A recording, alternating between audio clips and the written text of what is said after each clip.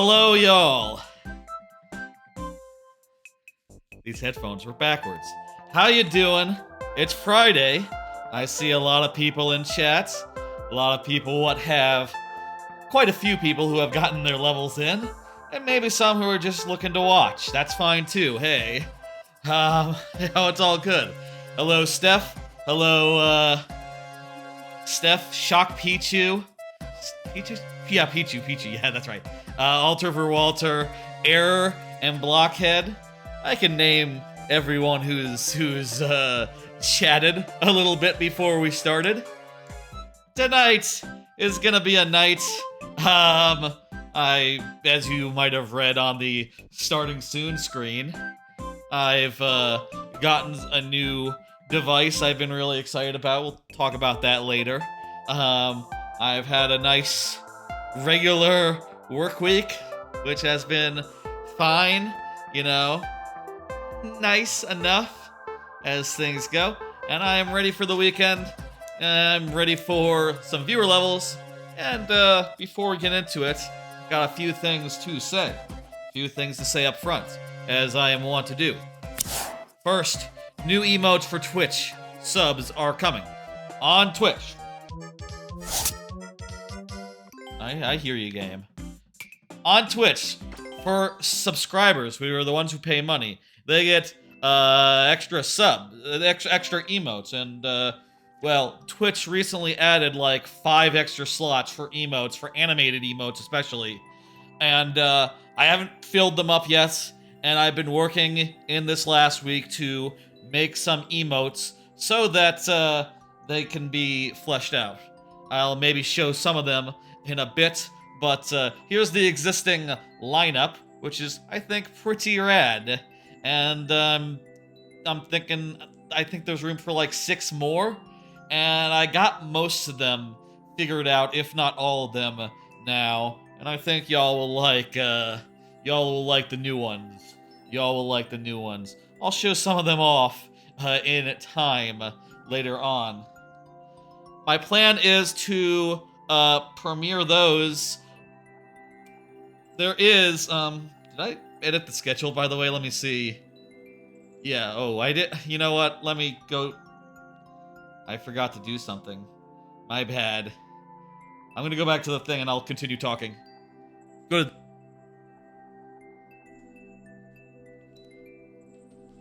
I'm gonna go over here for a second.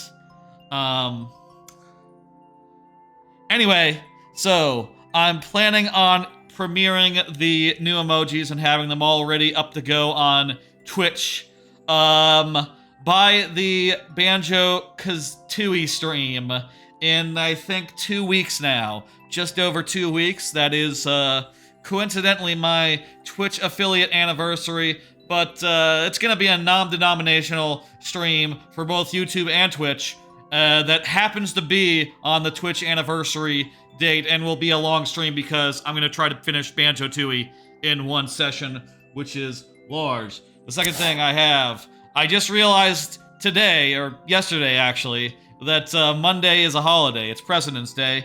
Never had that in my previous companies, and now I have that off on Monday, so I figured like, oh fuck, I think I'll do a Game Pass stream. Like to do streams like that where I play a bunch of Game Pass games I've never played before. And I have my eyes on 3 games in particular that I want to try. Persona 3 Reloaded, Reload? There you go, Blockhead. Persona 3 Reload, which is a remake of the best story Persona with the gameplay of the best gameplay Persona, so that sounds wonderful, and maybe I want to play that off stream, and I'd like to start in on that on stream. The second one is Pal World, very popular game. We'll see what I make of that. I don't know, it's my type of game. And the third one is RE2. Never played an RE game since I bought Deadly Silence for the DS, and I didn't like it very much, so I never tried another RE. I understand those games are very popular. You want to see me play RE2, the remake, for the first time? That'll be towards the end, I think, of the Game Pass stream on Monday. I'm planning on starting that. I believe I said at 1 p.m. Let me, I forgot to edit the schedule. Why don't I just do that right now so that y'all will, where is the fuck is that? Here we go. Yeah, it'll not be on a Thursday. Let's put it on, yeah, it's gonna be on Monday, actually. Monday, February, what is it? 17th, 18th, 19th? At 1 p.m. Central. Beautiful. And that'll be the next stream. Hello, Hishigata. How you doing? You're in luck because the next thing pertains to this, which please bot, work. This worked in my testing. I hope this works. I tested with God, I hope this works. I'll say. Let me go back to the couch.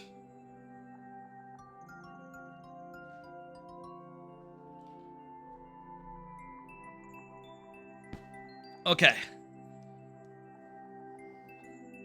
Last thing I want to cover before we get into the swing of things. I'm kind of worried about the thing. Hey, there was a bug that preventing Japanese folks from submitting. It should be fixed now. Maybe I should say should be. I looked into the code of the bots, and I found some code that was not encoding URLs properly. It turned out that it was putting the... It needed to basically encode it for like UTC stuff. So, you know, Japanese characters, for instance, need to be encoded with their like UTC safe equivalents. And as a result of doing a quick thing that just encodes it, I was seeing with a test account that had some katakana in the name, I was seeing it working. But I am a little worried since Hishigata in chat there hasn't seemed to have the bot respond.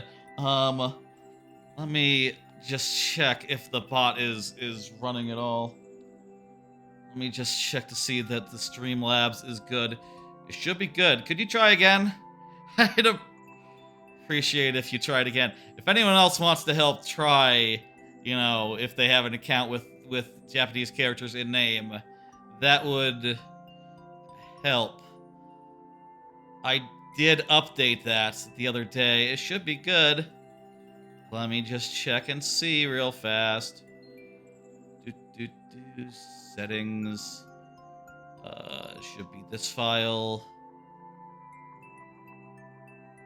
Yeah, it encodes for UTF. It encodes the viewer name for UTF-8 now. So that should be working. I wonder if it's not... I wonder if entirely... I wonder if it's something like, oh, it needs... If like entirely Japanese names still cause issue, I could try... That's fucked up if... Okay, well fuck, there's still maybe some issue. UA is fun when something breaks. I hope so. I hope so. Well, crap. Maybe if the first character is a UTF-8 character, it gets screwy or something. Further testing appears to be required. Damn it. That's what I get for just testing one username, I guess.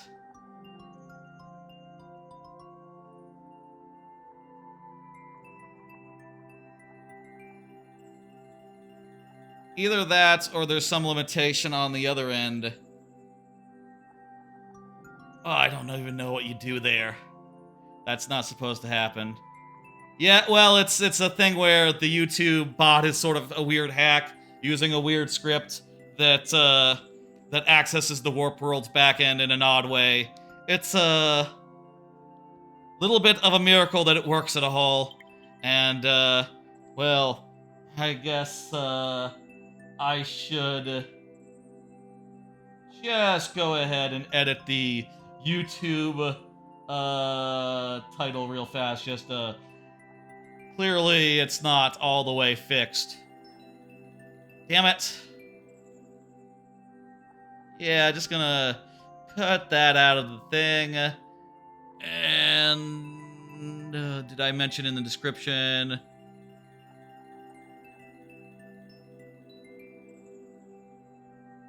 We'll just go ahead and take that out of the title. And yeah, it looks like it's still somewhat broken. Damn. Damn. Okay, how about we begin? How about we just go ahead and begin, start the viewer levels then? I'm not going to figure this out live, I think. Shock Pichu is up first. I'll have to look into this later. Try some more names, consult. Did I get a haircut? Yeah, I got a haircut about a week ago. You like it? It's nice, isn't it? Short, very short. Let's go ahead and do this. Viewer levels, proper time. Let's do it. Oh, and you know what? I'll add he, she, gata's level in myself. I'll just go ahead and put that in under my YouTube, and that'll be fine. We'll sorry for the inconvenience again. I'm assuming that the bot will see me. Anyway, let's go ahead and do this. So, for anyone wondering, for people who don't know, etc., the way that this works, viewer levels, is that if you are here when your level comes up, I give it the full time of day. Yeah, that's odd. Is there something wrong with the message itself? That's odd. Maybe there's something wrong with this message, with this, this thing itself.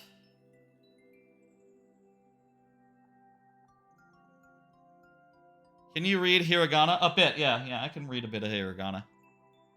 Here, let me just add. Maybe there's something wrong with that specific code.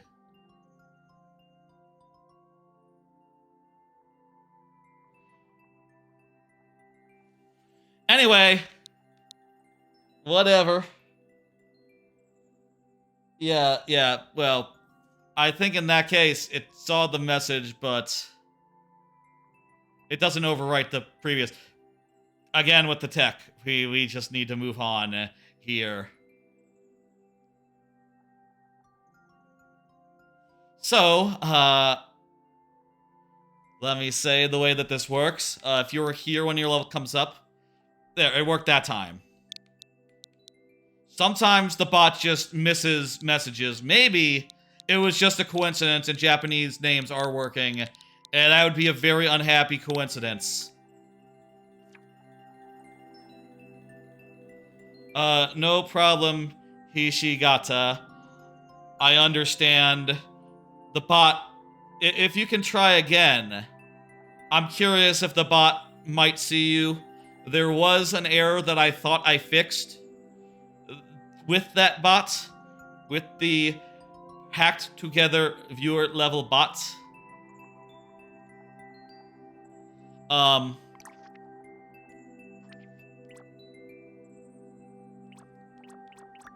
don't know how to say that in Japanese. I have a thing that'll say it in Japanese, actually. Here, let me do this.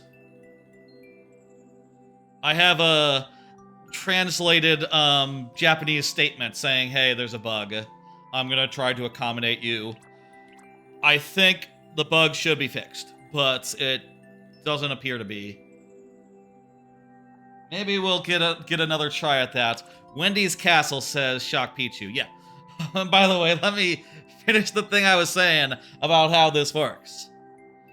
This is viewer levels proper. This is viewer levels. I'm gonna get, for if you are here, I give Wendy's Castle or Platform Panic. Let's go in order. Let's do the first one first of the two. If you are here when your level comes up, I give it the full time of day, which means 15 minutes plus 5 last tries if that's not enough. If you are not here, I give you I get 2 tries, refreshing a checkpoint. So we call that very nearly, but not quite sudden death.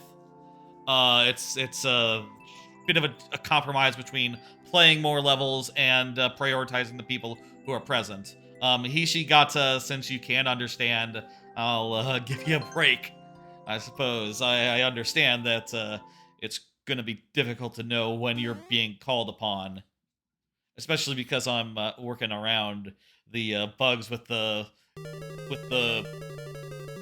bot. This is interesting. Let me do the timer. There we go. Alright, so we got a little ramp thing here. Launches us. Nice mechanic you got. That's very original. Well, there are levels with such ramps and such like launches, but I think this one is kind of neat insofar as you switch it from going one way to the other way by hitting a switch. That is very neat. Ishigata changed to using English characters. You have to do exclamation mark add before the exclamation mark before add.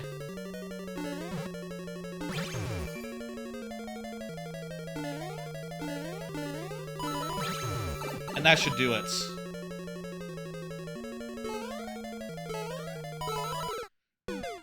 Look at the other examples.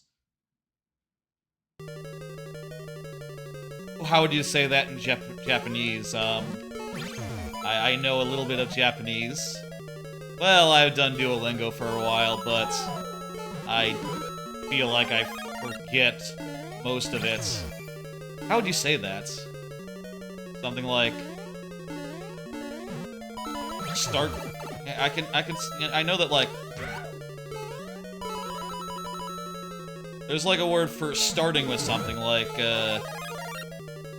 exclamation point, hare, add. That's nonsense. That's gibberish. No, I'm mangling it. No, that wouldn't mean like one before the other. That'd mean starting from one, ending at the other. And it ends with the code, so it doesn't make sense. You need to hit the end on off at the bottom and a send. Yes, that is what is going on here. We're doing all right. I mean, we keep taking hits. Some of these jumps are quite tricky, but we will manage.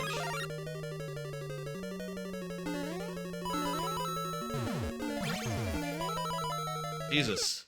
Some of these jumps. Man.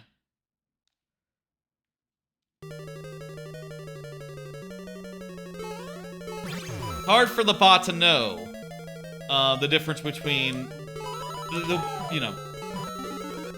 the command has to be right for it to work.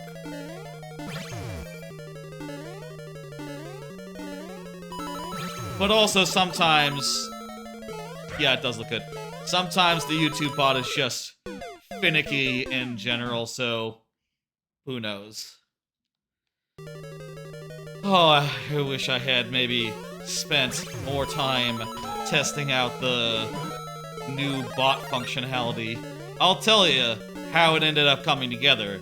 After the last stream, like a Friday a week ago, late at night, I pulled it up and started noodling around with it. You know, I took one of my other accounts that I have and made a YouTube account that had, like, test in katakana written in it. Just, you know, as a test, right? And did some stuff there just to make sure, like, okay, yeah, it's definitely the bots. It's not, maybe we have to go up. Oh no, this is just for a 50. Made sure it was the bots causing the issue, and then found the place where it encodes the stuff wrong, and put in a thing that, like, encodes it, and it was able to work after that, but who can say? I would appreciate if people kept on trying it, and if, you know, we'll see if there's any others tonight that, give a stab to it. Give it a stab. You see, I see a lot of, people with a lot of Japanese folks, coming by my streams now and again. I think this bug would affect other nationalities as well, other, like, you know, character sets that are, not in UTC or otherwise represented by special characters. Like Korean or, I don't know, would Silic languages, can you do those in URLs without doing that percentage number thing? I think that's the thing, is if it has to be represented by a percentage and number, it gets screwy.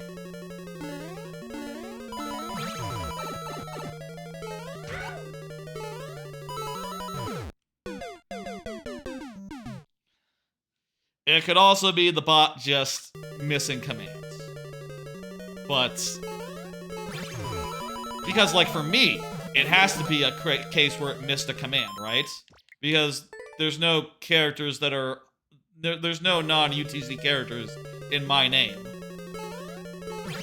But for it to happen 3 times in a row with the same message, the odds are weird. It's a weird thing. Boy howdy, you know. This crap is unreliable at times, but hopefully soon we'll be able to just, you know, rest assured that it's not the characters.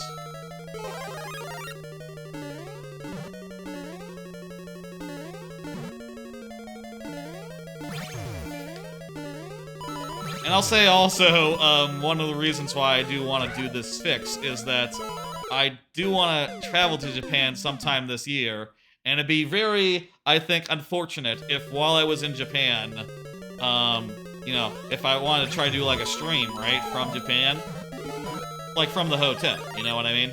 And I wanted to stream, like, some Mario Maker from there, because I'm gonna be there a few weeks, and, week or 2 or 3, and I think it'd be fun to take a break one of those days and just do some levels. It would be, I think, a damn shame. Practically not kosher, even, if people from the area that I was in Japan could not submit levels. Like, that is... What the fuck? Oh! It's going in the same direction. I was confused.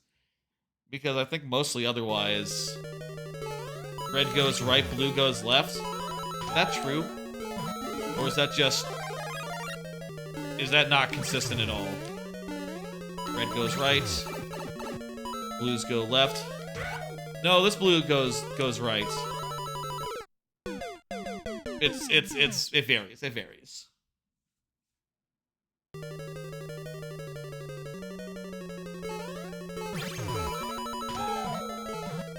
Anyway, really need to put aside, I guess, more time to look at that. Oh, man.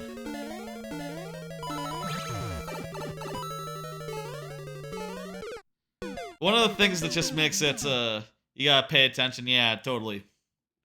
To the direction of the conveyor? Yeah, I do. One of the things that makes it, like, a little bit tricky to test is that, A, YouTube bots don't, activate unless there's a stream going. Turns out an unlisted stream is fine, though, so I can just do an unlisted stream to test it. That problem solved.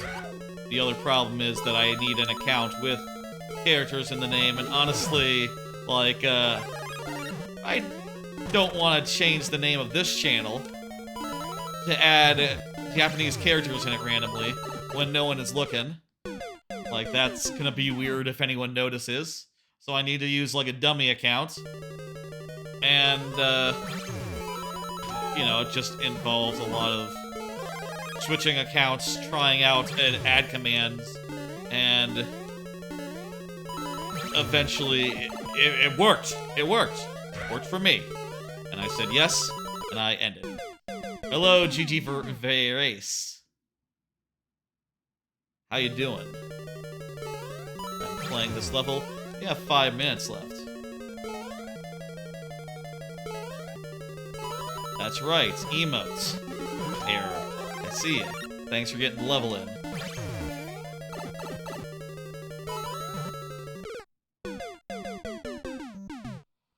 Whew. Also, a thing I could do if I wanted to just always make it easy. I'll say I could accommodate 2 people. Ah, fuck! Ah! I could accommodate 2 people using, like, submitting their level to the chat on their behalf. If you enjoy the stream, please follow the streamer. Says error, O_822. Errorbots, yes. I agree. That is a good rule of thumb in general. But also, yes, in this case. I appreciate the kind words. I always appreciate kind words. And, love it when y'all have them for me. Well, we're making progress here. I do a card, but, the next card is going to involve, like, me showing y'all a laptop and going through a whole, you know, spiel. Not a spiel, but more of a, oh, look at this type thing. Show and tell. Not something I can do while I'm in the middle of a level, so why don't I just, okay. We're just going to get good and get through it. Hello, Mr. Wicked. Thank you for getting the level in. Very nice. A lot of folk in chat, in queue today. I'm happy to see that, as I am every week.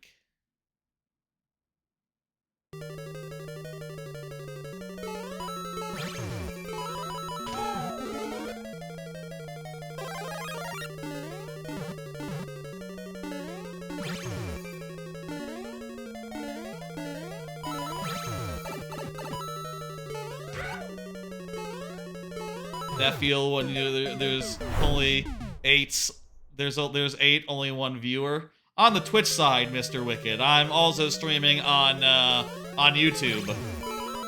Simos says get good. There's both sides to consider.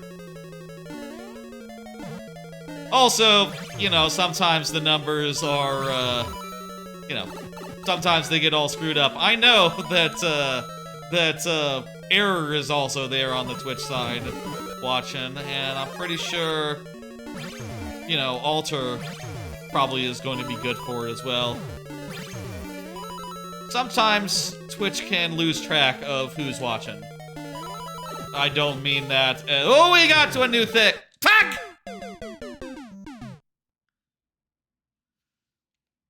I don't mean that to, you know, overplay or underplay the count that they just keep keeping, but you can't just, you don't know what is actually going on. No one knows how many people are actually watching.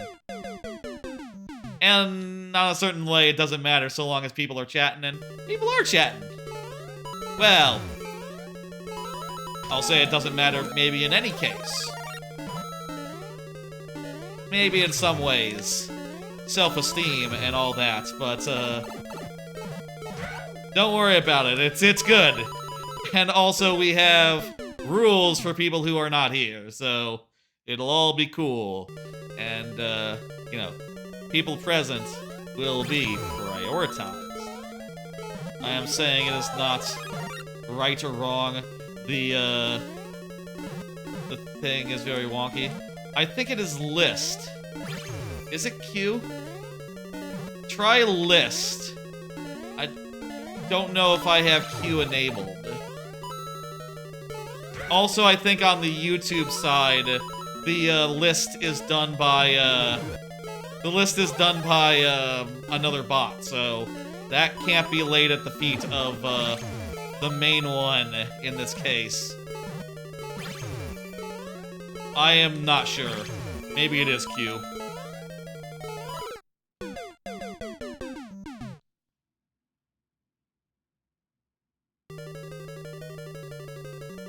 Like I said, it's a hack-together bot. It usually works. Sometimes if people do multiple commands at once... Yeah, it's looking like we'll be going to the last tries. This jump keeps on getting me. If I could get through that jump, I could get a fire flower, maybe. Do you think this is a fire flower or just a mushroom? Timer's up after this try, which we'll be finishing this try, so... Nope. 5 tries. 5 last tries. Let's go. And to say again how this works, when someone is here, I get 15 minutes plus 5 last tries, if that's not enough. If they're not here, it's sudden death, which means 2 tries, refreshing at checkpoints from the start. My compromise between playing more levels and prioritizing people who are present. Okay? Okay.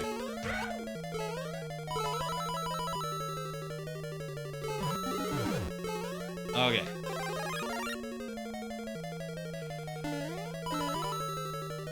Oh, crap.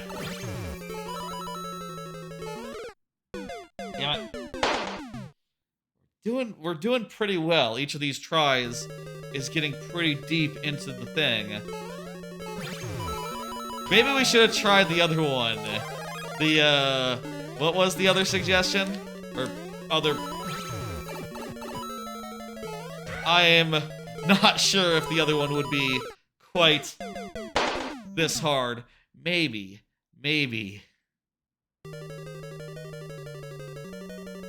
Platform Panic would be harder.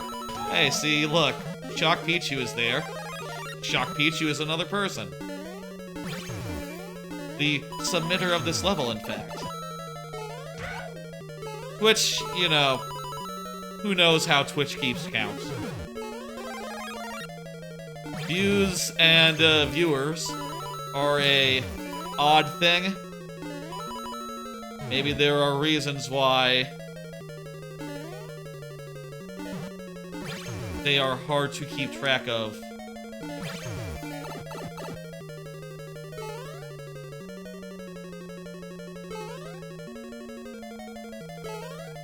Jeez. Got 2 tries left. Oh wow, it despawned. This does look tough, you're right. And, I'll say, it doesn't just look tough. It is tough. I think I need to, like, jump. Twitch only shows 1 viewer on your end. And y'all aren't doing anything like, suspect that would make Twitch go, like, you're not, like, loading up the Twitch homepage or watching multiple streams at once, right? That's the thing I know that causes Twitch to get weird about view count. You'll be right back, Blockhead. That's fine, don't worry about it. There we go, we just gotta do like a little jump. And remember, checkpoints, I don't know if I said this, checkpoints refresh our tries. There we go. We'll see. I wonder if this part is gonna be hard. Oh, this looks like a boss. This looks like a boss.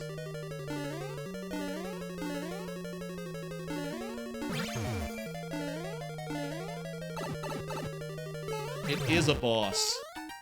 Oh, but a boss that we won. Right? Okay. Crap. Okay. Okay. Boss area. Not so tough. Either that or this is like a mini boss. You don't see in Mario Maker levels that many mini bosses that aren't like the big climactic finale, but just are a little set piece moments. This might be exactly that. A little set piece moments. What's up the pipe? Oh, it's up. Can you step on those guys? Yes. What do you think? Shoe? Do we want to go the shoe route, or do we want to go the other route? I kind of like shoe. Jump's tricky. Fuck! 2 tries left.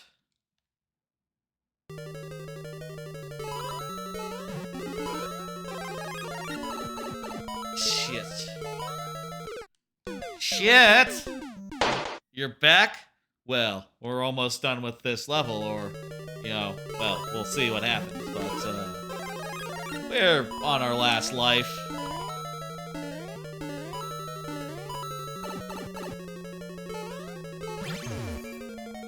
This is proving to be, somewhat difficult.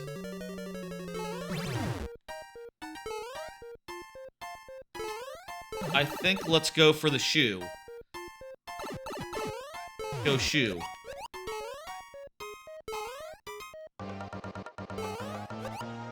If I can... If I can jump off this Goomba in midair at just the right time, I think I can get up.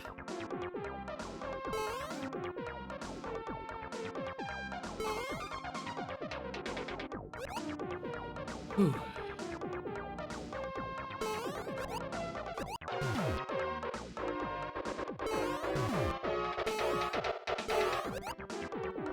Theory is strong.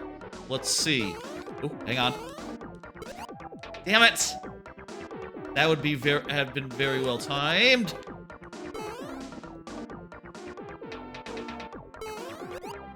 Next one, next one.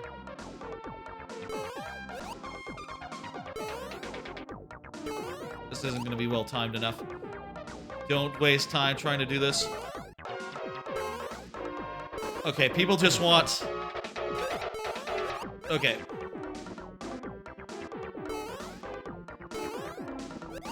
Yes! Okay. That wasn't as hard as I thought it would be.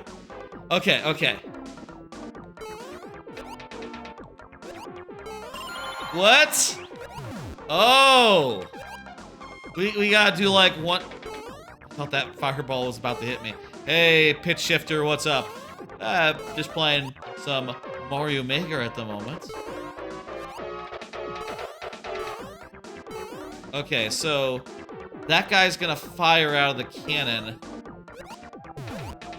Oh crap, that's perfectly timed. Oh, wait! It lets out here? That was not a shortcut. I thought it was a shortcut. Okay.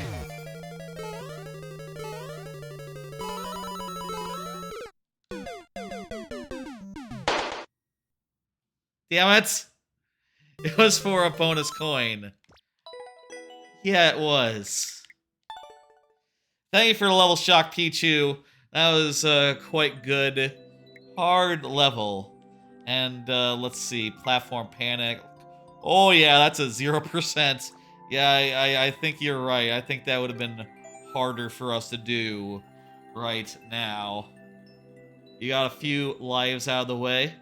I don't know if that's a good thing. Yeah. Yeah. Okay. I am going to hit dismiss. I am going to do the thing on the thing.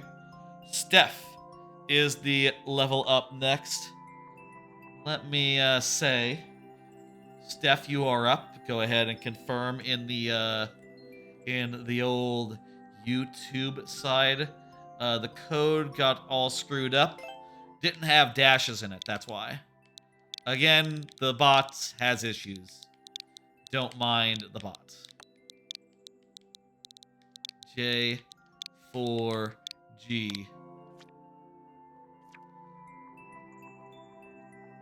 Scrolling down. Good level? Yes, I would agree.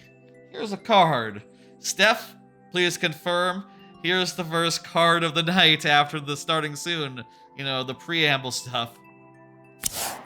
Finally got a new laptop. My ASUS Zenbook Duo 2024 is here. Been talking about this a fair bit the last couple of weeks.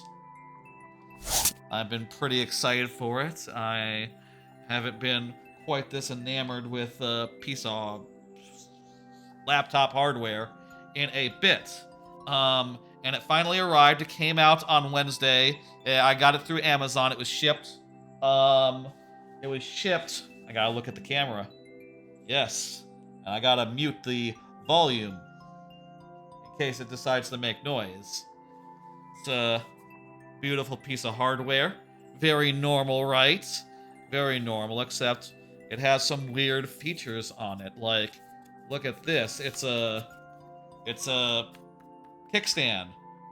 And, you know, I'll do the thing that I saw one video of it, one YouTube person do.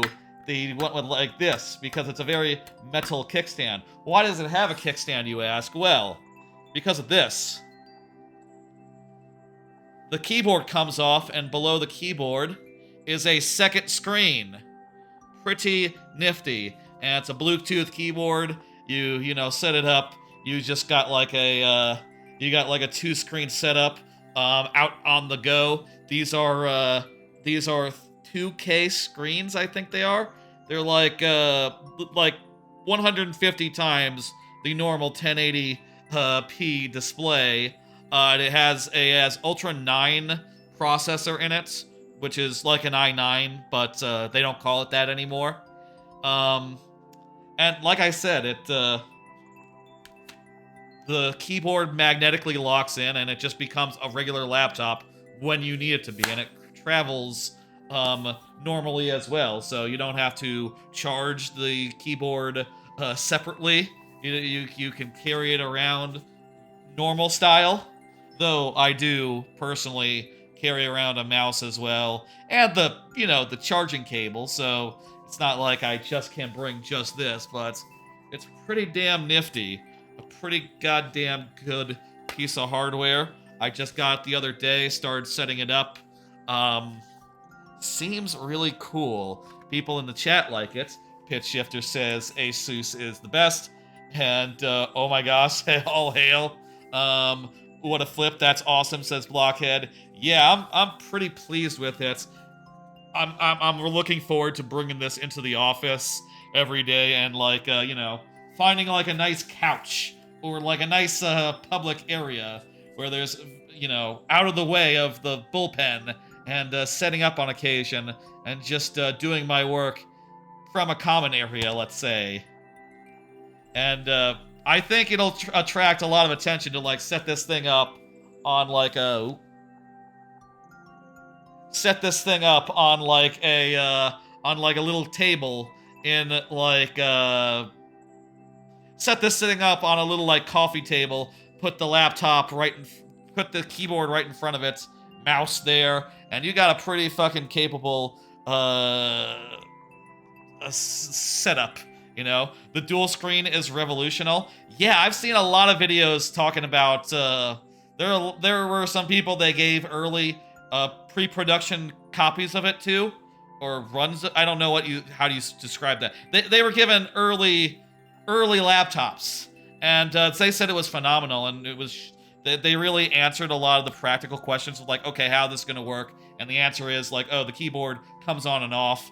It has enough ports. It has like a USB and 2 USB-Cs, which is a lot these days. It has like an HDMI out. It has enough power to like handle a stream if I want to do a stream outside of the apartments. Here's like the full stats of the thing. I got them. Whoopsie daisy. I'll here's the stats of the thing. I hit the wrong hotkey there. You can see there it's a pretty big thing. It's OLED. 3K is the amount of Ks that they say it is, which is like nearly 4K, but not quite 4K. It doesn't quite go all the way. You know, it only folds like this far.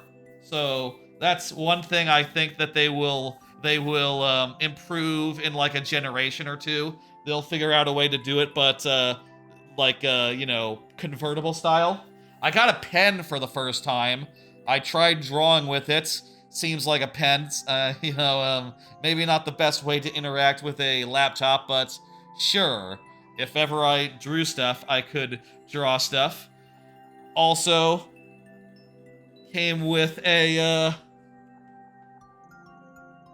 backpack, which when I got the Lenovo Yoga, the first one, it also came with a carrying bag. I don't understand why they include such things with laptops. It doesn't seem necessary to me. I already have a backpack, a better one than this. Yes, it comes with a backpack. It's like $1,700 for this configuration. It's $1,700. You can get one that has a 1080 screen, basically, you know, or 1920 by 1080 plus a little bit.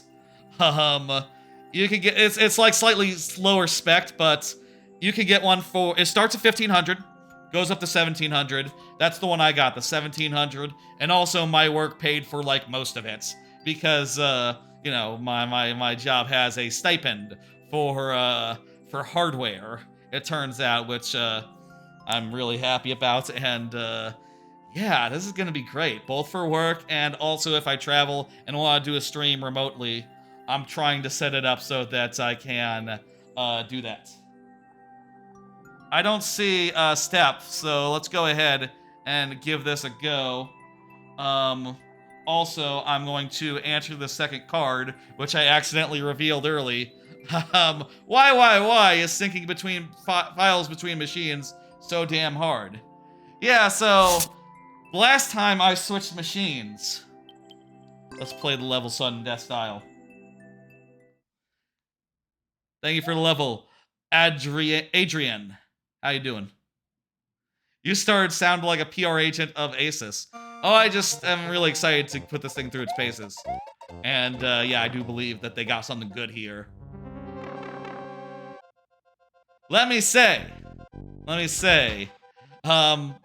last time I moved to a new machine, I realized how much that sucked, and I decided to take some measures to make sure that that was basically as easy as I could possibly manage it going forward. And the thing that I did is I took all my files and backed them up on Google Drive. And I figured with the laptop, it'd be as simple as, okay, well, I got the files already, so I'll just load up Google Drive on the new machine, put all the files where they need to go, all the folders where they need to go, and it'll all keep it synced on either end. Hey, you're good? I'm good too. Just got a new laptop. Again, very cool. Look, you can... I can't show it every time I say it. It's a very cool laptop. Damn it. This level doesn't seem super hard, by the way, so far, but I guess it is a long level, and it does have a checkpoint. Again, Steph, you wanna give... If you want me to set a 15-minute timer, now's the time to speak up. No worries. Hell yeah. Yeah, I agree, it does. Oh, it has 2 screens, I'll say, Adrian. That's the one thing that's important context as far as describing the laptop. ASUS Zenbook Duo 2024, you can Google it. Now you can Google it. Don't Google it when I'm trying to do a suspenseful reveal of the two screen elements. But now that I'm not going to do that, you can now Google. Do not Google. There was a time for not Googling the ASUS Zenbook Duo 2024. That time is now past. You may now Google it. Yes, it's a laptop with two screens. It's pretty damn nifty. And, show you what it looks like. I'll show you what it looks like. Here. You open it, and it's like, oh, regular laptop. Nope. Keyboard comes off, second screen. They're beautiful screens. It would have turned on if I had been logged in. If I had been logged in, the second screen would turn on, and I will assure you, it is very bright. I don't see Steph, and we did the second life. Yep, exactly. And it magnetically pops on and off and recharges. The keyboard recharges while it's on the thing. I'll say, I did pop it off and have it off for an extended period, and eventually the keyboard battery did run out. So I'm not sure, like, what is the life of the keyboard battery? You know, how long you can expect it to work, but it does have a port. So if you want to plug in the keyboard battery and keep it charged separate from being docked, you can do that. That seems unoptimal if you have to do that. But maybe don't just keep it deployed when you're not using it, would be another thought. I was keeping it deployed while I was working on my regular thing. Anyway. Thank you for the level, Steph. I'm gonna hit dismiss. Next up is Alter for Walter. Alter for Walter, please confirm.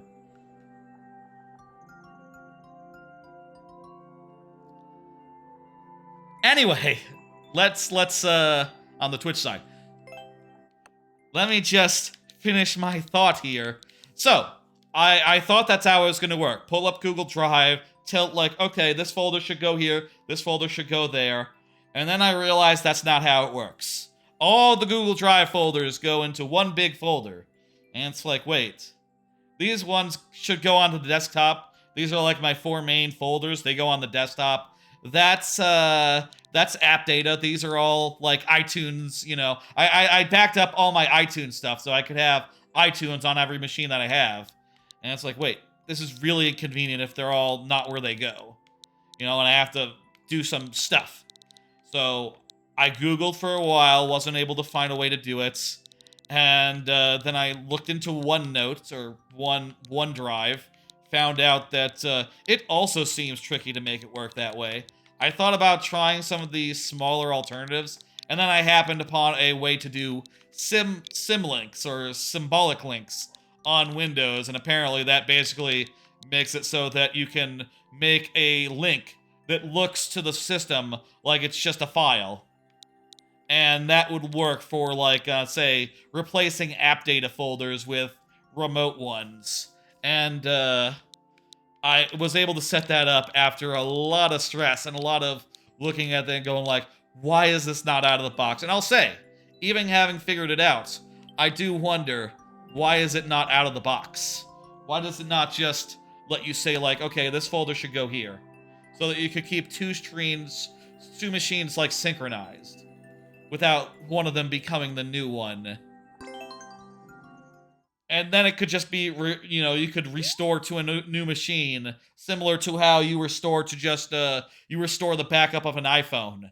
You know, that would be so much better than how it works in here. We have 2 tries. This level doesn't look hard. Hello, Garch, how you doing?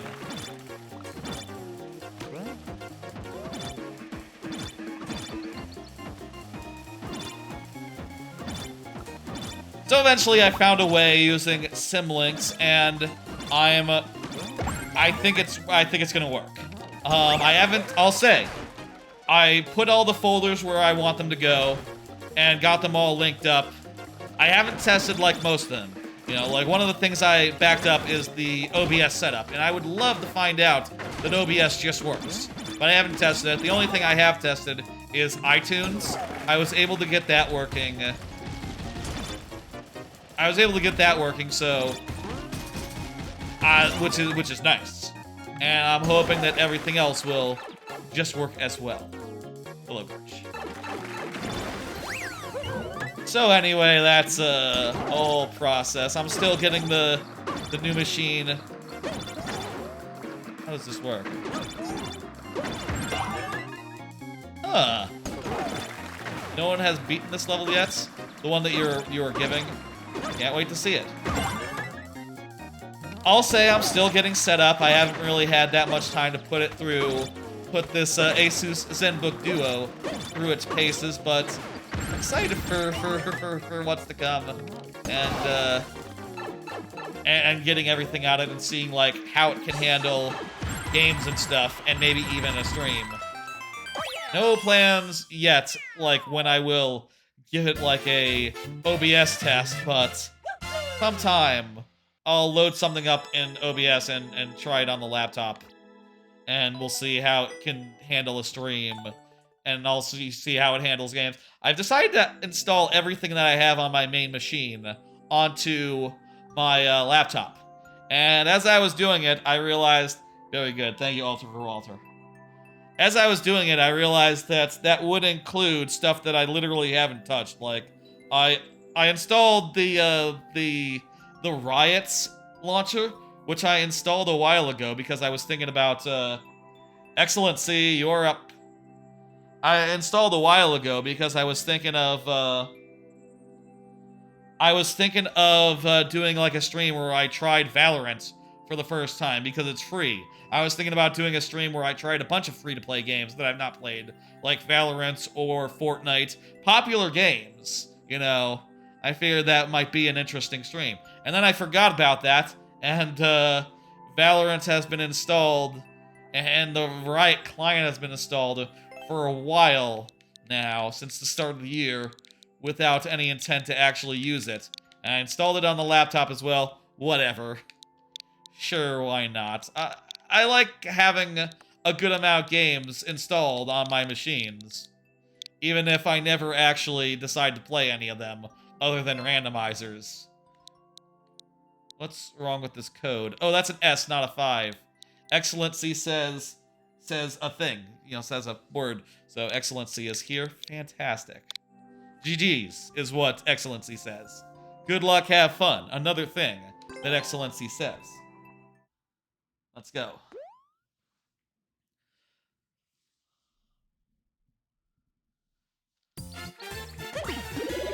For my parts, I am excited to have a modern laptop that is as new as my desktop PC.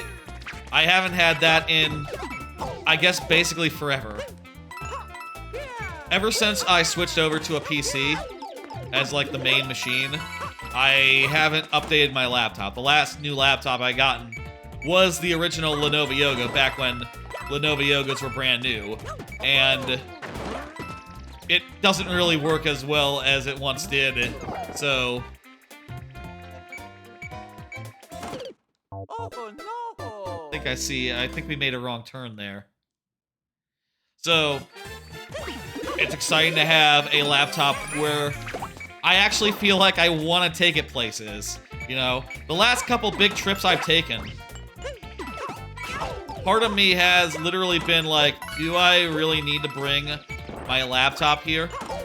Do I really need to bring this thing? I could just use my phone for anything that I... Wow. Anything that I want to use it for. This is a gauntlet, isn't it?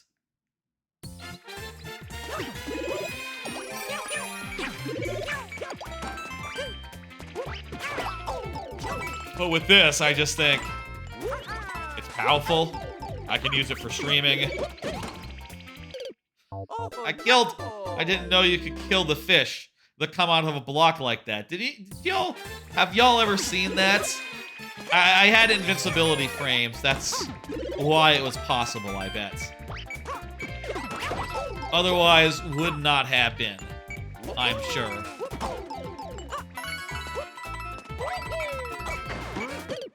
Oh no! This is a difficult level. I'm sure over the weekend I'll finish installing stuff, finish setting things up, trying things out. I'll say so far I've gotten most everything installed on the laptop except for 2 StarCraft. I'll say again, I'm planning on like installing everything that I have on my PC, right? For some reason, StarCraft 2 and Heroes of the Storm would not have installed. Now, do I see myself playing either of those games on the laptop? No. But I kind of like having like a dozen games installed. And those are 2 games that I'm going to play on the channel relatively soon. One of them. And the other, I wouldn't mind doing a variety stream one of these days and looking back and seeing what's up with it. You know, after several years of it being dead.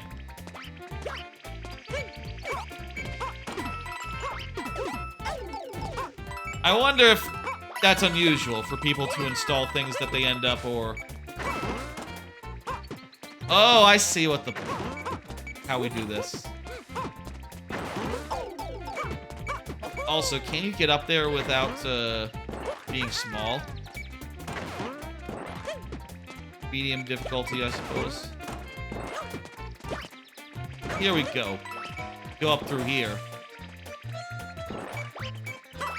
Oh no! These are some tricky jumps. Anyway, excited to put this thing through its paces.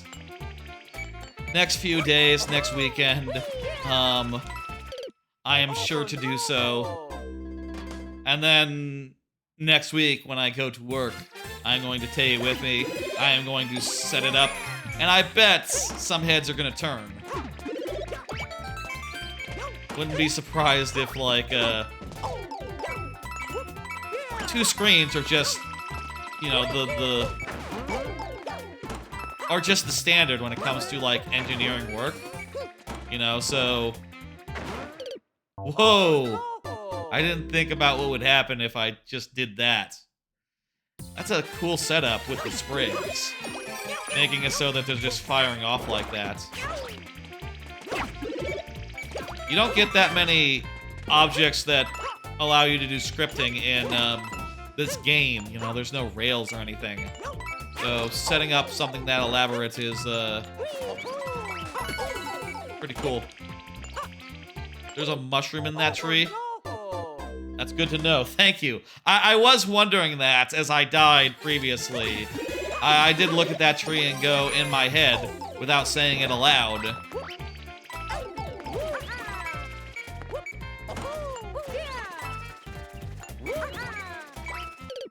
Oh no! I did wonder if it was going to contain a mushroom. Here's another card. Shout out to some apps that are good. R/seem good, actually. Things, clear, and deliveries. I'll say, first off, the second one of that list, clear. I've shouted that out many times. I've been using that consistently for several years as my main note-taking app. And especially when it comes to the conversation cards that I do throughout a stream. All of those are planned in,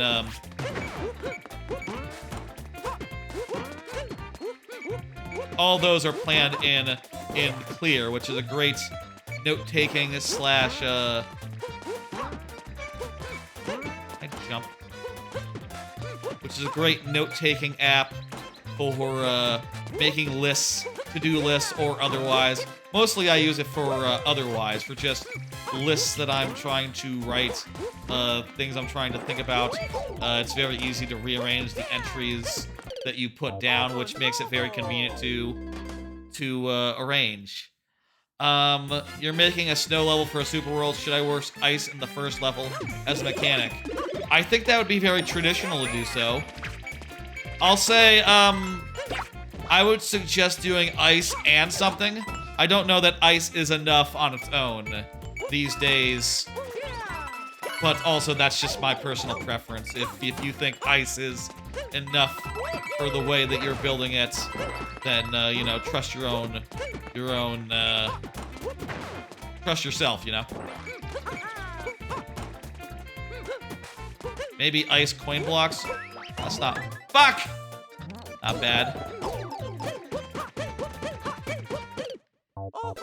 The other ones, things, is one that I found while looking up, like, Apple Watch apps. One thing I'll say about Clear that's a little unfortunate, no Apple Watch app, which, since I just got an Apple Watch, is suddenly relevant to me. Suddenly I care if there's an Apple Watch app.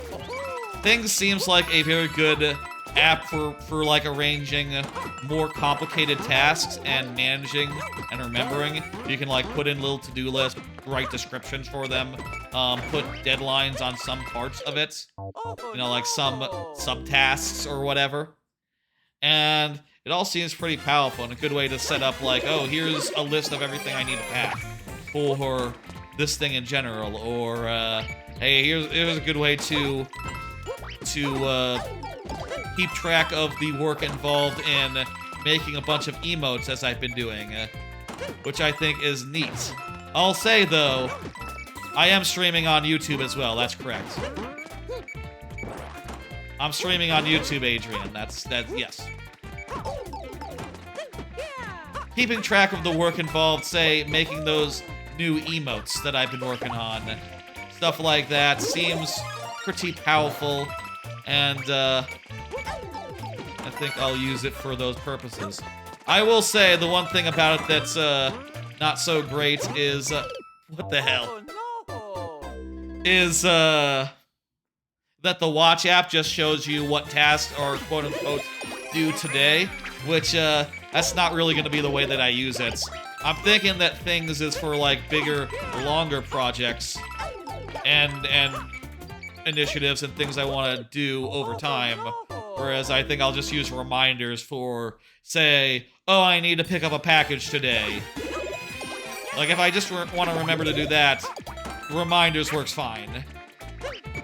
The last of those is packages, which I'll say of the three is the only one that's actually really good on the Apple Watch. And I think probably my favorite thing that I've started using since I got an Apple Watch. I used Carrot before for my weathers. For my weather purposes, so that wasn't new to me. Not that you have to get weather when you get an Apple Watch, or a special weather app. Anyway, the thing about packages is you just basically put in your package numbers, and it makes a big list of every package that's coming your way. That's manually entered, which is, I think, not the... It would be better if it was, like, automatically populated by, I don't know, Amazon?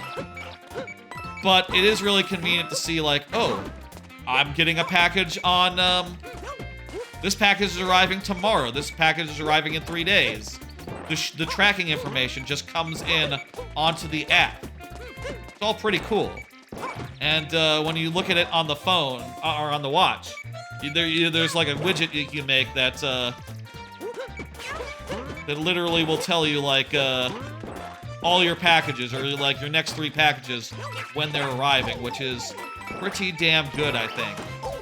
I would recommend packages. And I'd say that the only thing that would maybe make it better if there was like big app, if there was like more automatic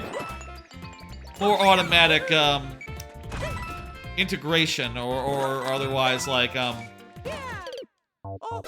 if Amazon tracking was more automatic. You're thinking about ice and donut blocks? That sounds good. It's a good combo.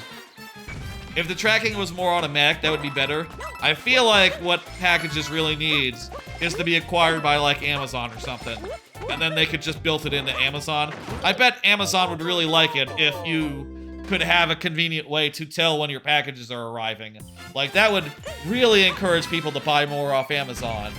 In a way that, there's clear advantage there. Similar to Ring, a while back, where I think it was said that Amazon wanted Ring because you know, packages being more secure means that more people buy things online. Oh no! You're getting a new sofa in a few hours, and it has a tracking app showing where the truck is in ETA. That's sick. That's great.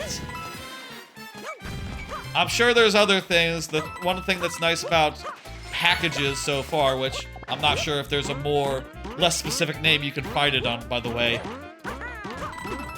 One thing that's been nice about it so far. What the hell?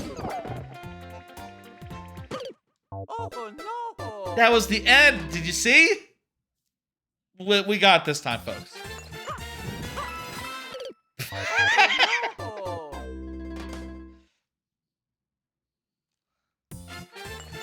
What was I saying?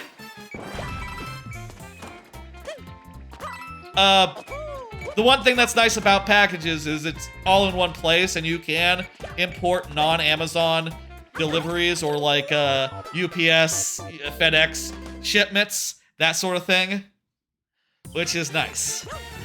Which is very nice to be able to do. I mentioned a few streams ago that I'm expecting a Bochi the Rock figurine in the next soonish, and it shipped today. It shipped today, and I put it in the thing, and it tells me now. I can look on my watch even. Hang on. Let me just look on my watch even. Come on, watch. Bochi figurine. Okay, refresh, refresh. There we go. There, it's all refreshed now. Okay, now I'm gonna look at my watch. Okay, sometimes the apps need to refresh. Yes, I know that my laptop was delivered. Archive that. Okay, there's some quality of life stuff, like I don't need to tell me that thing was delivered.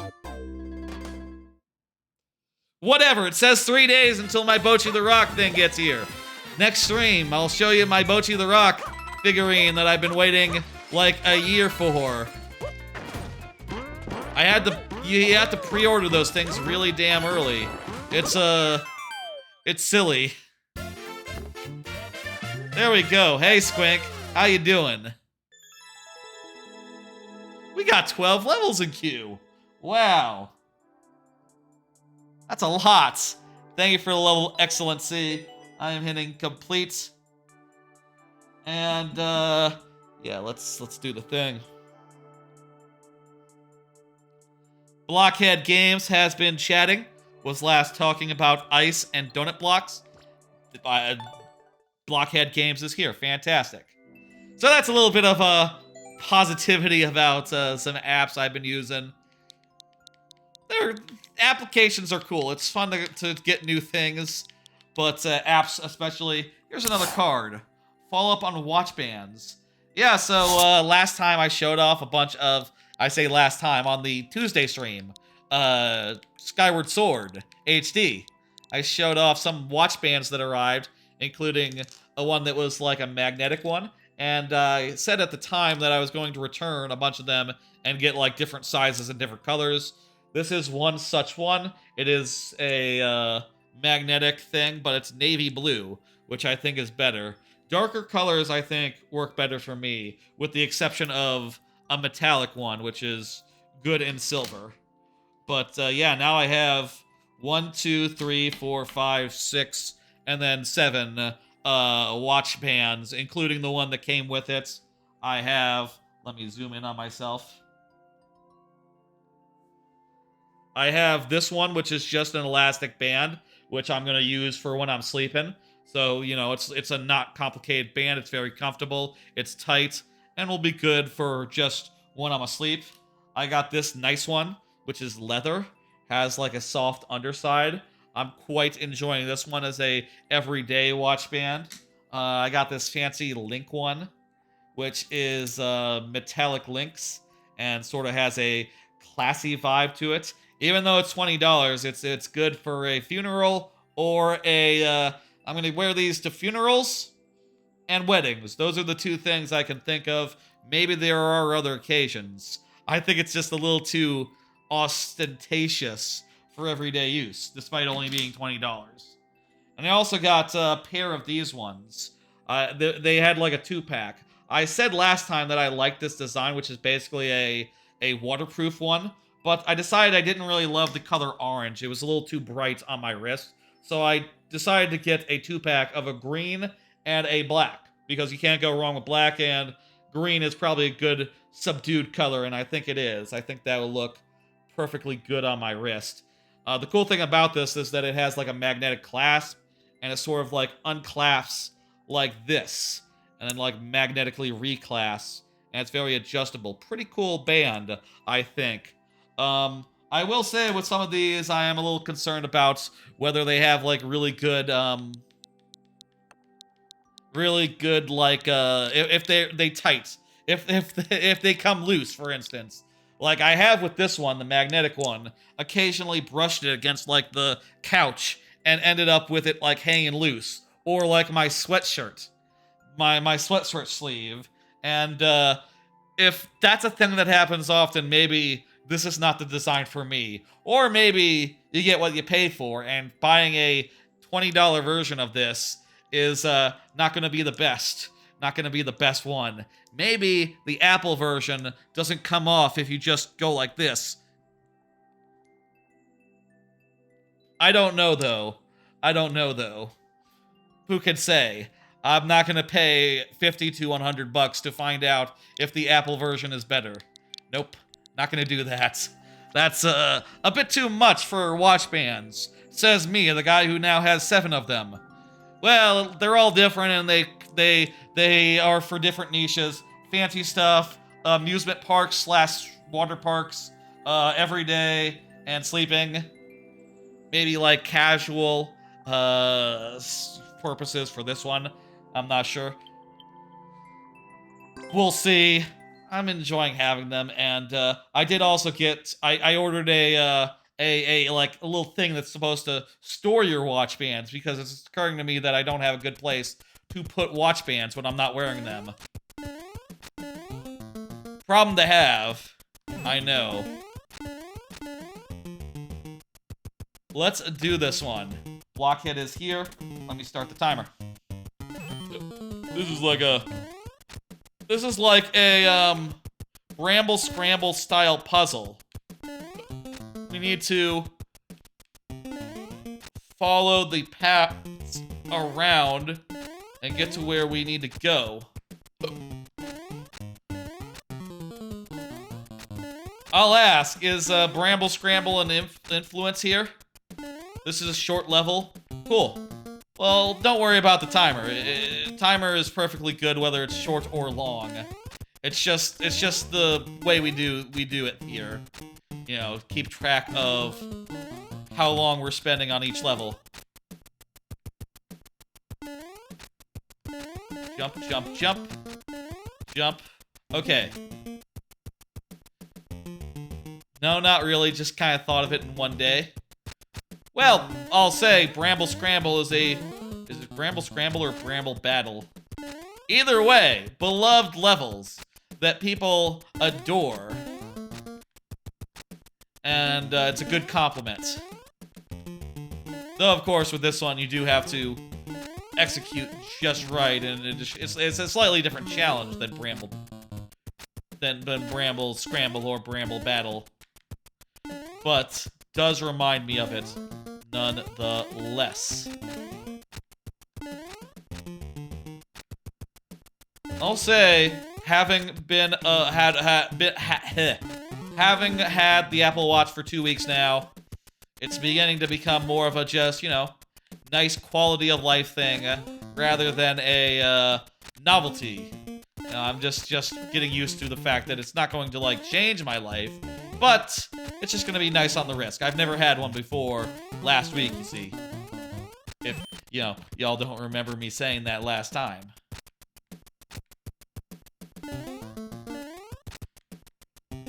There we go.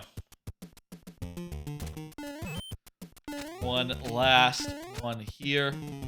What does this do? I think we might need to be pushed through this thing by the blocks. Can you get in under there? Oh. Well, if you can, it's hard. Maybe that's cheese. Maybe that's cheese right there. Oh, and by the way, if anyone wants to see the other you know, the link to the YouTube, link to the Twitch on either side. You can always do you can always do exclamation point YouTube, exclamation point Twitch, and it'll show the link to the other side. I've also added links to the YouTube description. YouTube's live stream description now has links to every which place that I would promote at the bottom of a stream, including my backlog, which I haven't worked on in like months, and my anime list, my Annie list, which I keep up to date rigorously. It's Free Run Friday. I haven't watched Free Run yet. I'm going to have to watch that after the stream. I love Free Run. Really enjoying Free Run. Damn good show.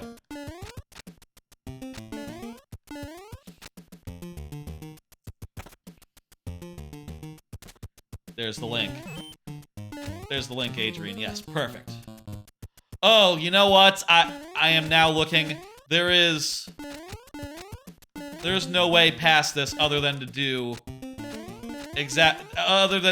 a trick where we slip past this thing.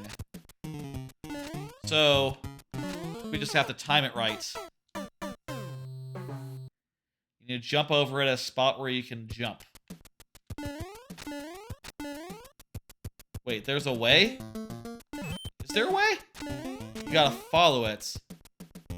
That works. I thought there were one-way platforms preventing me from going the way that it was going. Oh, but are they... Look, they go in the other way? Oh crap, I didn't realize that. Well, no matter.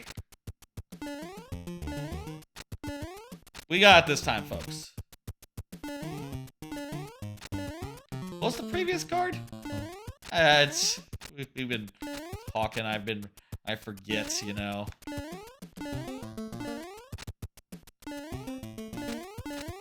Trying to remember. Let me look on my thing. Oh yeah, watch bands. I've been getting used to it just being a nice quality of life thing. I understand it's not going to set the world on fire. And it is occasionally useful, which I think is exactly what a watch needs to be. Occasionally useful and helpful for checking up on things. I wish it refreshed in the background better. Like, I sometimes find that the weather or the applications on my widgets page are out of date until I manually refresh them. That's a bit annoying considering it is a watch and all, but what are you gonna do? Maybe they'll get better on that next generation, or with the next OS, which I hope will come, you know, like September, when they hit their 10-year mark. That's what I would bet. I would bet big software upgrades this year. I say that based on nothing. I've heard no rumors. I'm just saying. It's the 10-year point. You would expect a big thing come the 10-year mark, right? Right? Oh, that is totally passable. That is totally passable. Well, why did I think it was impassable? I just totally blanked on that. Whoops. I thought it was going to be a trick where it pushed us through that. But on second thought, it would have just crushed us, wouldn't it? If we got between us and a one-way going the other way. I will say with the watch, I am getting used to, like, going through doors with it on. I feel like there's a lot of times where I just pass through and I feel the watch, like, hitting the door frame as I walk through and going like, oh boy, glad I went with the tough one. Because, I need to get used to that being on my wrist and, giving it just a little bit more clearance, I guess. Just a little bit more clearance would be a good idea. Here, we need to jump over this. Fuck!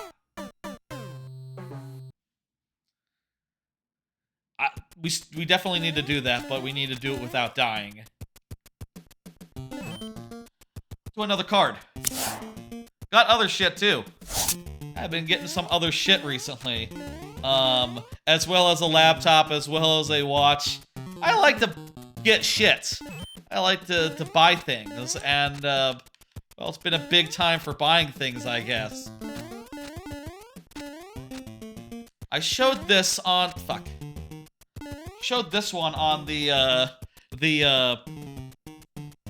Tuesday stream. Sort of a MagSafe charger battery, portable battery pack that sort of pops onto the back of a phone. Really nice. Didn't know this category existed until just now, like a week ago, and I bought it, and sure enough, it's a pretty smart design, and I expect every battery pack I get in the future is going to be that kind where it pops onto the back of the phone. Like, that is just rad and really useful in a way that previous iterations of battery packs are not. I think it could use a few more ports, like maybe 2 or 3 USBs rather than just one, but other than that, I think the design is solid. And maybe a thicker kickstand. It has like a kickstand, so you can set it up like a little bit of a... You can use it as like a tripod type thing, if you like. I think I'll mostly be using it as a battery, though. And for bringing it into the office every day, I just got this thing, which is just like a metal ring, but it uses the MagSafe to pop onto the back, and you can sort of do stuff like this, where, you know, you now got a way to like stand up an iPhone while being very minimalist the rest of the time. I think this would be great for bringing into the office and using to set up a little bit of a, you know, when I'm at lunch, right, and I want to just have some food while looking at my watching a video on my iPhone, right? I could do that very easily. You might ask, why don't you use your laptop for that? Brand new laptop. I'll say, well, that's a different case. I'm probably gonna eat, like, on the way back to the office, rather than in the office, and I'll probably leave the laptop in the office, or otherwise not bring it all out and set it up. You don't always need a full laptop to watch a video. In fact, most of the time, in most cases, I think it's better to just pop out one thing. Oh, right. We need to jump over the... Gotta be careful here. This is where we died last. There we go. Cool level. I bet this is the end.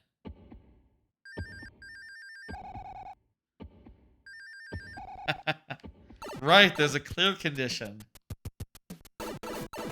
Why is there Bowser music? There's no lava in this theme, so it can't be a rising lava level. It'd be cool if... Here's a scary idea for you. What if a rising lava level of this, where you just had to keep ahead of the lava? That would be evil. That'd be evil if it was after a whole entire rest of a level. It's the final level. I got that. There we go, folks. Have I gotten anything else recently? No.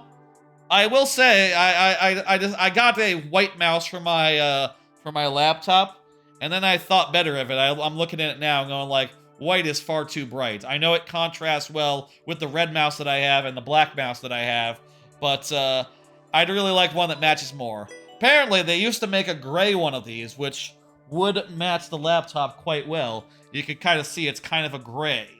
Under the right light, it's kind of a gray, but I couldn't find that, and I Googled frantically, trying to see if I could find a gray version of a mouse. Of this mouse, specifically. But I couldn't, and then I settled for the blue one. So I ordered the blue one.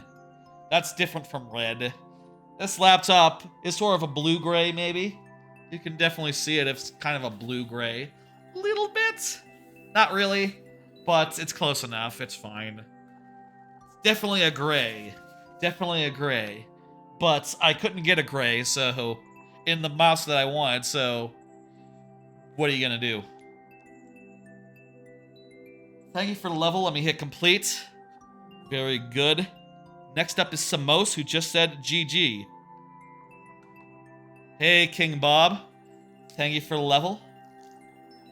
Let me try switching mouse bands, watch bands real quick. I'm gonna put on the green. GG says Pitch Shaver. Hell yeah, thank you, dude. This one goes on here. I like how fast it is to switch watch bands with the Apple Watch. I've been switching watch bands whenever I feel like a change of pace, and I probably shouldn't. I probably should just wear one just forever, but it feels nice to switch it out and be like, yeah. And again, this one, it sort of unlatches like this, like the fancy one, and then it relatches and secures down with a magnet. Pretty cool design for a waterproof one. I wonder if this holds securely under all circumstances. Let's hope. Samos, hell yeah. Let's go. Here's another card. Are those razors with 3 circles as good as they look? You know the ones where it's like an electric razor that has like 3 circular razor blade things at the top, and they sort of go like this to like trim you instantly. I wonder if they work, because I have a beard trimmer that has like a sort of a attachment ahead that's supposed to like shave you, but it doesn't work very well. It only is good on like my mustache area and soul patch. Whenever I try to use it on the sides, it just is completely ineffective. I've been wondering if like the one with the 3 circles, that design, I wonder if that's actually way better, and if I got that, would I never have to shave again using regular conventional razors? A tempting thought. And they're only like $60 if you look. Like, they're not that expensive. Like, I probably spent more on watch bands than I would spend on one of them. But I do wonder if they actually work, if they're actually good. I'll say my experience with a beard trimmer. Really good for trimming beards, not good for shaving, other than like some areas where it somehow manages. I would definitely, and I also like an ear hair attachment on that doesn't work at all for me. I don't know. By the way, I just discovered someone beat that level. It took some time for someone to beat it though. Gotcha. Cool, gotch. The one that you said was new earlier on? Hell yeah. Anyway, I am definitely thinking about that. That's probably one of the last things, other than stuff for my move in 2 months. I'm moving in like a month and a half. That's one of the last things I'm thinking about that I want to buy right now. I'd like to buy maybe a better one of those or something. Let's say by the way, lightning round. Let's put a time on it. There's a lot of people in queue, so maybe we should start it sooner rather than later. I reckon this stream might be a little bit long. I'm gonna say 8 o'clock. I'm gonna say 8 o'clock is when we start the lightning round tonight. Feel like we can try starting the lightning round not at 7:45 or 7:30. A little later maybe would be better, considering that these streams tend to go long anyway. So having the lightning round be, you know, let's say 50% of the stream, I think makes sense. 75%, I do think that's a little bit weird. It should be a smaller percentage. We gotta get a shell. Anyway, that'll be in 15 minutes, so, you know, next couple levels with the timer, and then when the lightning round starts, it'll be a whole situation.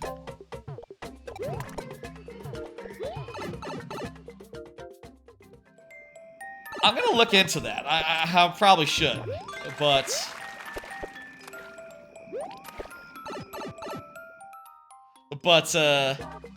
definitely something I'm wondering about. There are hidden one-ups in this level.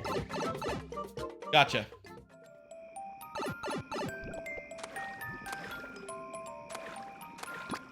I need a fire.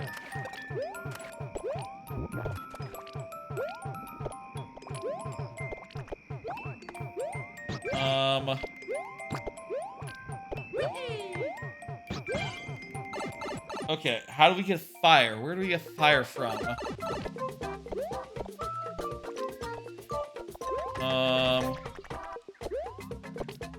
Was there fire in the previous room? Reload the room and use the poison fish to ignite them? Poison fish becomes fireballs? I would have thought that because they're poison. I would have thought because they're poison, not, they're poison, not fire. Like, if they were lava piranha plants... Huh. Okay, learned something new.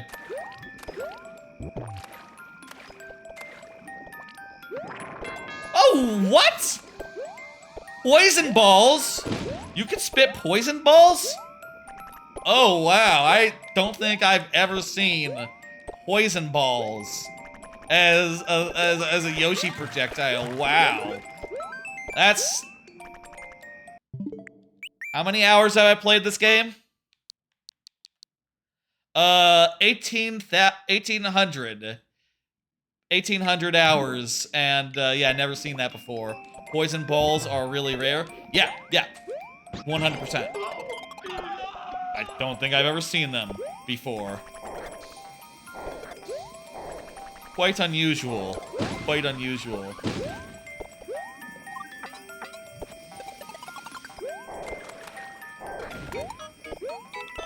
In normal levels, right, yes. Hey, some random item. How you doing? Need to... Okay. That worked out. I'm killing the raft. Oh, well, it survived. Thought it was. What's in here?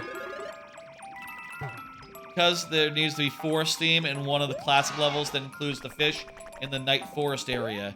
Yeah, that's pretty specific. That's very specific. You need Yoshi, you need the right theme. Wait, what? Oh, crap.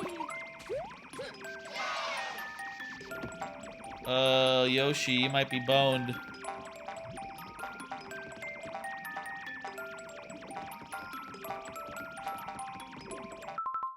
Okay, I think we need to start over here. We got plenty of time on the thing. Yeah, I figured that out, but too late for us to get through.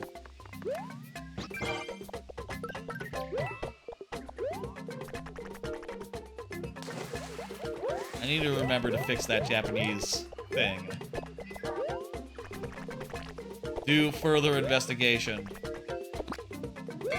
Bones I've seen before. I've seen bones. I've seen bone projectiles before.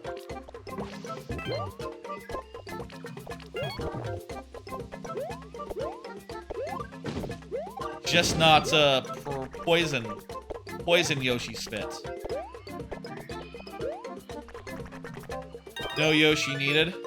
Oh, I thought I needed to get Yoshi to where I was by I thought I needed to bring Yoshi to me because there's the clear condition. Oh, okay, crap. I thought I was dead there because Yoshi was stuck. And if I did the clown car thing, Yoshi'd be able to follow along. I guess there's a replacement Yoshi right out of here. What do you think about Grand Poo World 3?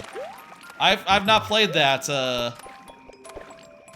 I've not played that, Garch, so if you want to submit it, or otherwise, do whatever, that'd be cool.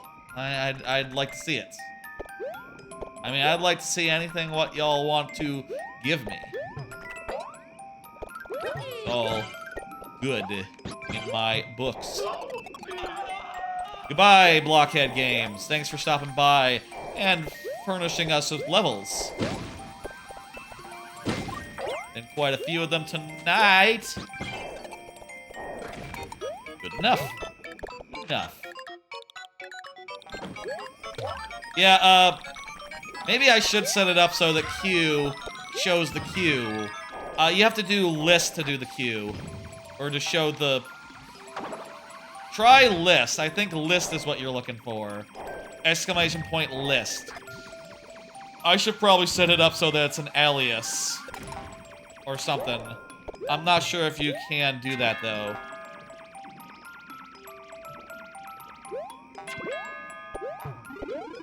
Here's what I was looking to do. Bring in Yoshi this way. Does this screw something up if you bring in... Oh, well.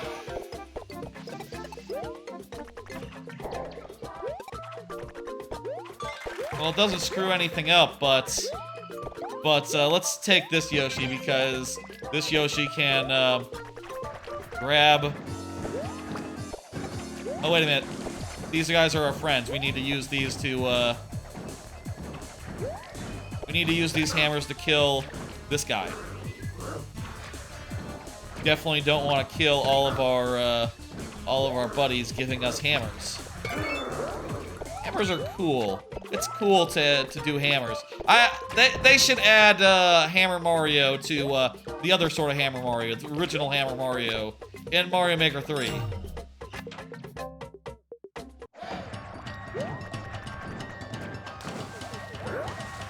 That would be a really good addition. Makes it harder if you keep Red Yoshi. I don't know though. You can fireball the boom boom. Fireballing the boom boom is probably easier than relying on hammers, and you can even kill the hammer guys. I don't know if that's harder, but I don't see how it's harder. But you know, if that's true, I believe you. Maybe it would have taken more hits. Maybe it would have taken more hits. Thank you for the level Simos and timer. And by the way, I'll just say, hey, it's always cool if y'all want to submit lower levels. Next up is, it appears to be me, but this was just how I accommodated a Japanese viewer who couldn't submit due to bug. At least it looked like that. Maybe I did fix the bug, and that Japanese viewer just got very unlucky with the different bug where sometimes the level bot doesn't see a message. Maybe we're all good and that bug is fixed. Remains to be seen. We'll see if it happens again or if other Japanese viewers have the same problem. I'd hit next, but it's going to say my name for those instead of the Japanese viewer's name. And I'm just going to play the level on account of this bug got in the way of regular submission, and we gotta do a thing. We gotta be nice, given that it's kind of fucked up the way that bug worked us. Here's another card though. Do another quick card. Here's Sony news. There was a bunch of Sony news this week. No sequels this year. Kind of surprising, but I guess what sequel would be up right now? It's too soon for God of War, and, well, you can't really think of that many other Sony franchises, actually. There'll be AAA games. There'll be new IPs and all that, I guess. The generation is half over. I'm kind of shocked to hear that. I feel like the PlayStation 5, I just got it, and if they turned around and said, here's a PlayStation 6, I don't know if I want that. And I'll say I think the same thing about the Xbox. Like, man, it is too soon to be talking about another PlayStation 5, another Series X. Talk about a Switch 2, though. Switch is ready. Switch is ready. And also, they're going to do more multi-platform. But I don't know that they mean Xbox when they say that. I think they just mean PC. They might just mean PC. Where else are you streaming from? YouTube. You can do !YouTube to see the link to YouTube. You know, if you want to see VODs or anything. Not that I would direct any viewership to one place or the other. I am not, I am in compliance here. Oh, Ishigata Hishigata. Tsu. Is what that says in Japanese over there. So you can see, you know, Hishigata's name.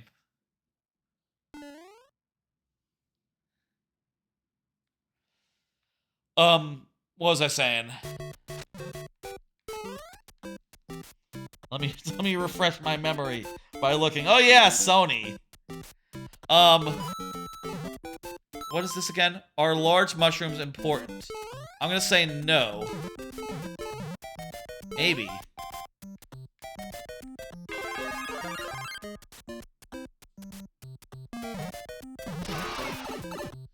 Yes, it is important.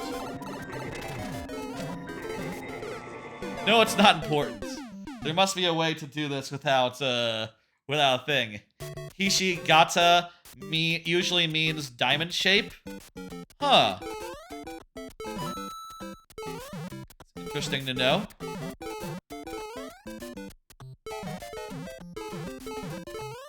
Is this a troll level? I would maybe characterize this as a puzzle level. What's the puzzle, though?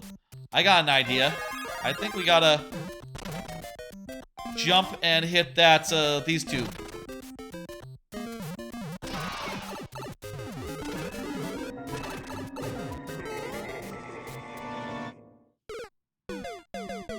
We gotta jump and hit these two, but I'm not sure, like, how it would go. It's a math term? Gotcha. Could also be just a cool name. Not sure if the shape is called by the same name in math, though. Gotcha. I don't know either. I'm not an expert on any of this. Japanese. I just... Honestly, when you start to learn Japanese, it's very easy.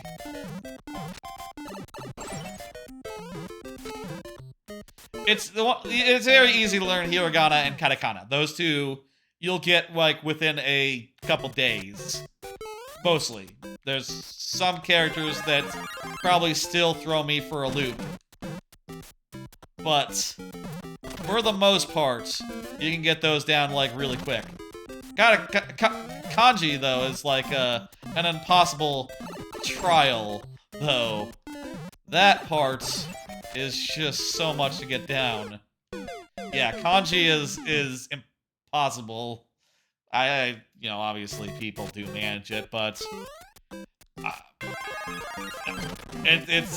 you gotta use it. That's the best way to learn Japanese, because otherwise sentences are not parsable in Japanese. You know, without kanji to specify which word is which, or you know, to break up sentences and to give the appearance of order.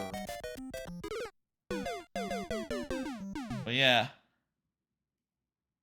Man, it's getting late. Your level called save till next time, or how does it work? Well, Adrian, let's see. You are pretty... Wow. We've had a lot of ones. I'll say how it works is that when your level comes up, we'll play it. But if you're not here, it'll be sudden death, so I'll have fewer tries. Also, I will say the lightning round will be starting after this level, so, unless we finish it, like, in the next minute, I guess. So, that will, change things a bit.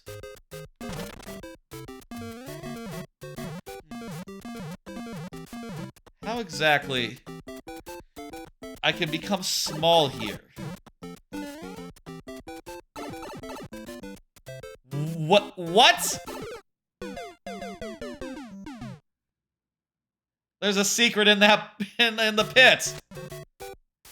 There's no space between words. Yes. Yes, exactly. That's the reason why kanji are essential in Japanese. You need to... They're essential for being able to parse sentences, essentially. But there's like 1,000... There's like thousands of them, so it's hard to manage. We know the answer is in the pit, and we know we have to be small. Just a few more things. Hey, Steph. Welcome back.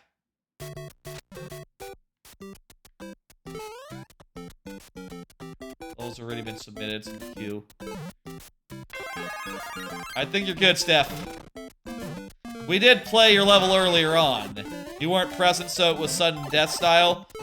You know, like I said, how do you use the replace command? It's only necessary if you have a different code for us. What the fuck? It's only necessary if you have a different code for us. Oh, what does the lightning round mean? Oh, I should explain the lightning round for new people. During the lightning round, I'm going to start in 5 tries left. I'm going to start with 5 tries left, 7 for Twitch subs, and also for the first level of the night. So, once we get to that point, we'll start to move through these levels a bit faster, you know? And I'll say, because of the lightning round, I have never ended a stream with levels remaining. I have always been able to get through the queue, you know, at some point close it, of course, and work through those levels and, you know, finish the stream. So that's coming up. It's a fun time. It's a fun thing.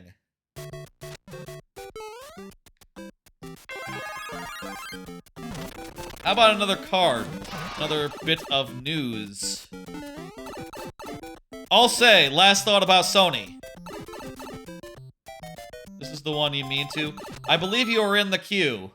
Oh, if you want to do replace, put dashes between the things. Put dashes in there. In between the 3 groups of letters. That'll make it parse correctly. If you want to make it so that it's in the thing. I can find that. I can probably find that code once you come up, though. Also, your level is like immediate death of progress, so 5 lice is less than a minute. Yeah, that does happen. My suggestion is, well, I guess I'd say you want to get here in the starting, like, really quick into a stream, but these days, you know, we get levels pretty quickly. It can be hard to be one of the first, you know, 5 or 6 or 7. But I'll say, you know, show up at 6 p.m. and you'll definitely be... Show up at 6 p.m. Central next week and you'll definitely be outside the lightning round. Let me see. There's a lot of levels in queue ahead of... I'm playing that after the current level. Not after the current level, Steph, but when you come up. The bot said you're in position 0. Yeah, the bot is wrong, unfortunately. The bot has lost count, sadly. I should really make it so that the bot doesn't display a position in that way, because its results are not right most of the time. Not sure 100% why that is, but is what it is. We need to relax once we get in there, give it a second, and then move after the guy falls. You will swap it out for a longer one? That works as well. Hey, if you want to curtail the level for the lightning round, that's a good idea. You can also put in something that's, you know, hard, and then it's funny for like a minute. I'll say it's funny when, what's that? Why did that do a thing? Ha! Oh, but I can get off. I can walk on. What does this do? Okay.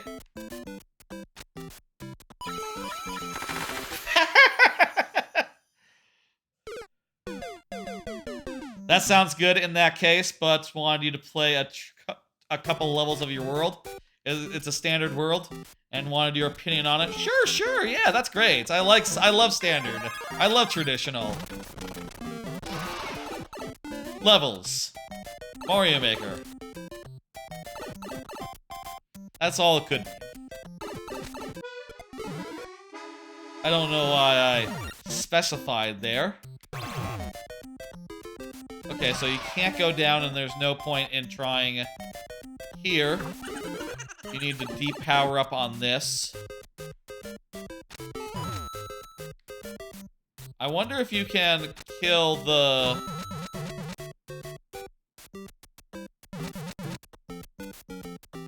Oh, wow, that guy lost his hat. Lost his evil hat. Yeah, that's right, traditional. Were you also thinking dirty? You might have also been thinking dirty. It's fine, we don't have to say it. We don't have to say it. Let that just be a little something for you. I gotta wade through a bunch of levels. Yeah, I know. Sorry, you know, we've had a lot of levels recently. A lot of people have been putting in levels. The queue has gotten pretty backed up. Maybe I should go to the lightning round. God damn it. Whoops. I forgot. Maybe I should go to the lightning round sooner rather than later. I have considered, like, you'll be watching. Okay, cool, that's fine. Keep an eye on it. Although, you know, we can do sudden death still is applies during the lightning round, so keep that in mind. If you see your level and I'm in sudden death, just say anything and I'll convert you over to regular style.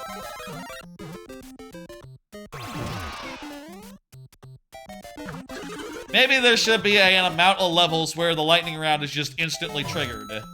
Like, oh, say we get... God damn it! Say we get 20 levels. I don't know if we'd ever get 20 levels. That seems like a lot. Maybe at that point, the lightning round can be instantly triggered. Or we just need to start the lightning round sooner rather than later. Whoops, whoops, whoops. Here's another card. Microsoft news. Microsoft, they did a whole podcast. I didn't listen to it. But, I asked around after it aired because, you know, people are sort of hyping it up or whatever. And, I was asking, like, hey, did they announce anything? No one's talking about it. Because it was basically nothing.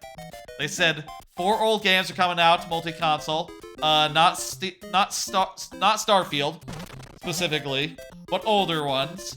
And there will be another console, and they're saying it's big. Basically nothing. Like, all that is fine. All that is basically what everyone has been saying.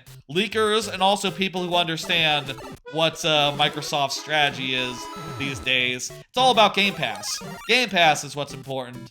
They don't really care about what happens if you do this. Damn it.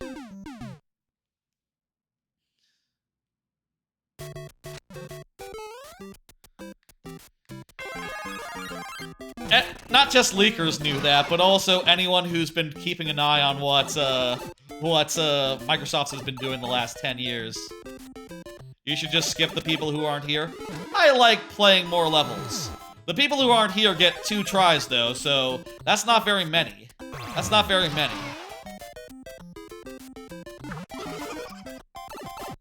It still goes pretty fast, regardless of,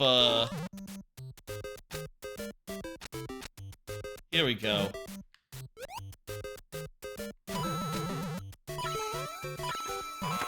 What?!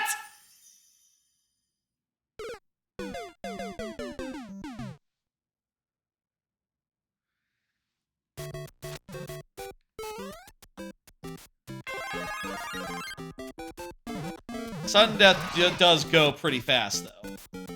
When, that is fucking the thing. I guess I'll say in this case, you know, I am, allowing one where the viewer isn't necessarily here, but, they don't speak the language, and also the bot gave an error to them and didn't actually put them in queue. The whole situation, and in such situations, I do feel like it's just nice to, you know, make good. I think Microsoft knows it's lost in traditional console games, so they're trying something different and want to be first in on this. Yes, that is exactly what they're doing. They they know that they want to be just doing Game Pass and selling subscriptions and such. And I think I think they're right. I think this is what they should be doing. Okay, let's see if we can... Fuck. Maybe if we just jump out of the thing in midair, that'd probably do it. I think they're right. They have lost the console wars or whatever, but also it's not really about that to them anymore. I don't think they really care about being #1. Here's the thing. Here's the thing you gotta think about. Back in the old days of the console war, this is my perspective. Original opinion. By the way, in the old days of the console war, right? When you sold a console, the biggest part of that was probably just, you know, unit sales, yes, but at the same time, that space has changed a lot. Oh, damn it.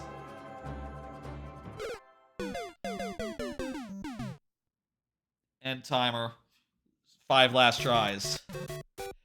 That scene has changed a lot, and now digital is such a big part of game sales. And what that means, instead of taking whatever crappy margin they used to take back in the day, whatever crappy percentage of every game sale went to them, they get like a full 30% of every game sold on their platforms, plus whatever Game Pass is making.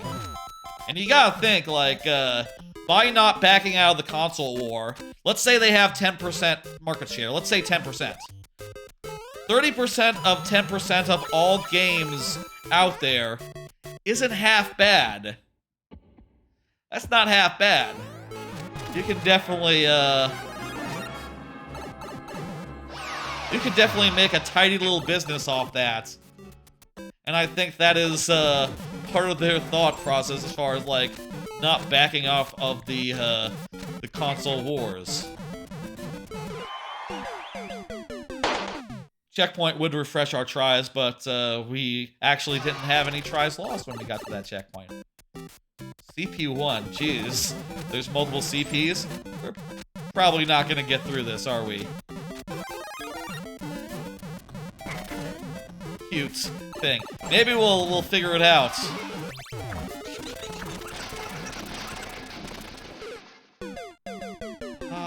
What?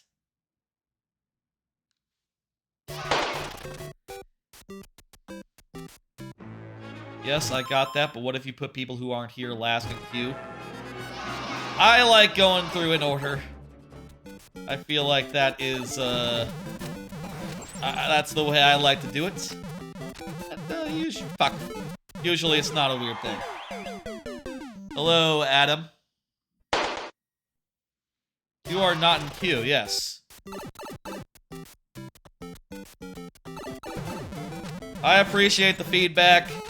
You know, we are getting busier now, and we probably should consider some changes and such to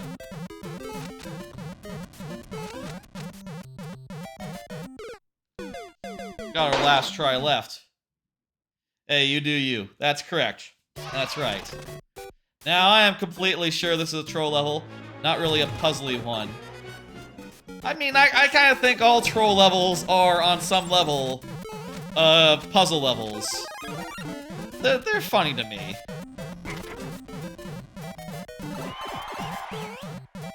Oh, that was a dumb idea. That can't be right. It cannot be. You have to depower yourself. But, we are out of lives. Thank you for the level. We played that one for quite a bit. It's time now! Folks, it is time now for the lightning round. During the lightning round, I will have 5 tries to beat each level that comes my way, 5 tries refreshing at checkpoints, 7 for subs, and also for the first level of the lightning round. The first level of the night in the lightning round. How do I usually say that? the first person who's here. And the bonus heads, they come in a variety of... They're also for Twitch subs. Pay money. The people who pay a subscription on Twitch. They come in many different kinds. With various Mario characters, as well as some not Mario characters, which are rarer, like they're 1/5 of the chance. Let's put up the thing. Also, let me dismiss the last level and see who's up next. It is Error. Error, are you present? Go ahead and confirm Error, and if you are up, we will. You'll have extra heads, and if not, it'll be the next person who is present who gets. Oop, I gotta stop the heads before I reveal the heads. There we go. Blue Yoshi. Error, please confirm. You are up. And it's the same as before. If someone is not here, it's sudden death, which means a lot fewer tries. VHG. Let's do the super world, why not? Let me just grab my mouse here. Error chatted relatively recently. Error's on the Twitch side, right? Let me scroll for a second. Where's Error on the other side? Error. Was Error on the YouTube side? Either way. Hey, Steph. Either way, Error, please confirm. Hello, Ant and the Crimson? And the Crimson, that's how you parse that. I think Error might have been on the YouTube side. Either way, wherever you are watching Error, you are up. Go ahead and confirm in any which place. I'll give you full tries. In the meantime, it's sudden death. So that's how we work it in the lightning round. If you're not here, sudden death. I'd also sometimes stall for you, but I kind of like to start the lightning round getting right into the level. Also, you know what? This probably isn't that hard. I think we can do it. During the lightning round, I have 5 tries to beat each level, 7 for subs, and if you're not here, it's sudden death, as usual, as before. Got it? Got it. Oh, that was easy.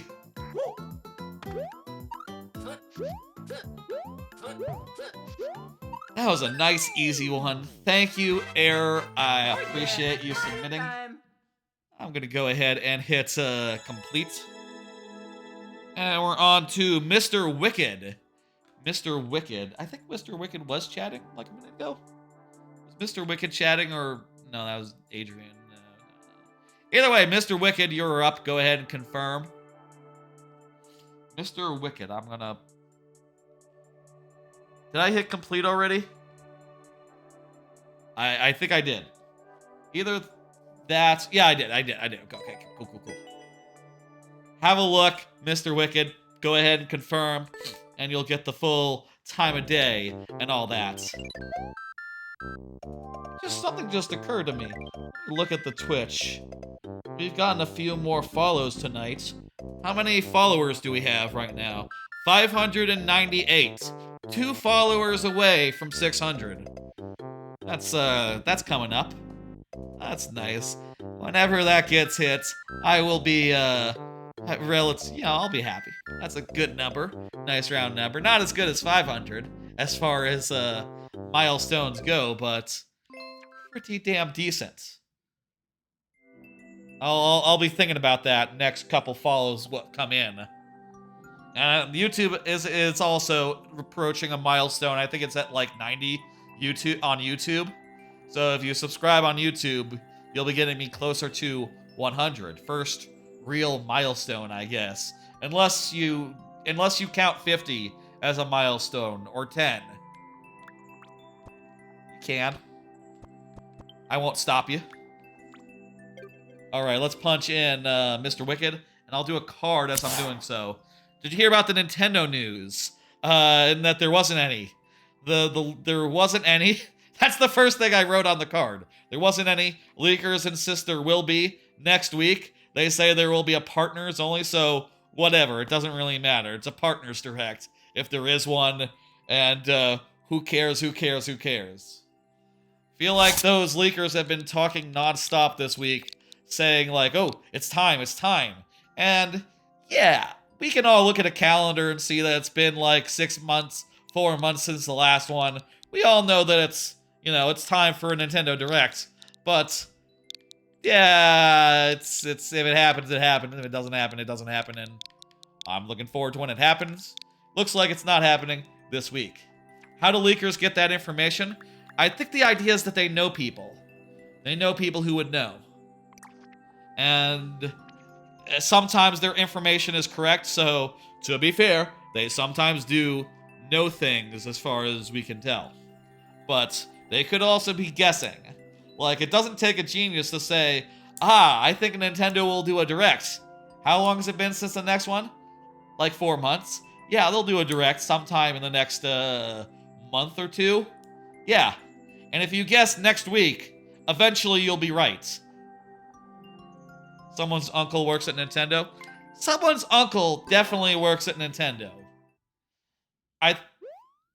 Or the various subsidies thereof. Or subsidiaries thereof.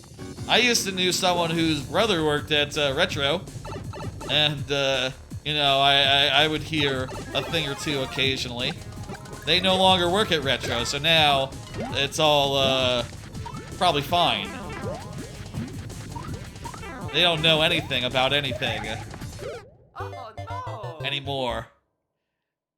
You're sure one thing they will do a Direct in at least 100 years. Yeah, unless something goes catastrophically wrong. That is almost for sure. Do you think this is one boss, or do you think this is several? A boss rush. We should probably be more careful. Several. Mr. Wicked, if you are here, now is a great time to chime in, as I will convert you over to the regular lightning round. And indeed, you'd get the bonus heads as well, since no one's gotten those yet today.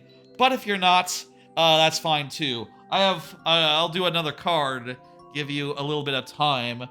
Meanwhile, I'll say Pitch Shifter is up after after you, Mr. Wicked. So, and I see Pitch Shifter is here, so Pitch Shifter will be next. Will be good.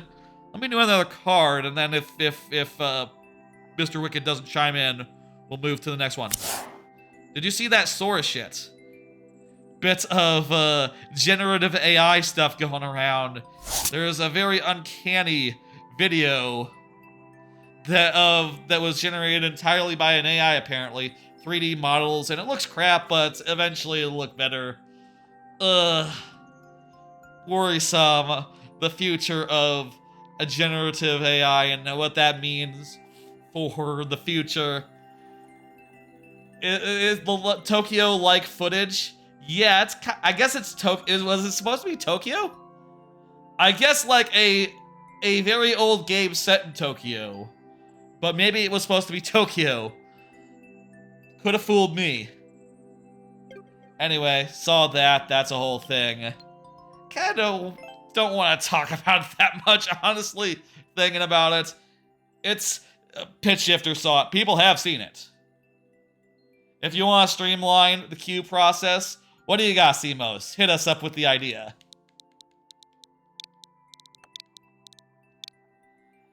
I don't know. There's a lot of ethical issues with AI, and also so far, what I've seen is that it seems to just be generating basically the equivalent of spam.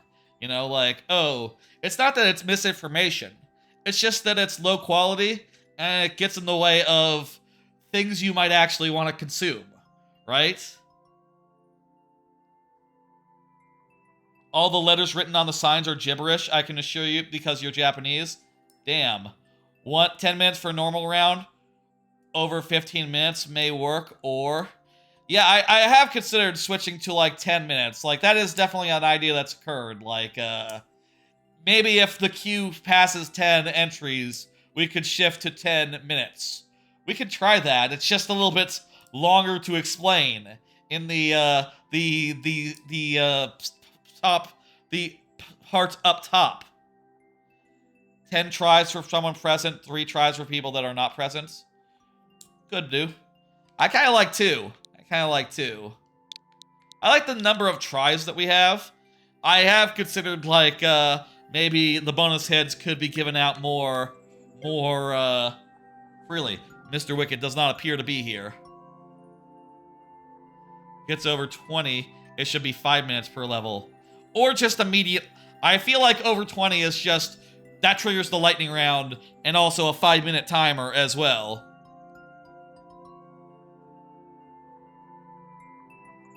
Okay, let's dismiss this one and get Pitch Shifter's level in here. Perfect. I'll say another generative AI thing.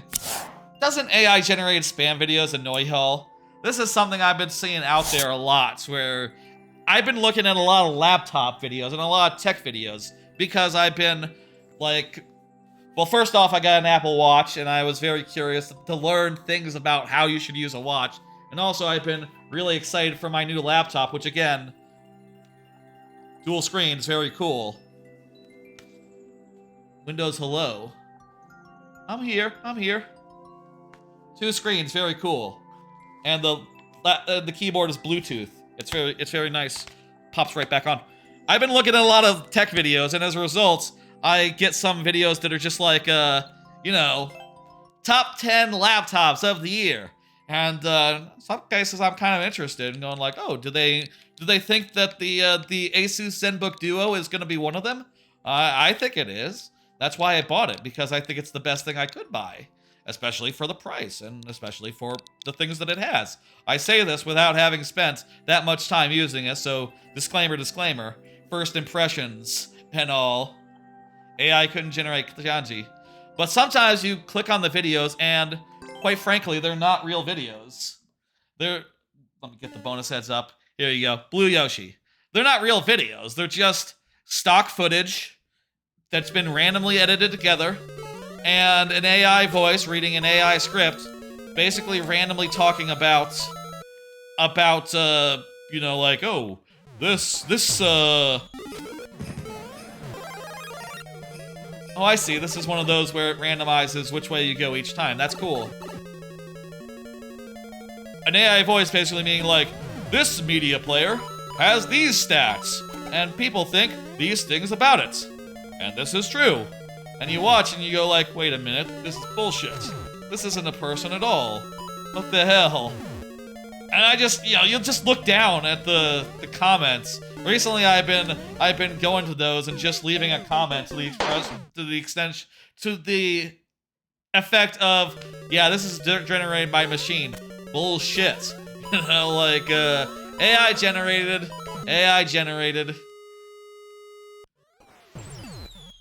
And I'll say I don't necessarily think that... How do I put this? It's just a new way of doing a low-effort content farm that I think is just really deleterious to the quality of the platform. Oh, this is really cool. When you're going left to right, when you go from... If you go to the left, you start on the left and go left to right. If you go to the right, you go right to left. That's really cool. Wow. In addition to all the enemies and the specific platforms changing. That's a really neat way to do this type of level. I'm impressed. I think I can beat this. Not this time. That's not how the level works. It's just random. Yeah. It's random which way that you go. But the pipe is, when you go to the right, you end up going right to left. When you go the other way, you end up going left to right. Which I think is neat. That's the second try.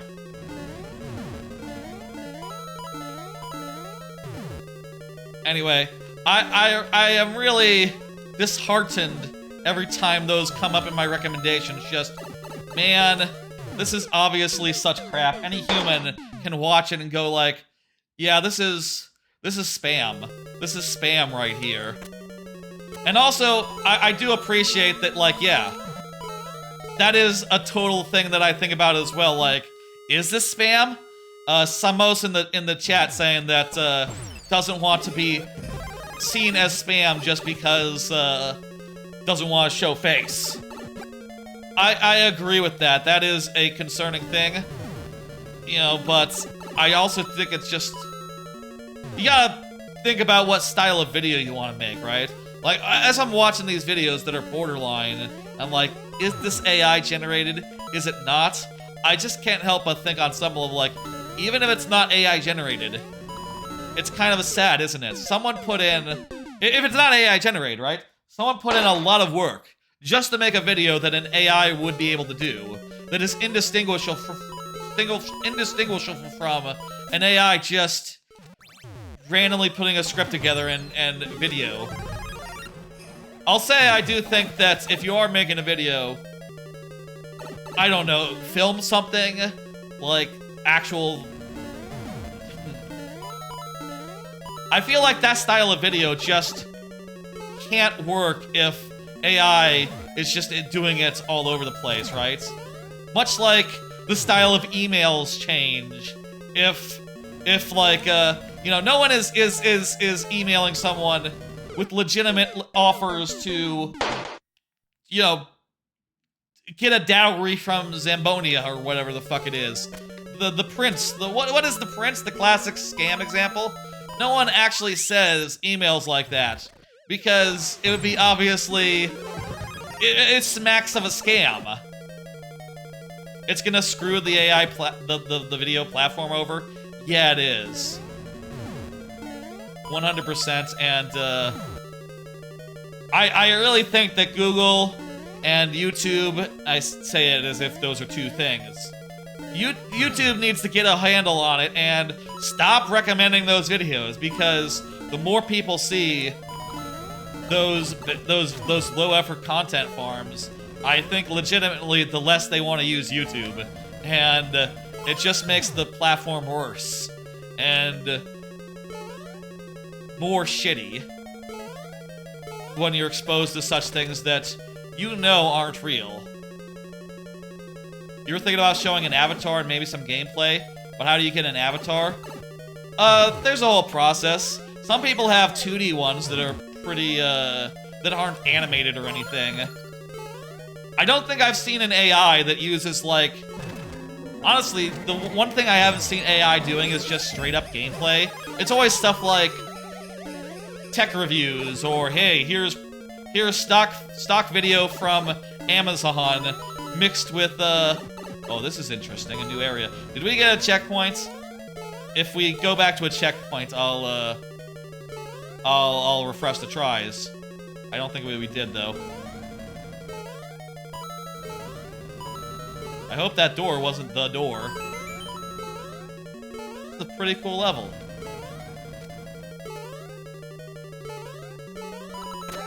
Woo! You got a checkpoint? Well, I got another checkpoint. That refreshes our tries.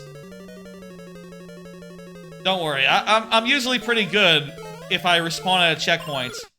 I'll remember, like, oh yeah, checkpoint. Easy. Refresh and then take away. Good job. Thank you.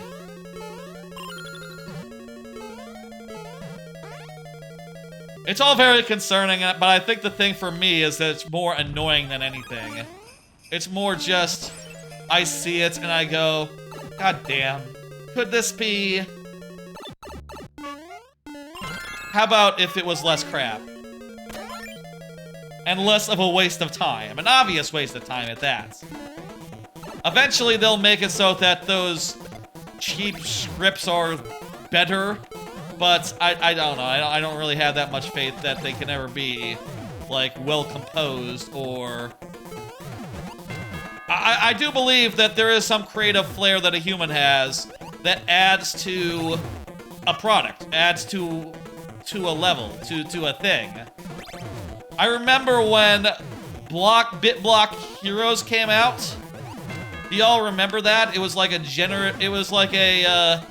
level generating platformer. Cloudberry Kingdom, that's what it's called. I forgot what it was called, don't mind me. I remember that coming out and thought it would be... Fuck! I thought that would be really cool, but it ended up just being kind of nothing. Kind of nothing, just... The world is for some reason moving towards new AI. Yeah, it's like the hot new thing. What was I saying?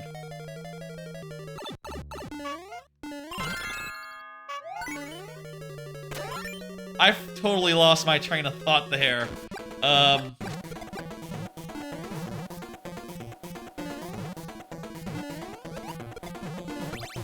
I think on some level, I'm convinced that there won't be a version of this that isn't crap, you know, that doesn't have issues or smack of Uncanny Valley or just inorganic, you know, lack of creativity. But I say that, you know, I say that before things get a million times better. Maybe eventually they will be more than just autocomplete videos, right? It'll be more than just autocomplete. And even then, the ethical implications still apply. The concerns about legality still apply. Stealing still apply. Hey, there we go. Game developers would also be screwed. Yeah, that would, AI generated like mask to something. Yeah, so that was what I was saying, is Cloudberry Kingdom was trying that, and it was absolute shit. Every level was the same, and it was just basically the kind of level that Timmy would make, you know? Little Timmy boy, you know, you know that meme, right? It's the kind of level that's just enemy spam and bullshit. I think as long as humans are around, there will be a market for human-made entertainment. I believe that as well, yes. I think that's, you know, we have like, we have eggs in the store that cost more because they're organic. You're gonna see that on entertainment. They're gonna be like, human-made, something like that. Partially human-made, you know, human-directed. There's gonna be like labels on the stuff that presents it as like, oh, this is the work of an auteur. This is you know, please believe this is the real stuff, and people are gonna buy into that. By the way, hello, West Second Gaming. How you doing? First time chat. That was a good level. That was a great level. Got through it very nicely. Humans have a charm that will be hard for AI to replicate. Yes, I think especially using the current way that AI operates. Now, if an AI was actually like a thinking being, which it's not, nothing AI actually thinks. That's not how they work. If you actually were able to make a sentient AI, maybe, or like a robot, you know, maybe then it could do things that humans could do. But right now, it's just autocomplete. There are so many levels, Steph. I know. Did I hit complete? Complete. 1. Shock Pichu is up. Doing good, just cruising around Twitch and found this convo interesting. That's great. What kind of levels do you enjoy? Traditional is my favorite. That's the kind of levels that I personally make. But whatever you want to give is cool. Shock Pichu, go ahead and confirm. I'm gonna hit next so that it says in chat whose level it is because I don't see Shock Pichu around. There you are, Shock Pichu. Fantastic. I'll do another card. By the way, this West Second Gaming. What I tend to do on this channel is I hit the button on my Stream Deck, and it pulls up a card that has something that I wanted to talk about before the stream on it. And one of those was generative AI. This one says, speaking of scams, y'all ever hear of drop shipping?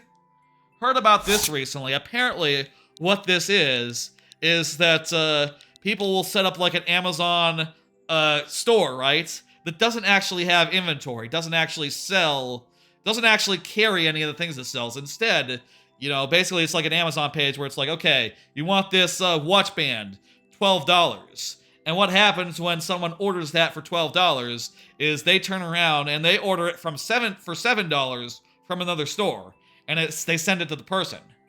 So basically, it's just a way to turn it's a scam, basically, in other words, right? Like, oh, you just turned, by just trying to,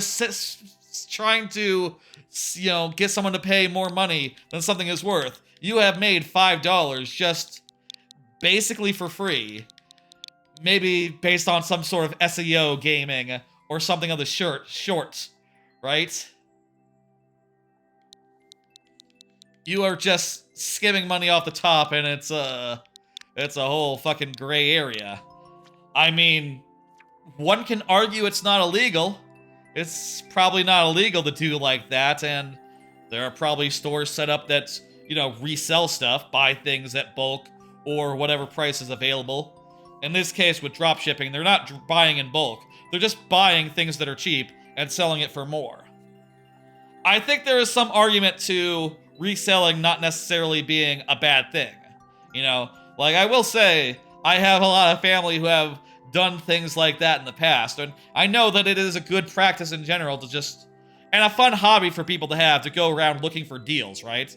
Like, I know that my dad loves to go, or at least 10 years ago he loved, to, like, know how much a gun is worth, and if he saw a gun being sold for, like, $100, or half what it should be, he would go and snatch it up, because, like, oh shit, they don't know what they got. Jesus Christ, I'm looking at this thumbnail, that doesn't look good.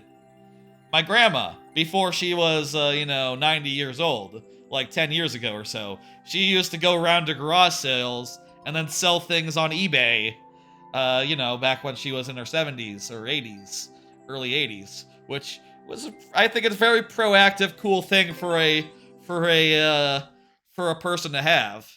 My dad, I'll say for what it's worth, my dad rarely sold any of his guns. He still has them. They're in a safe. But he would look for deals and look for the cheapest possible way to get anything.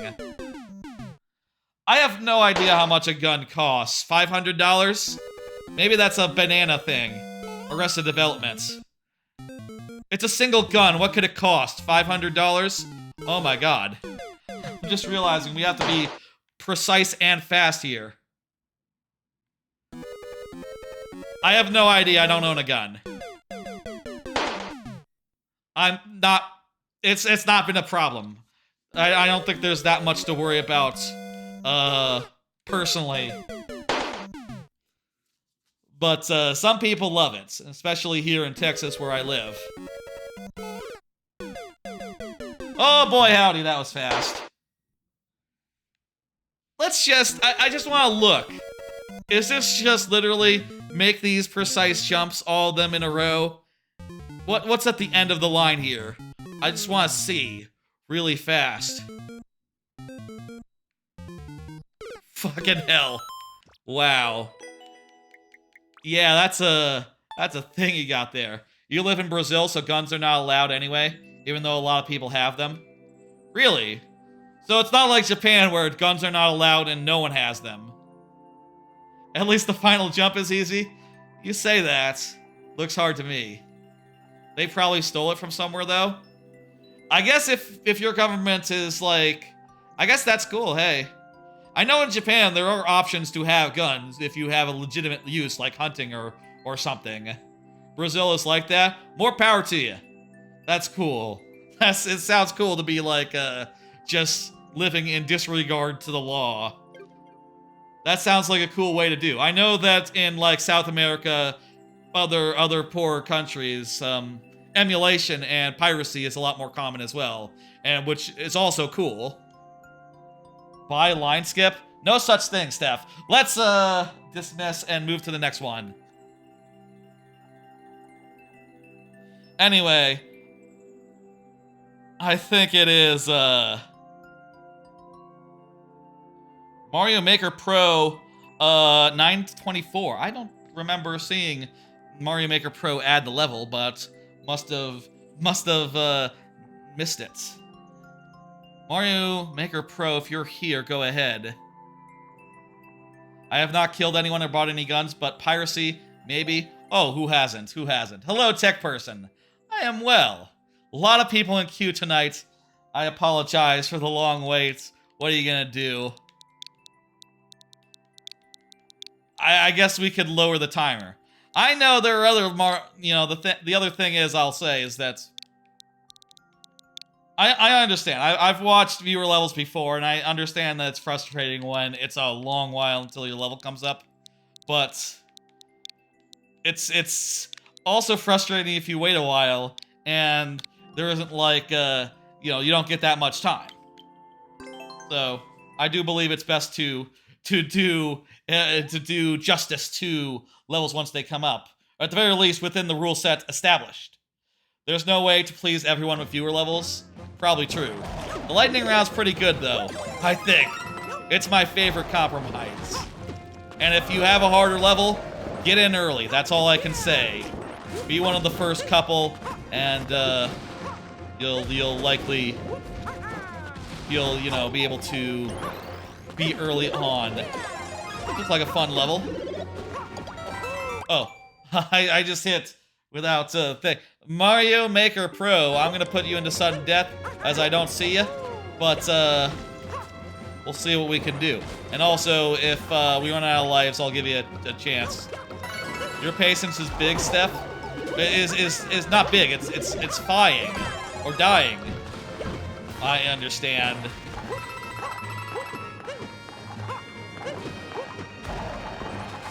What kind of level did you submit, Steph?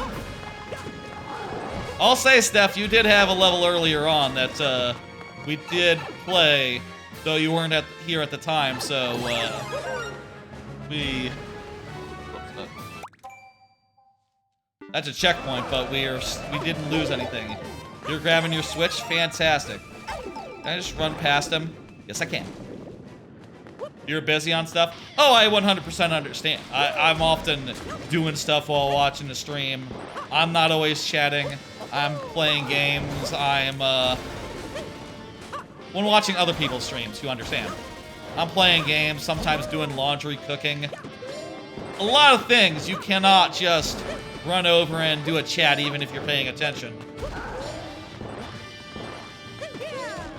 And that is fine. However, y'all want to watch the stream, it's all good. You're doing pretty damn well, I think. Nintendo abandoned Brazil because of piracy. That's the classic thing, isn't it? You know that meme? It's like a meme or a slogan or something. Be ungovernable. Good on ya. Good on ya. Most of Nintendo's games are not available in Portuguese. Even with Portugal being a, country, you'd think that Portugal being a country would push that envelope. I wonder if that's does Portugal, how big of a population does Portugal has? Maybe that's like saying most games aren't in Romanian. Maybe a little bit of a more obscure language. I say obscure, more niche.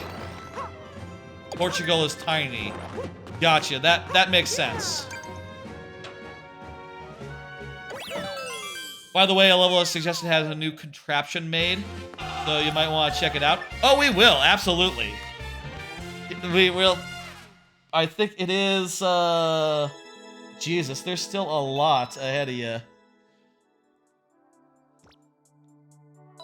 We'll get to it by the end of the stream. Don't you worry. Hey, tech person. Thank you for the level, Mario Maker Pro. I am hitting complete. Did we get through that in one go? I think we did. 13% clear rate. Feeling pretty good. World record? That was world record, apparently. I did not see. I'm sure I'll lose that eventually. You learn English to play Nintendo games? Makes sense. Let's, I'm gonna hit, did I hit complete? Here, I'll hit complete. Again. It just does stuff in chat, so that's all fine. Adrian is up next. Adrian's been chatting a bunch, so I think Adrian is probably present. Good. Maybe not recently. Go ahead and confirm, Adrian. Do as you do. And we'll do the level. Here's another card. Did you see that Amazon Prime with ads has started? So, are watch parties affected? Is the question I've been having. You know, the new thing is that apparently Amazon Video now has ads. I don't think I've watched an Amazon video since they rolled out this policy, so I don't know if I have to pay extra for that yet, but apparently that is a thing, and that makes me worry it might be the end of watch parties. A watch party, by the way, for the people on the YouTube side, it's a Twitch thing where people can watch movies and it's synced up. And because Twitch and Amazon, the same company, the movie is automatically synced up with the streamers version, and you know you're watching along with chats, you're watching along with the people, and it's all pretty cool. You're gonna play some Splatoon. That's very nice. Good. I wish you the best. I think let's do the Super World here. Let's do the Super World. So you have to pay for streaming, and they include ads, and you have to pay more to remove ads. Piracy became more enticing, yeah. I'll actually chill. Oh, that's cool. No problem either way, hey, I'll say. Do what you gotta do. Hell, I personally, when I'm watching stuffing, I'm definitely pulling up a video game to play while I watch. I like to multitask. What was I saying? Yeah, the Amazon situation. The Amazon situation. I really wonder if they're going to support watch parties going forward. If there's ads now on the things. How's that work with watch parties? Does half the people do half the people watching the watch party have to watch ads at the start? I don't know. Do watch parties get around ads? You love to watch Mario jamming in the Super World? Fantastic, because I was talking for a bit there, as I do. There's a lot of questions there, and it makes me wonder, do people know about watch parties? And that they're cool? I don't think for my purposes... Oh, this is a really cool secret you got here. I like this secret. Very Mario. Very classic Mario, this secret. I feel like watch parties are a little underused, and I'll say for my parts, it's not really, I think, the content that I like to do, especially since now I stream to Twitch and YouTube. So a watch party cannot be automatic for half the audience potentially. So that's a shame. That said, last time I did a watch party, I did put a timer on the screen, so you can still watch the VOD of that from like a year ago and sync up. You could sync up Jackass Forever. It was a Jackass Forever watch party. It's kind of funny to watch my reactions to seeing people getting hit in the nuts, let me say. I say as someone who did not watch, I actually lived it. But, I had a lot of things to react to with that one, but I'll say for the most part, watch parties has just been me, like, watching. And maybe saying a thing now and again and being self-conscious about not saying enough things. And that feels weird when it's like that. But I do know some streamers who thrive with it, and for bigger streamers who have like 500 in chat, it's very fun to watch a movie with 500 people and be chatting amongst them. I hope that feature continues being supported. I saw this. I Googled. I was wondering a thing about a thing. So I Googled, and I found an article saying that, it said this. It said that there are some features that ad viewers are not getting, that non-premium users aren't getting. But what features, they won't tell you unless they pay money, which I thought was very funny. Kind of ironic, isn't it? Isn't that ironic? I think it is. Anyway, I just thought that was funny that they put the story about paywalls behind a paywall. I guess we'll never find out what we can't do as people who won't spring up for the ads. Spring up for the ad-free version? Spring for the ad-free version. Thank you for the level. Complete. 1. Next up is Garch. Garch is chatting. Perfect, Garch. Hey, you're up in here. You can choose any level you want. Do you have a super world? The irony is in there. Yeah, definitely. Not lost on me. Not lost on y'all.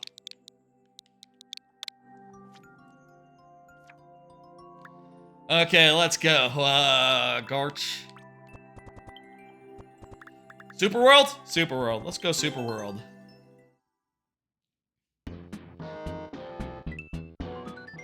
Anyway, I'm hoping that, one streamer I really like to watch is Dan Reichert, who does a lot of watch parties.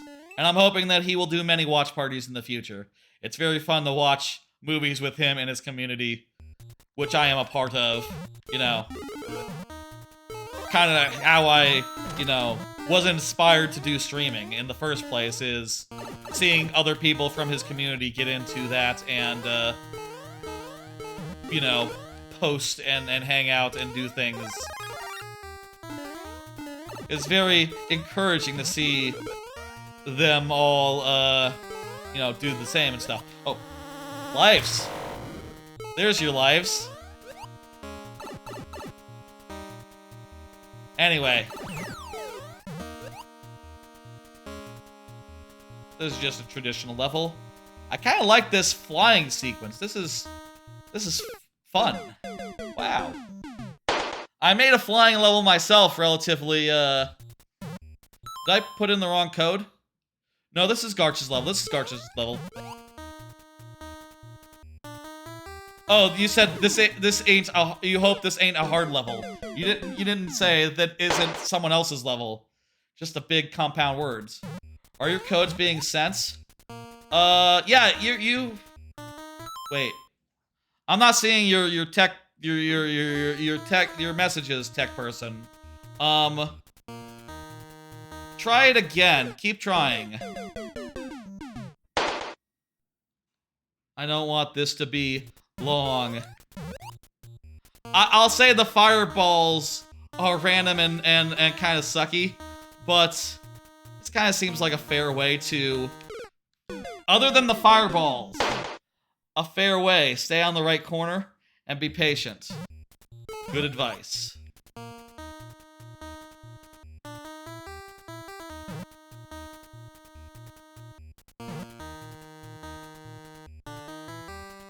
Do you have the code on hand? If you want. Yikes! Try posting the code independent of anything else. I don't know what it'd be. Would it be like a moderation thing? I've seen some people on YouTube say that their chat messages aren't going through. But I don't know what I would do about that, honestly. That's on YouTube. Oh, wow, we got to the top of the pit. Beautiful. Hey, Tech on Twitch, thank you for the level. There you go. That's, same person as on YouTube, but, Twitch is less finicky.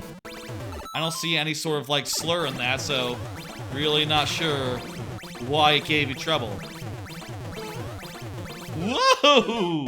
We got a checkpoint, right? We got a checkpoint, I think.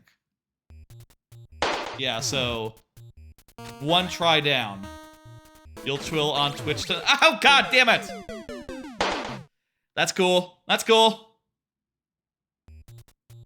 People gotta suggest short levels. I mean, if they're doable within— I'll say, by the way, one thing that's worth noting. There is one condition, one case that isn't necessarily covered by the rules as is, that I only explain when needed, which is that if a— oh crap, I see, I just realized what we gotta do. We gotta jump on these guys, don't we? This isn't survival, this is a boss fight. Got last try? Shit, that's gone fast.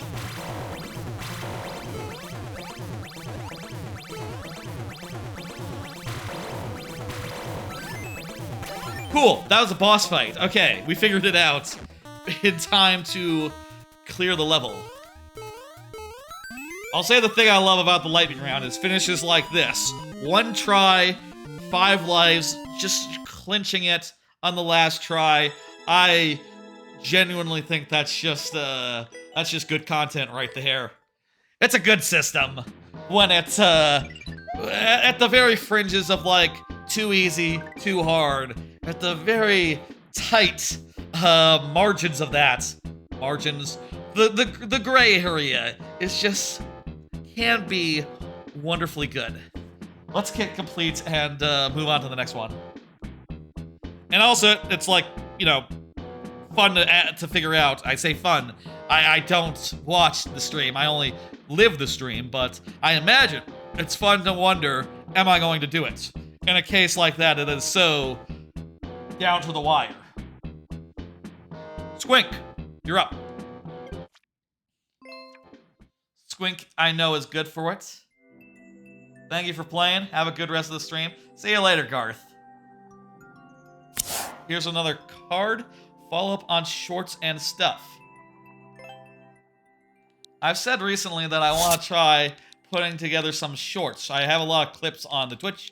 I've been pretty diligent about making sure that every stream has clips, at least, you know, to a point. I'm actually really behind on that.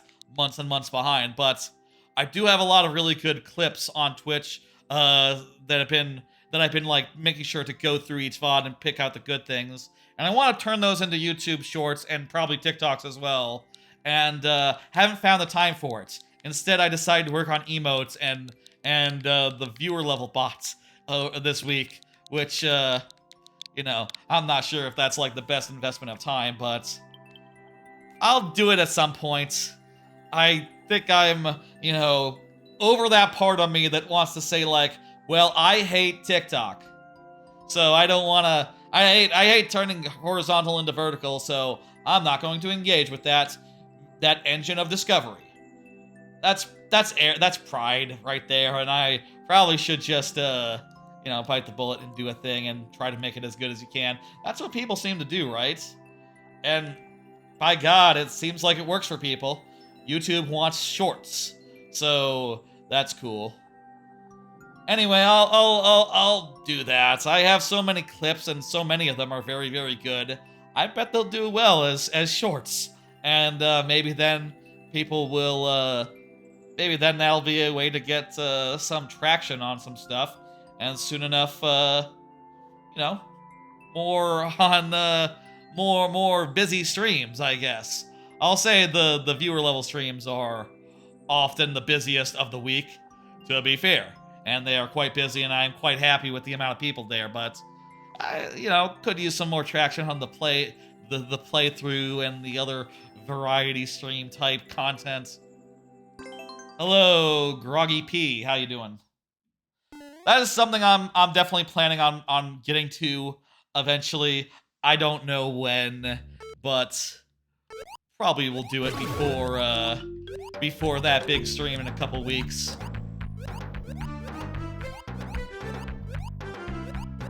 I understand, Steph. Getting quite impatient. I don't see Squink, so sudden death. Oh, it's a music level, so...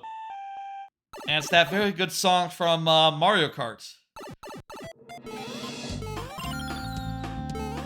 This is Mario Kart, right? Just a goddamn classic song. I don't love Super Mario Kart, but this song is goddamn good.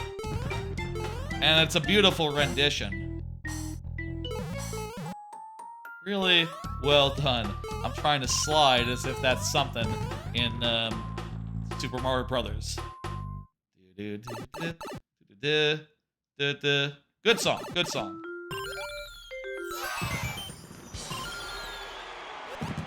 One of the original Mario Kart's best songs, maybe? I guess I don't think that much about what the best songs of Mario Kart SNES are, but that's definitely one of the more memorable ones. Complete. 1. King Bob. King Bob, I don't see ya. Let's go go ahead and put a message out for King Bob. I think King Bob is probably on the Twitch side. I'll say, Steph, by the way, there are people on the Twitch side chatting, so I understand it can be hard sometimes if the people chatting are on the other side of the divide. Twitch has a policy forbidding the use of chat merging, or else I would use a bot to bring the chat messages over from one place to the other.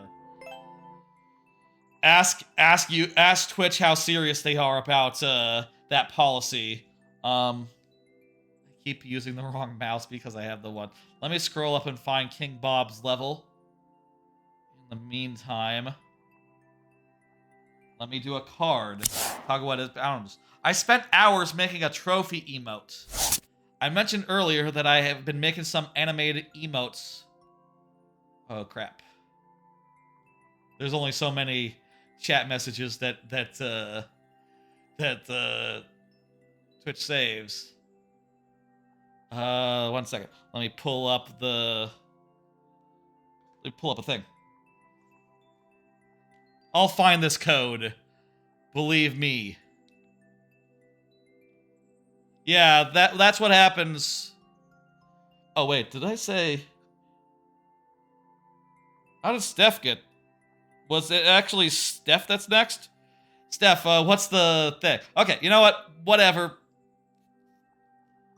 I guess it is Steph that's next then. I guess I misread there. Still, either that or I misclicked. Who could say? Steph, go ahead and can you copy paste the code? Even better. I see that Steph is there. I just need you to paste the code into chat. It didn't pop up because you didn't have any dashes in the code. A weird limitation of a foible of what's it called? Of Warp World. But if you go get the code, yeah, please. Let me tell you a story about the trophy emotes. So, I've been trying to figure out what would be a good emote, and I had and what games to pull the emotes from specifically, and I got the idea the other day. Ooh, Glover. That's a kind of a game that I really appreciate, even though it's bad. It's from the N64 era. Everyone loves Glover, or everyone thinks it's funny to love Glover. That'd be a good candidate to pull emotes from. I did some noodling around and looked for the sprites online and couldn't find them. No one had apparently ripped the sprites of the trophy emote that appears when you... Thank you for the code. That appears while you... that appears when you complete a level. So I looked into that and tried to first like copy it from a video, but the video had too much compression issues to make it for a clean copy. So instead, what I ended up doing is I learned how to dump sprites from N64 games. Figured out how to use the Rice plugin to do that. Just a normal night. Mario decides to go to adventure, but something is not right. Okay, let's see what happens.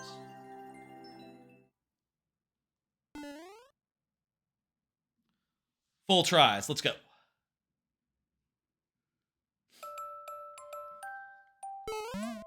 Okay, so we need to activate those two.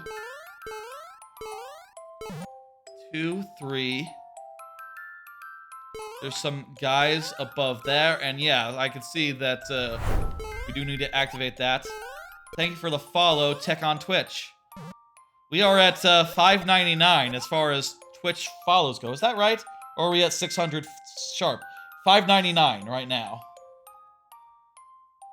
Oopsie daisy. 599. I was looking at my phone. We'll not count that one. That's fine. Freebie there. It's called the lapping system. Okay, so you're saying we need to do a lap is what I'm basically hearing. Let's go all the way around. Let's hope that the mushroom was not necessary.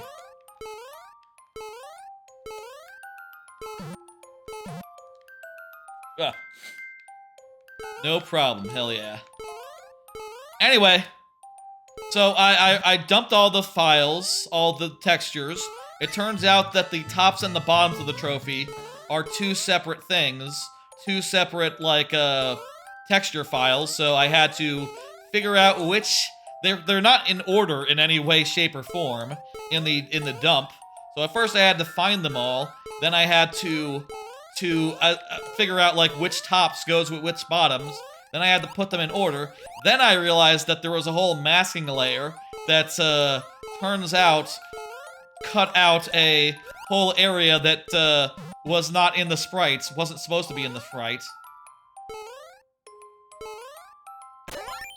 And once I did all that, I could actually animate it and mess around with the way that it looked, all the footage and stuff, and get it into a GIF that more or less matches what it looks like in game. Though I think I decided that it looks a little better if it's slightly slower than in Glover. Your level's currently being played. Once you're done, once this level is done, you can submit another one, Steph. Also, I'll say, if you could put the dashes between the letters, that would make it so that,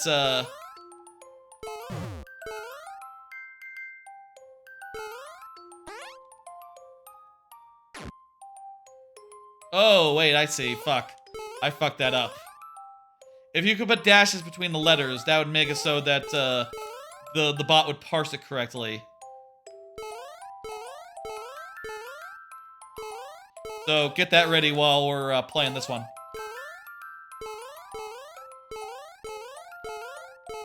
End results. I've got a nice animated trophy hopping up and down. Let me show it real fast. I got it right here. It's a animated a trophy bouncing up and down. I think that's a perfectly good animated Twitch emote. Perfectly good animated Twitch emote. See it there against the black background. Turned out really well, and I'm happy. Yes, I figured to go to the 3. Figured that out after I went into the wrong door.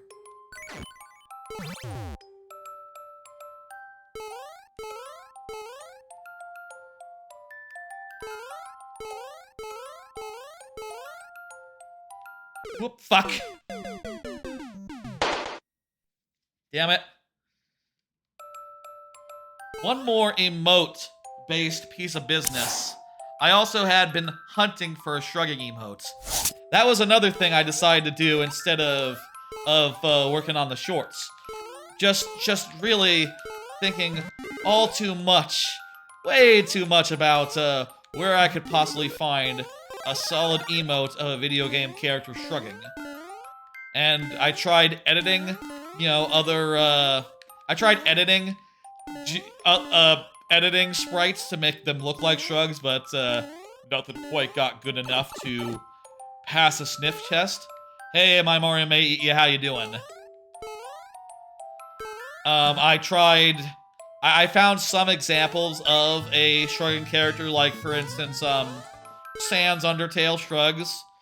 Sans Undertale, not bad as a static emote, but I think can do something a little more creative, so wasn't really happy with that. Also, because of the way that an emote has to be square, and the shrug emotes, Sans just sort of is very wide. It's less readable than it would be compared to, say, the stock shrugging emote that is found in, like, iOS, for instance, let's say.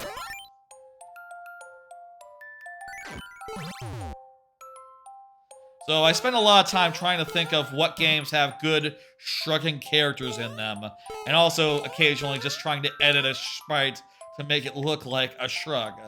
I tried Sans. I looked into Dead Cells, because Dead Cells, I think, has some shrugging. The problem with Dead Cells is the sprite sheets are so goddamn large. Like, I say sprite sheet, but I actually just found a dump of all the sprites, and there's like thousands of them for just the main character. And also, it doesn't include the main character's head, so that's a pretty important part of a GIF, is the main character's head. I can't do a emote without the main character's head. That's right out. But eventually I did think of something that I think is pretty good. It might have also been something like Mother 3 or something, but I didn't go at that. It's actually one that I have... A image I actually have used on the channel before as a Twitch sticker. Currently exists as a Twitch sticker. Or stream sticker, I suppose it's called. Wait, what?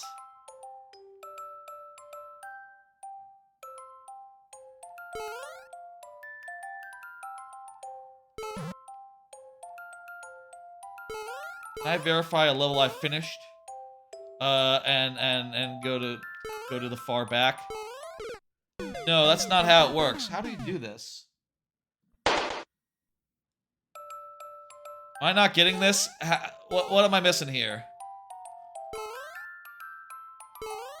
Head is animated separately. Yeah, I figured that out. That's how it works, but I couldn't find the place where I could just get the head. Also, it's sort of a, it's like a special effect. I understand that you gotta destroy the munchers, but the question is how? How to do so is the question.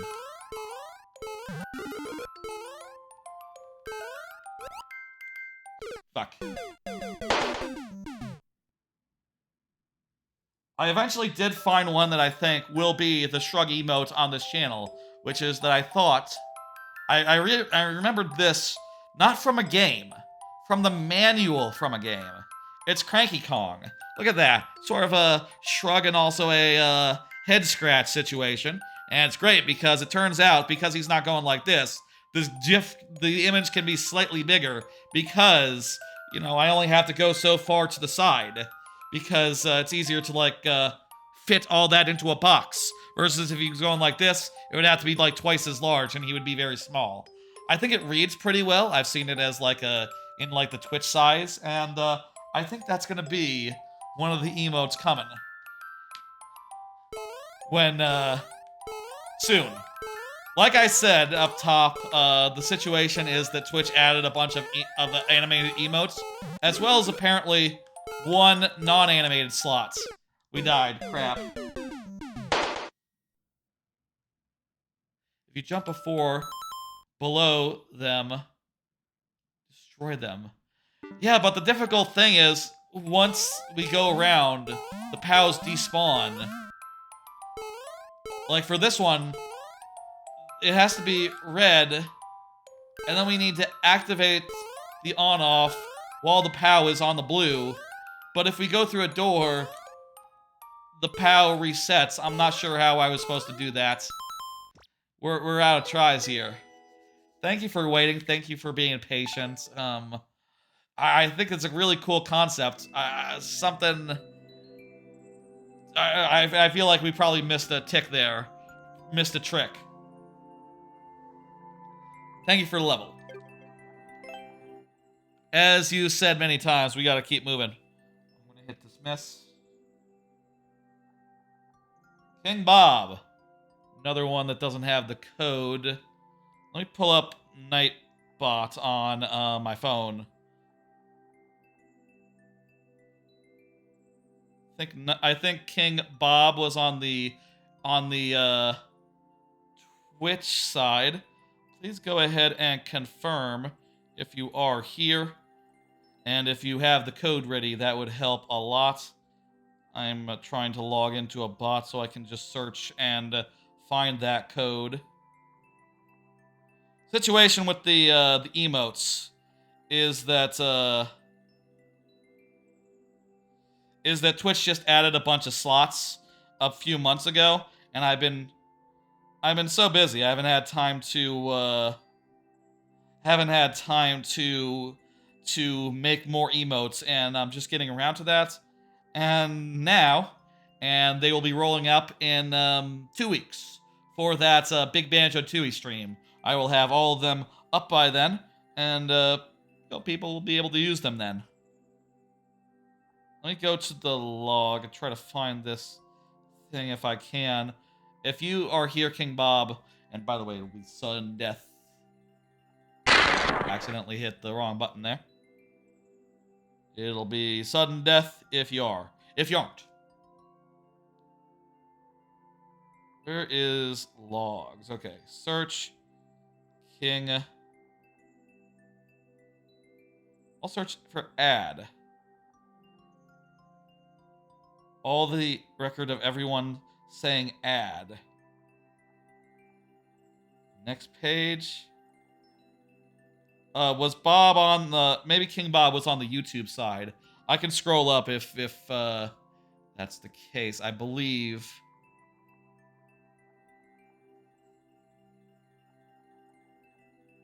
I should be able to find that that code. Give me a second.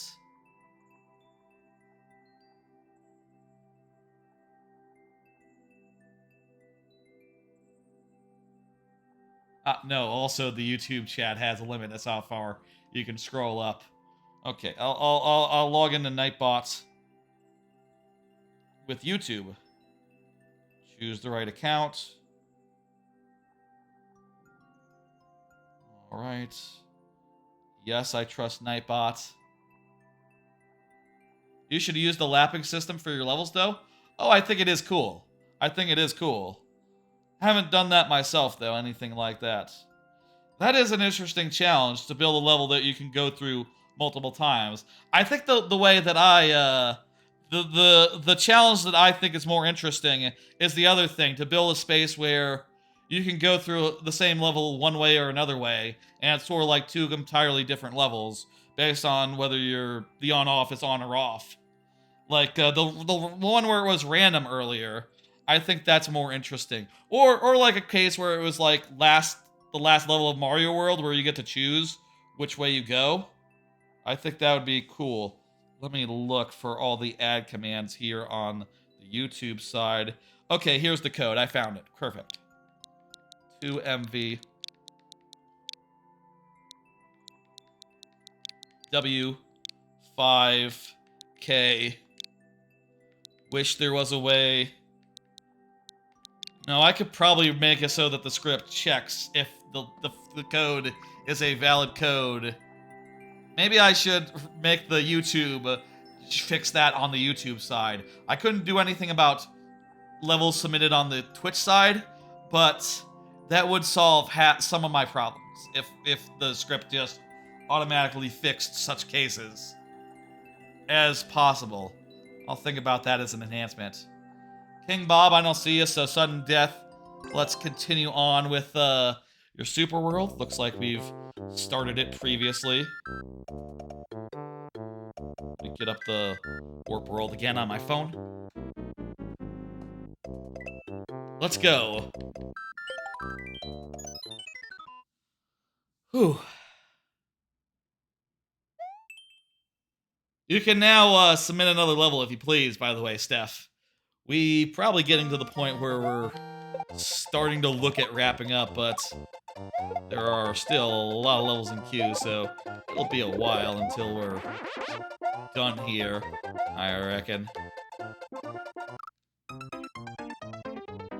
You're verifying a level? Ah, okay. King Bob, I understand it's been a while. Did I put in chat? Oh, I didn't put in chat. Okay, here we go. Let me put in chat that you're up so that you can see and maybe respond if you see it. Buy us a few more tries if you are present.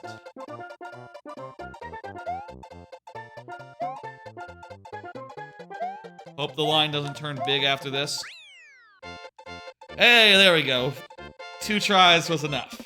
It's early in the super world, that makes sense. Thank you for the level. I'm hitting complete. Some random teen, you are up.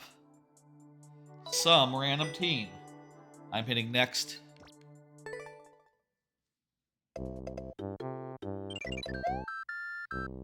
Go ahead and confirm and chat if you are here.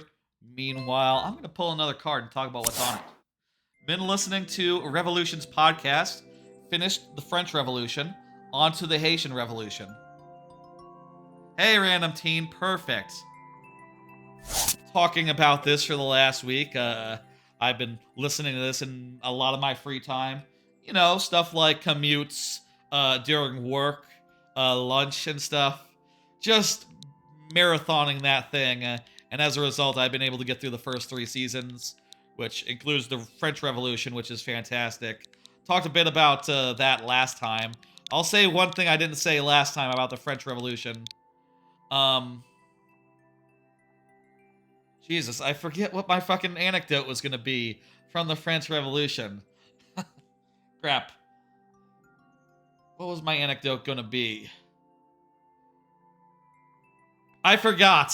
Shit. Well, I could talk about the Haitian Revolution, which is I've been getting into now, which is interesting as far as being like the first revolution that is like significant and also not very well known when you're going through it, but also is really complicated and affected by the previous revolutions pretty intrinsically.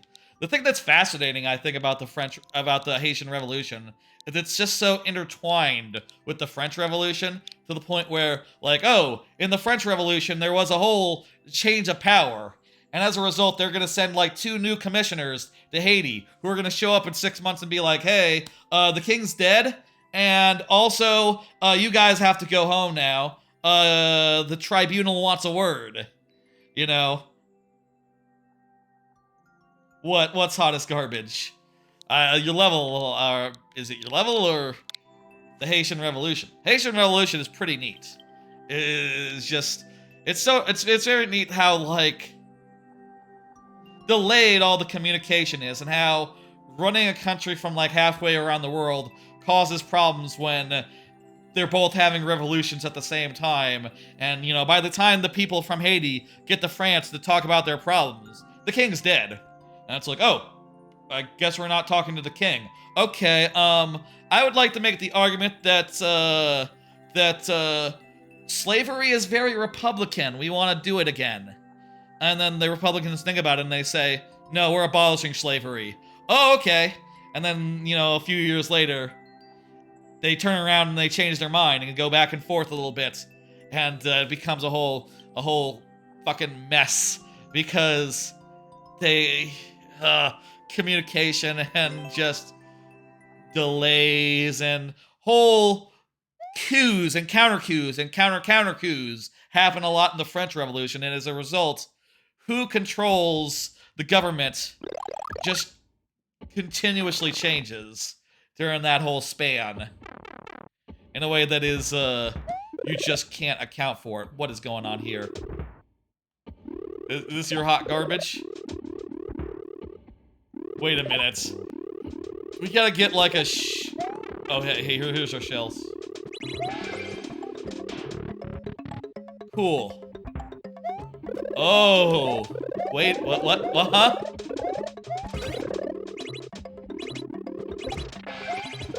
Oh, wow, there's bombs, though, so... You're right, this is really hot garbage that you've gotten. How did you finish this? Is there a trick? We can't go in the back door, can we?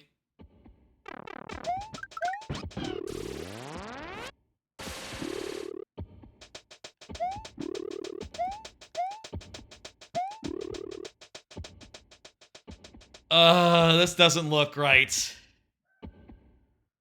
It's filled all the way? Oh my god. This is a key for what it's... This is telling us where all the invisible blocks are, isn't it? Holy hell. We'll see what we can do. We have 4 more tries. Anyway, the Haitian Revolution. Fascinating stuff. It is also just a very, very significant revolution insofar as, you know, the one slave revolution that ever happened in history that was wholly successful. You know, poverty of the country after its creation aside, which is kind of down to the imperial powers to be really wanting to fuck it up after it, split off from the mother country and didn't want to play ball with the other colonies. I'll say something that's really interesting about the French Revolution, how about? Or, sorry, the Haitian Revolution. The Haitian Revolution kind of starts with not who you would expect, the slaves. Instead, it starts out with the white planters, the big whites as they're called, who get the idea that, oh, you know what I just saw?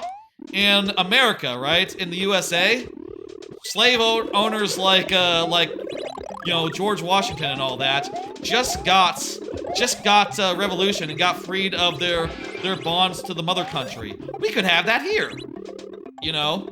George Washington was a lot like the guys what ran Haiti before all things hit the fan. And as a result, you know, they kind of thought that they could do an American-style revolution, but then, you know, they were sort of overthrown by the colored population. Not my words, but basically the mixed race, the multiracial population, I'll say. And then those fellas got overthrown by the actual freed slaves, who there was a class distinction, basically.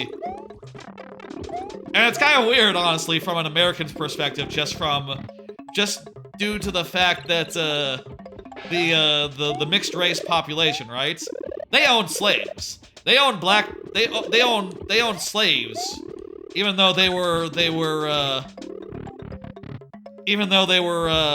you know, partially black themselves. Which is kind of fucked up if you think about it, but they were totally, those ones wanted slavery to continue being a thing. Because they owned, they were profiting from it. And they were also quite, doing quite well.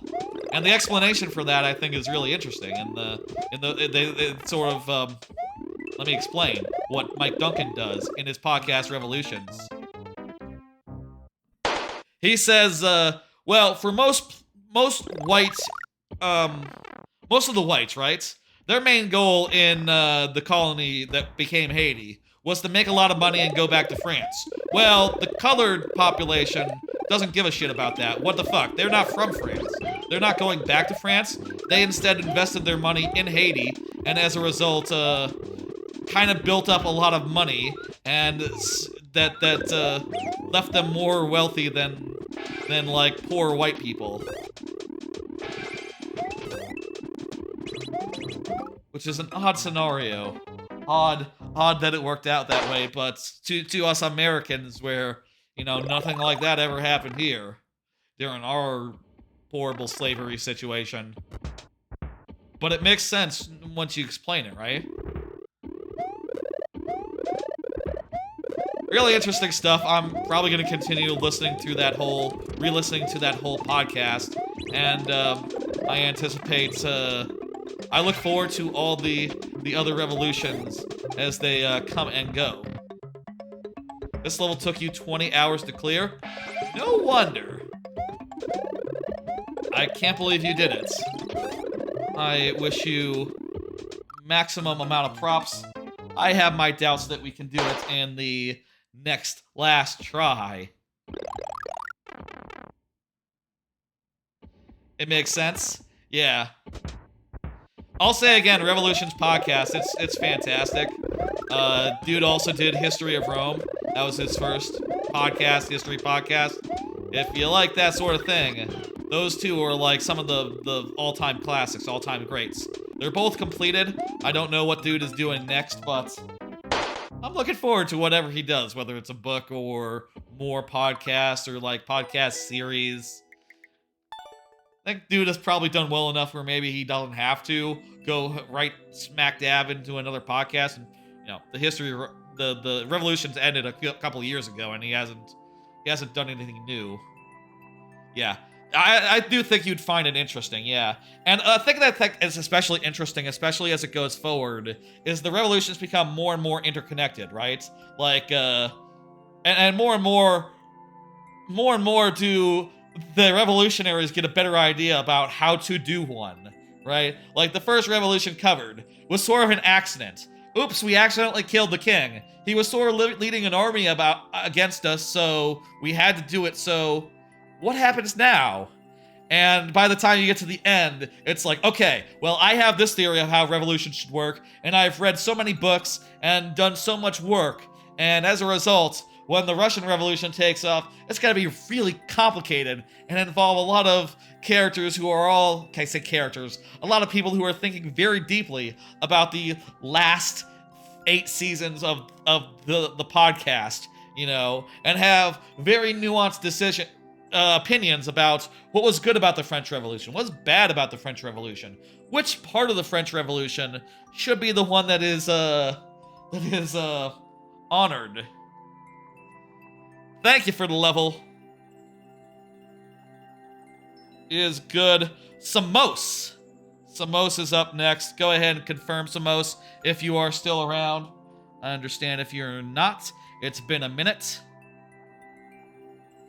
You're gonna send... Oh, you just finished your level? Steph, that's fantastic. I'm gonna do another card, how about?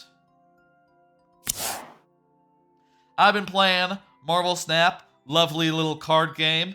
If you don't know Marvel Snap, I should probably have like a thing that explains what Marvel Snap is that I could just pull up that has like a no card sketch. But basically, it's a collectible card game from the guy what made Hearthstone, but now independent, Bren Brode. It's 6 turns. Every game is 6 turns and can be done in like 3 minutes or so. And both players play each turn at once and reveal their cards all at once. And there's a betting mechanism where you can do a snap. And what that basically does is it doubles the stakes, and the enemies can choose if they want to stay in or retreat. It's basic poker mechanics, right? You can snap once per game, and also at the end it doubles. Anyway, this week they've done a weird thing where they put in a imbalance pass for Valentine's Day, where a bunch of the characters, if you could put dashes between, it's fine, we'll find it. Where a bunch of characters will add like power to their other powers. Oh, 2 more things. One, there's 3 locations that you play cards at. You have to win 2 of 3 of them, and the locations have like random effects on them, which spice things up.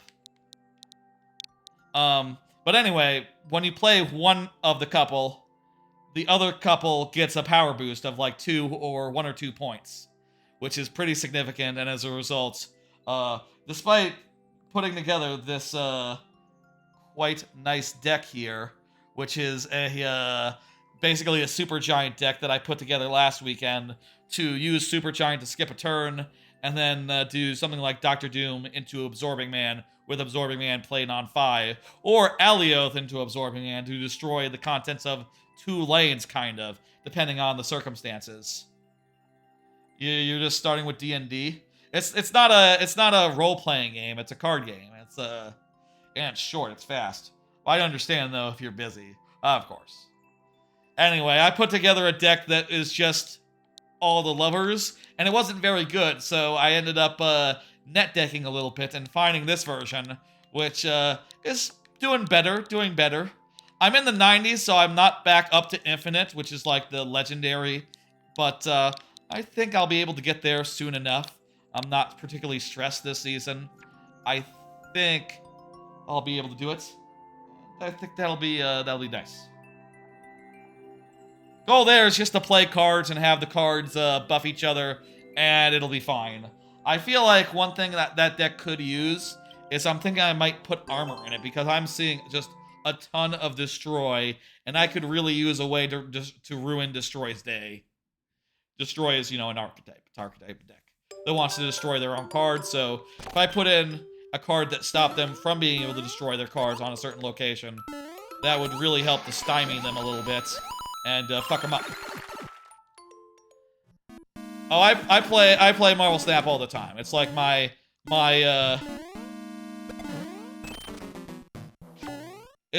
main live game these days. Play a bunch of it every day. Keep up with the quests and all.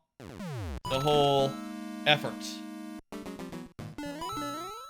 I don't see a Samos right now, so I'm gonna do sudden death, by the way. It is. It is very fun. Very well made again. Ben Brode knows how to make a card game, and he did a fucking fantastic job with this one.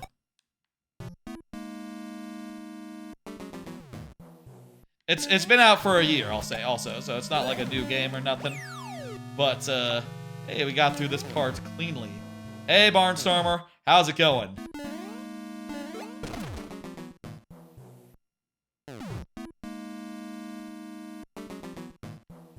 I'm missing something here. Oh, crap, I needed to ground pound on the thing. Okay, it's not over yet, though.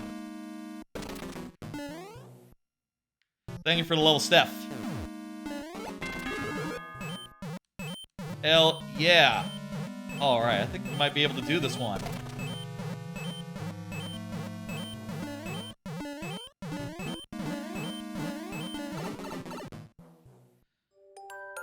Alright.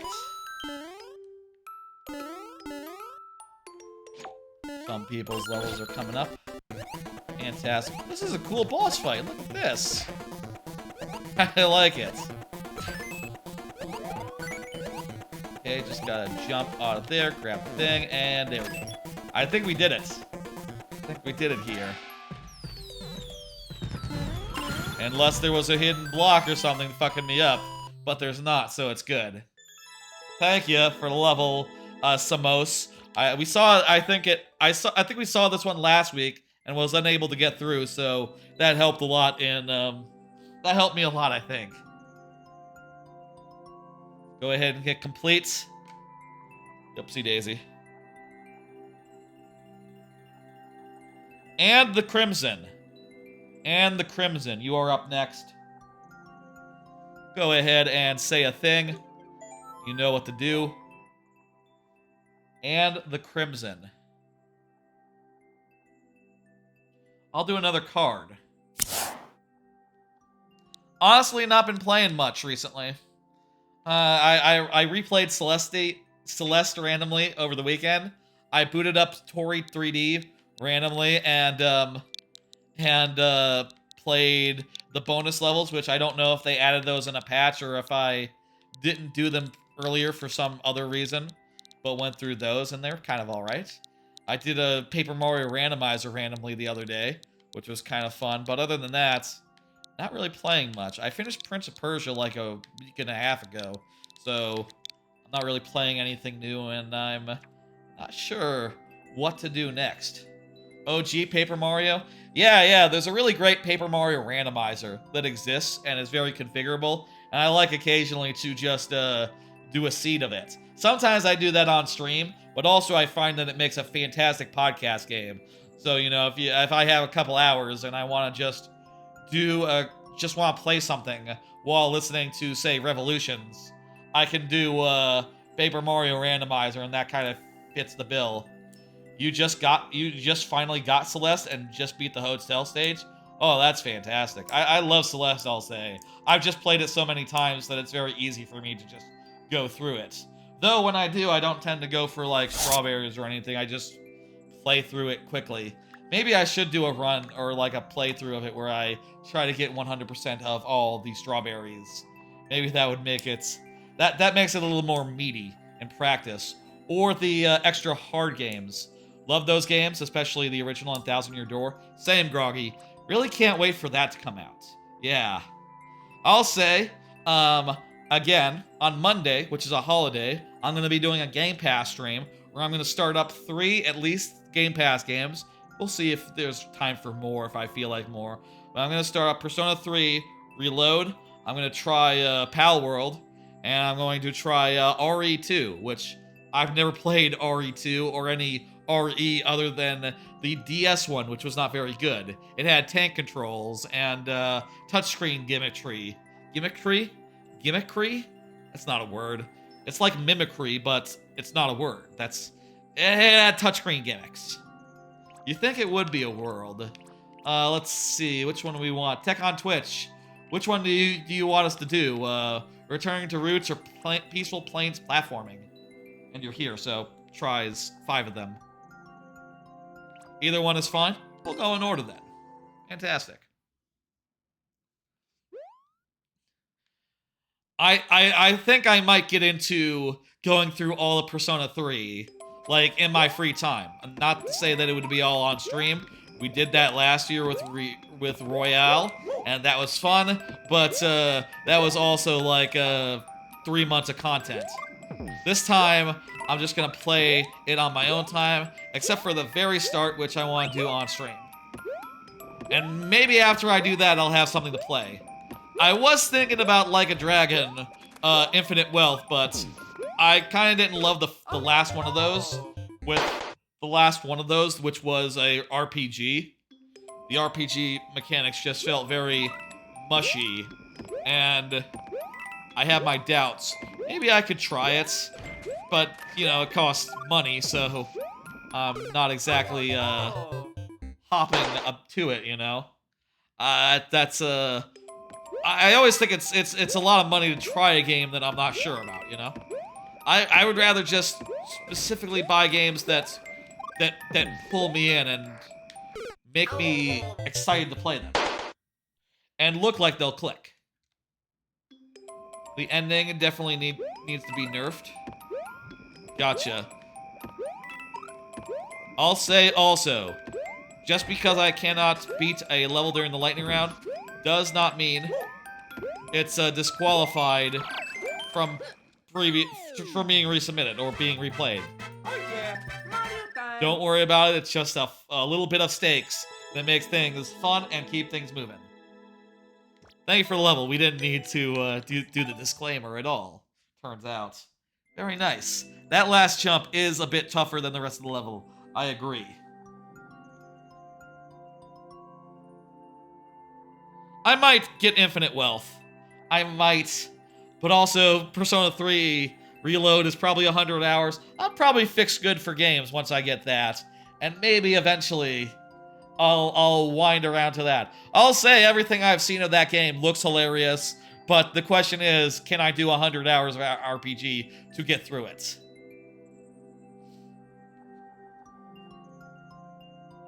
And the Crimson, you are up. I'm confused about the order of some of these levels. I feel like they were a little out of order. Didn't I say and the Crimson earlier? Maybe I was just reading the name earlier. No matter. I'm just gonna take it in the order that it comes to me. Yeah, that's odd. Whatever. Just gonna not worry about it. The bot can be a little weird sometimes. Maybe I misclicked. Maybe I misclicked or something. Disclaimer, disclaimer. And the Crimson, go ahead and confirm. You know what to do. Have a good day, Tech on Twitch. Yeah, have a good day, good night, all that business. I'll see. I don't see and the Crimson, so I'm gonna put in sudden death for now. I do another card. Been rewatching Breaking Bad very slowly. Just started season 2. I do a thing with my family, with my folks, where we rewatch shows like one day at a time, you know, like whenever I go for like a dinner over the weekend, we'll watch a couple episodes of a TV show, rewatch. We did things like The Office, we did Breaking Bad, Sopranos, quite a few other shows. We just finished Last Man on Earth, Seinfeld for a while. Next up, we're redoing Breaking Bad, and it's a damn good show. Really enjoying going through it again.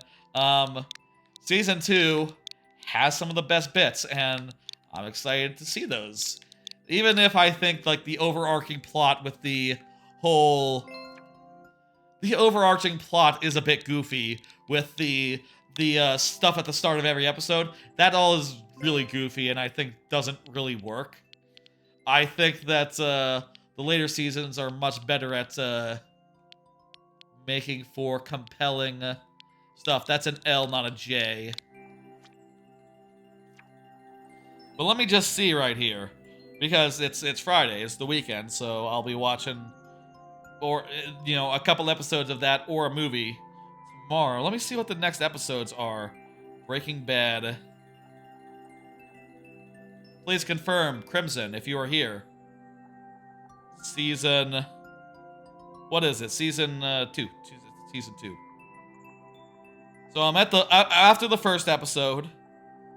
Probably we'll get through like 3 or 4. Better Call Saul is in the back half. It's gonna be like 7 episodes before we get to that one. I think that's my favorite. That might be my favorite episode of Breaking Bad. Better Call Saul. Just a damn good episode and one of the best examples of a self-contained episode where the stakes are set up at the beginning. It's all very creatively handled. You know, set up, established. They play with their ideas, and at the end, there's a really good bit of tomfoolery where everything just comes to a head and leaves you excited for what's to come. I don't know what's happening here.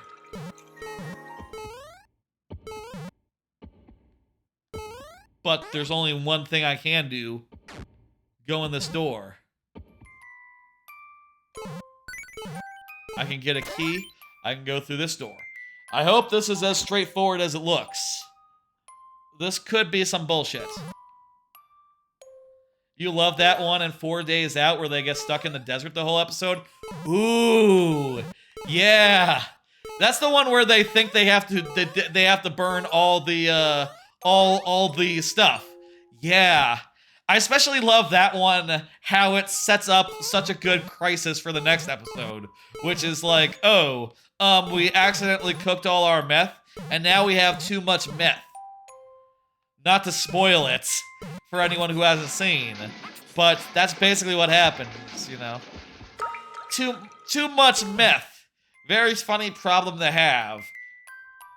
And results in some very important plot things happening. That's the thing I'll always say about Breaking Bad, is that every episode, where an episode starts and where it ends, the stakes are entirely different. What they're dealing with is entirely different. And you cannot predict it. You cannot predict where it's going to end up at the start of an episode. You can't predict where it's going to end up by the end of the episode, but at the start of the episode. I'll also say another show that's really good at that is Korra. I think Korra is also the same sort of... The plot keeps on moving fast enough where every episode, things have changed entirely by the next one. It's just a lovely way for a show to operate in general, let's say.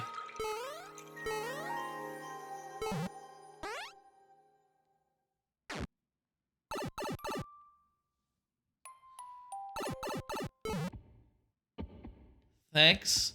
Looks like we reached the end. I think. Well, I think it looked nice. Hey, you know, I'm never gonna...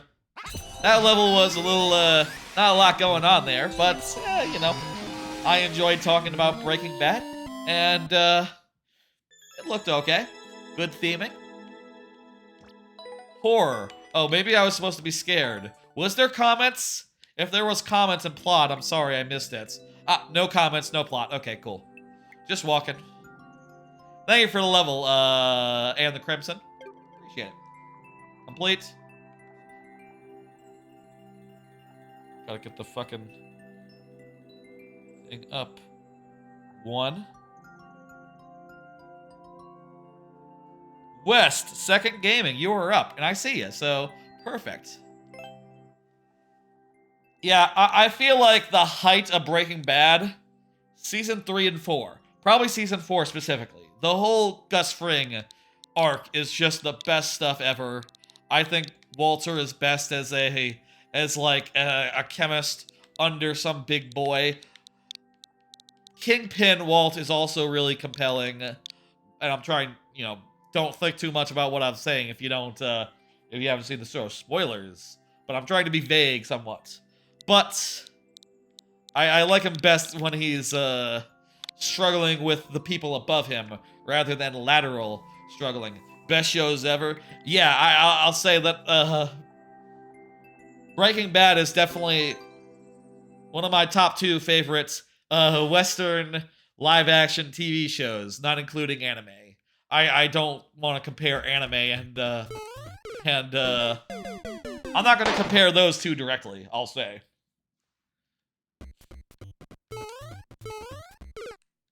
Something's... the second jump isn't what I think it is. I'll say other than that, other than Breaking Bad, Sopranos is also really high on my list. What's this? Sopranos is also like a masterpiece and my second favorite. Can I jump over this? It's tight. Woo!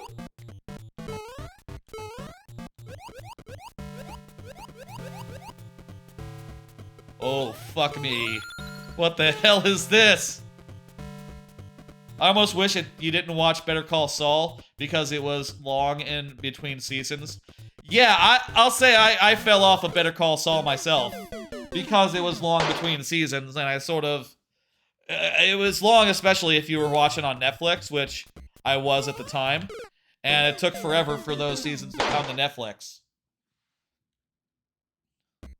That was also why I fell off Doctor Who, because at a certain point, it was taking years for series to come to streaming services. And also, I didn't care enough at that point to... I didn't care enough at that point to seek it out anymore.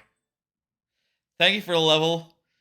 That last jump, I hope that was that the last jump? This is 22nd level, so yeah.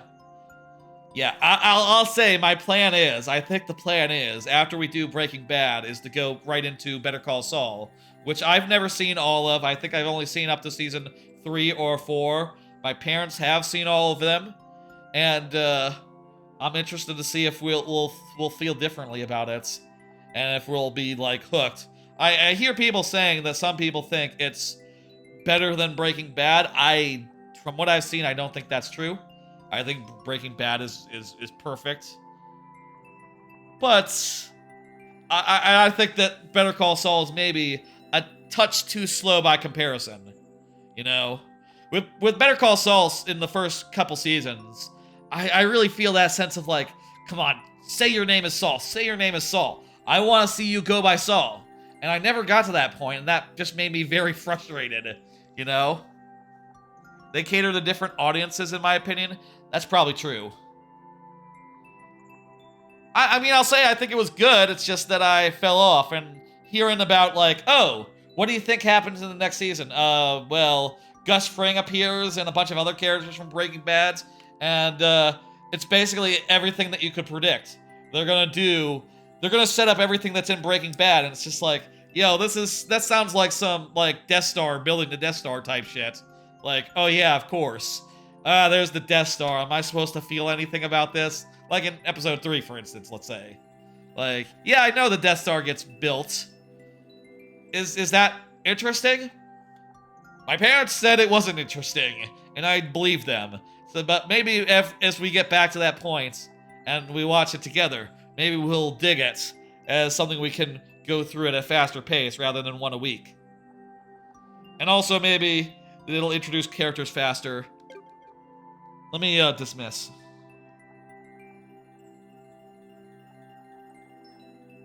Next up is Groggy P, who is here.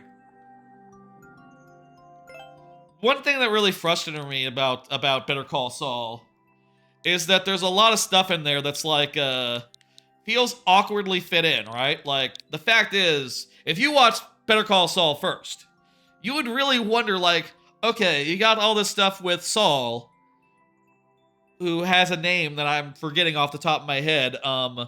What is his name? What's his real name? Government name, the one that he goes by in Better Call Saul. You got his stuff, and you also have the Mike Ehrmantraut parts. And at least in the 3 or 4 seasons I saw, they don't really intersect that much. They're just like 2 entirely different shows. Jimmy McGill, that's it. They're just 2 entirely different shows. Good name, actually. They're just 2 entirely different shows that barely cross over whenever, from time to time. Which, you know, it isn't how I would do it. I feel like if you're in a show, you should be nearly as important.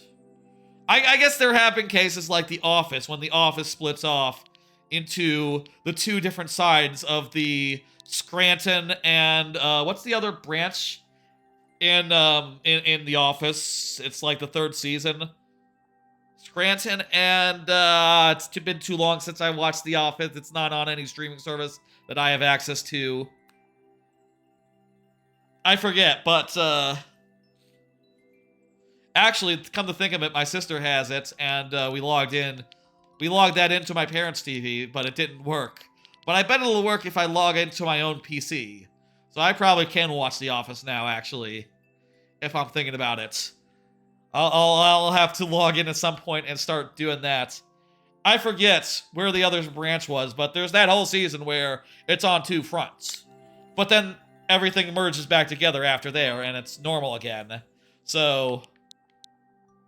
Oh, these are out of order. And it's all wrong. G8Q. There we go. That part was the part that really frustrated me about Better Call Saul. Just from a structural perspective. I understand it's a prequel and you have to have the characters from the original show, but it just feels a little bit too much like fan service. To be like, okay, well, we all know which characters are important here, right? So, we're gonna make sure that they have an appropriate role. It starts branching into its own narrative. I mean, I like all the characters that are unique to it, right? Like, I think the stuff with Jimmy's brother is pretty goddamn good. I think the stuff with, what's her name? Jimmy's love interest is really cool. Like, you watching that, you really wonder, and you get a big sense of, like, what the hell happened there? Why come they split up? And, I guess I'll say that it's cool that there are answers waiting for me. And, surely I'll, look into it. That's why people say it's better. 1, 2. Perfect. What? This must be a case where we go into this room and something's on that block. Froggy P, what are we missing here? This is a puzzle level? This is a puzzle level, obviously.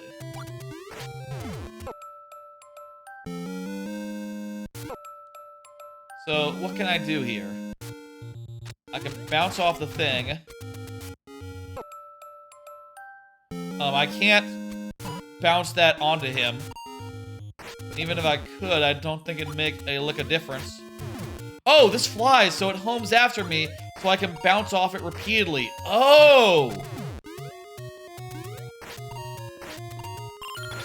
Wow, that's a new one. That's a new interaction. I like after, you know, years and years of Mario Maker, years and years, and hundreds, thousands of hours of playing Mario Maker, there's still entirely novel combinations of elements for me to see. That is just a lovely thing.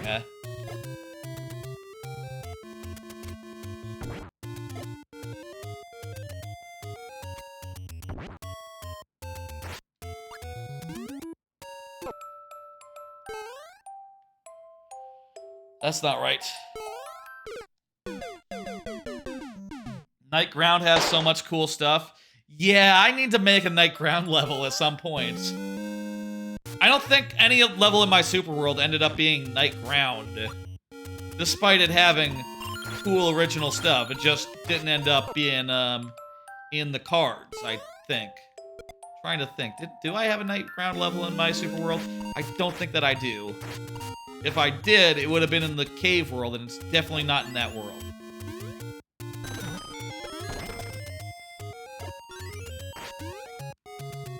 If it's too precise, there's another way. Oh! Wait. Something like... Will the bomb explode if it's like this? Maybe I can space it out just perfectly. There we go. Okay, we need to guide.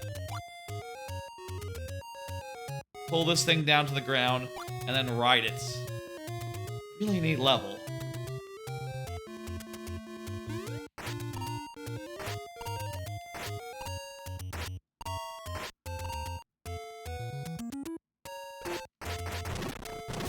Anyway, Breaking Bad, hell of a show. I'm sure I'll be talking about it as I get deeper and deeper into it. Expect that as I do. Expect to hear more about that as we go. How about another card? Looking forward to the Haikyuu movie, but released in America. It came out in Japan. One of my favorites, one of my favorite anime, and probably the best sports anime that there is. My favorites, that is, has an anime movie coming out, and it's out now in Japan, so we'll see when it comes out in America. I'm definitely super looking forward to that.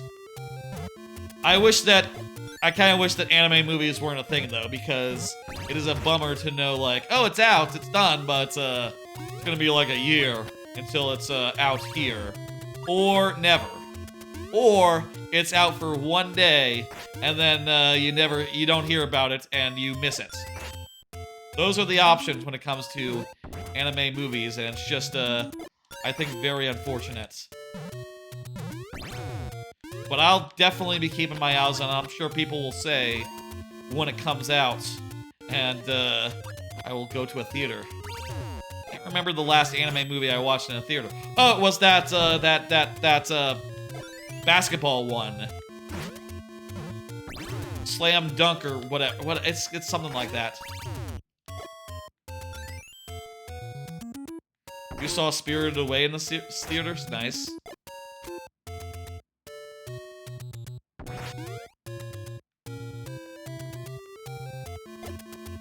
I think we can do like a double arrow. 2 arrows. And have them hit one after the other.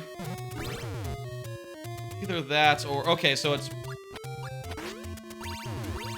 Yeah, okay. I was thinking about going the lower way, but I just noticed it was blocked off. There's also some other movies that have come out in Japan, but I don't know if they have any hide nor hair of them in America. There was that, damn it. Oh well, we got this one now. There was the Rascal movie. You know, there were 2 additional Rascal movies that came out in Japan, and the last Rascal movie was fantastic. One of the best anime movies that there's been, so the fact that there's a second and a third movie out that follow on from the TV show, which, by the way, very good anime as well. I'm endlessly frustrated that I have no idea when I'll be able to watch that, or if it'll even come to theaters at all, or if it'll just appear one day on a streaming service. I wish that they could just appear the first day. You don't watch that much anime, but you enjoy some of the films out there. I guess that's just a good way of doing it, you know?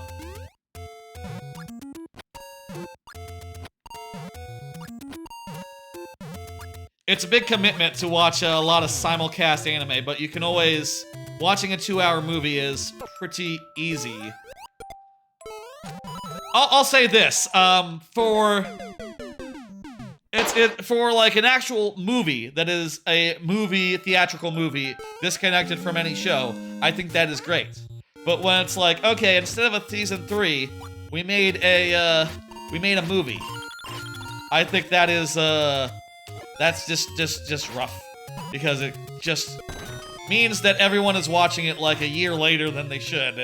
And also they have to pay extra money instead of just getting it through Crunchyroll. Ah, this is the way that you mentioned. Oh, that makes sense. Obviously, Miyazaki movies can be very good. I started rewatching Miyazaki movies like late last year, and got a good ways in. Maybe like 5 or 6 of them in.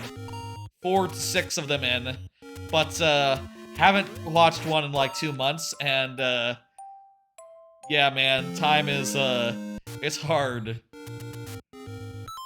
Hard. What brightness contrast settings do y'all use for monitors? Oh, I thought that was gonna be a card about the last card is sort of relevant, so I figured like, let me trigger that now. Maybe it's the last card. This, I'll say, brightness contrast, I've noticed recently because I've been working, you know, out of the office, and the office has these great big windows that let a lot of light in, and those can be quite bad for glare. So I've started doing a thing every day where I sit down at a random desk because it's not assigned seating. It's like, oh, come as can catch, you know, it's hot seats or whatever. First thing I do now, or one of the things I try to do as I'm sitting down, one of the things I try to do is to, I've never seen Eureka 7, no. A lot of old shows I haven't seen. I only started like getting heavy hardcore into anime like in around 2016. So as far as being a completionist, that's where it starts. I did watch a good amount of older shows like around the time, but mostly from like the last 5-10 years before that. And longer shows are harder to get into for me. What was I saying? So when I sit down, I set the contrast and brightness of the monitors up from like a default of 70 to 100, and I think that makes them a lot more sharp and a lot more easy to read. And I noticed that I hadn't done that on my actual monitors here, and I did that as well, and probably makes them brighter and sharper. And I also turned up the brightness on my new laptop, which, again, cool thing. Hey, Dark Cracker, how's it going? I just got a new laptop. That's one of the things that's going on. That is one of the things that is up, if you're wondering. There are multiple things that are up.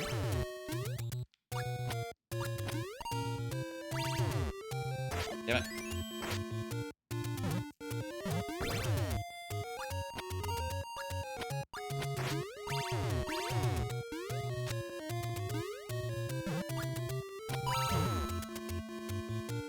Fuck. Do you do Super Worlds? I do them one level at a time. You can see that there's 5 other levels in the queue.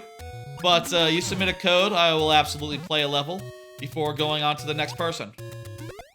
And you can always resubmit. Though, I do believe we are getting to the end of the stream. So, that's something.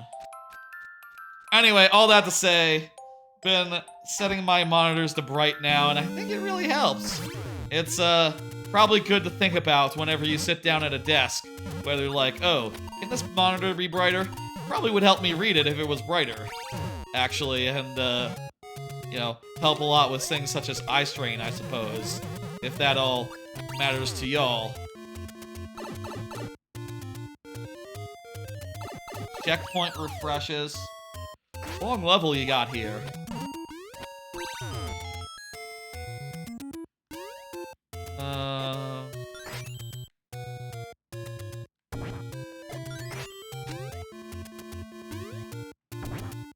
Huh.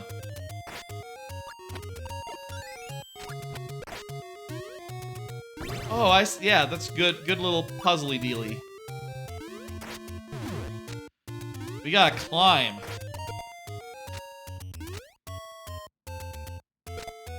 How about we do this? Oh. That didn't quite work out. But we could get rid of one, and then climb the other if I don't lose my power-up.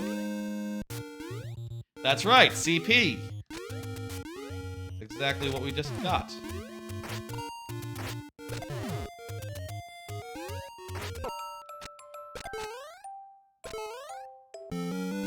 I'll say, do another card here. Been over on the new job over a month now. I think it's going quite well. Been working a hybrid schedule. 2 days from home, 2 days in office. I've found it quite easy so far to manage the balance the stream stuff and, you know, work stuff. I was a little worried being in office 3 days a week that it'd be harder to start a stream or to, you know, to do a stream at a good, reasonable time, but honestly, it's kind of surprising. I don't know if this is just like my particular office, but everyone leaves the office around 4 o'clock. So it's actually been easier than it was at the previous gig to get to, like, uh-oh. It's actually been easier to get home and, you know, get ready to start a stream after work. Like, people leave in order to beat the traffic and to, you know, and such. And it's actually quite... I'm actually, like, quite pleased at how that all works out, and means that, yeah, no, it's just same as before, kinda, where at the end of a workday, I have plenty of time to do, like, an 8 p.m. stream on a regular day, and on a work-from-home day, a 6 p.m. stream is still the same, still quite doable as before. Shit. You have a hybrid workplace as well, it's awesome. Yeah, I mean, I'll say, I was working from home for the last couple years after the pandemic started, and I'll say, like, I do find the hybrid thing is working. It is working well enough, honestly. Like, maybe it's just me being new and all, but I am finding a lot of times where it is very helpful to have people on hand to talk through, to just pull into a room and do a quick meeting for. And it's nice to see people in person again. I guess I'll say I think I'm liking the hybrid schedule more than I thought I would. You know, I wouldn't have minded just pure work from home. In fact, might have preferred that even. But it's working out. And I can't complain because it's been just very nice getting the feel of things, getting into the swing, you know, getting into the swing of things and such.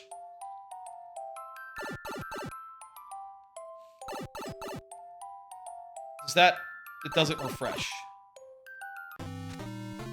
Is there a... something that I can get? You know what, we did get a checkpoint, so that refreshed our dudes. But I think we have to lose this one.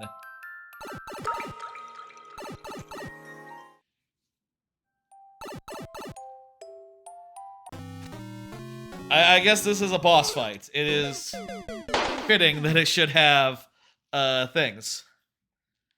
Anyway, I've been going well, getting the feel of things. I do feel like I'm contributing, and you know, it's nice to have, you know, to try things out and to bring, you know, to talk things over with other colleagues who are mostly co-located or who are co-located, so it's easy to coordinate and all. My last job, most of the team I was working with was like halfway around the world, so it was basically impossible to coordinate. You know, anytime I would need something from someone else, it would be like a whole day of waiting, or just contorting of schedules, which was I hated. I didn't like that at all. Things are good.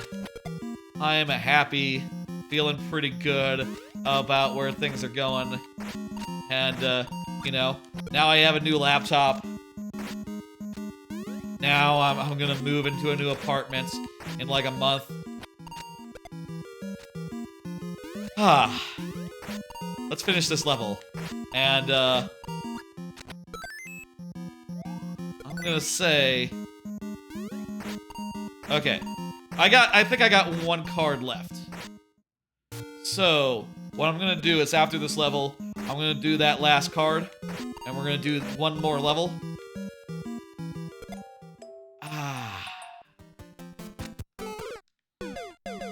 I'll do the last card now, hey. It's nice to see another face once in a while. It kind of is, yeah. And I think I'm pretty good at like you know, a dumbass conversation. You know, I'm good at talking to people. That is kind of fun to talk to people. What is streaming but talking to people? I've maybe got the knack of it. It's I do wonder if like, yeah, well, being able to like at some level, right? It's almost convenient to be able to like, okay, well, I'm gonna talk about my laptop on the stream, right? So, yeah, I'm gonna go to my coworkers and just tell them about it, and in a way, that's sort of like practice for the stream. Is telling my dumbass stories to them first, and seeing how that goes over. Mind you, that's all sanitized, you know, for you know, appropriate for work. And I don't mention that I stream in the office. Like, no, mum's the word. I don't want anything to, like... I don't want it to, like, cross over, to be weird, or for, you know, anything that I do to be an issue as far as, you know, what I say is my business, and I don't want no one, you know, online, on stream. I don't want anyone butting in on that bit weird. I do believe that is the best way to go about it, to keep that shit, separated. And I'm not giving any detail as far as, like, what the company is, what they do, industry, specific technology I'm working with. That's all confidential.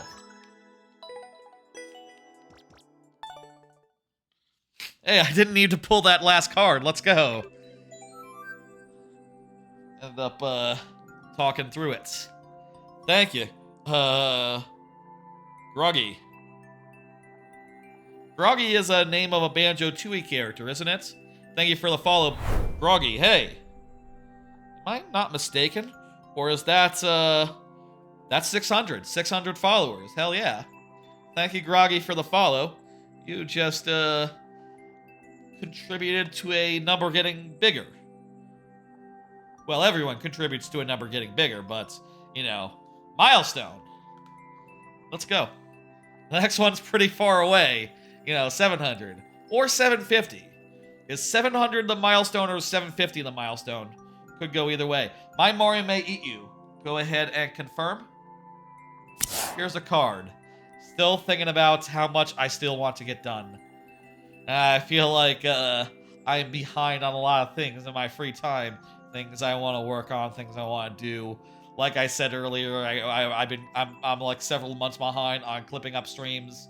I want to get up to the point where I basically am just dealing with new streams rather than trying to catch up on multiple months of old streams. And turns out clipping streams is work, and some nights I just don't want to do.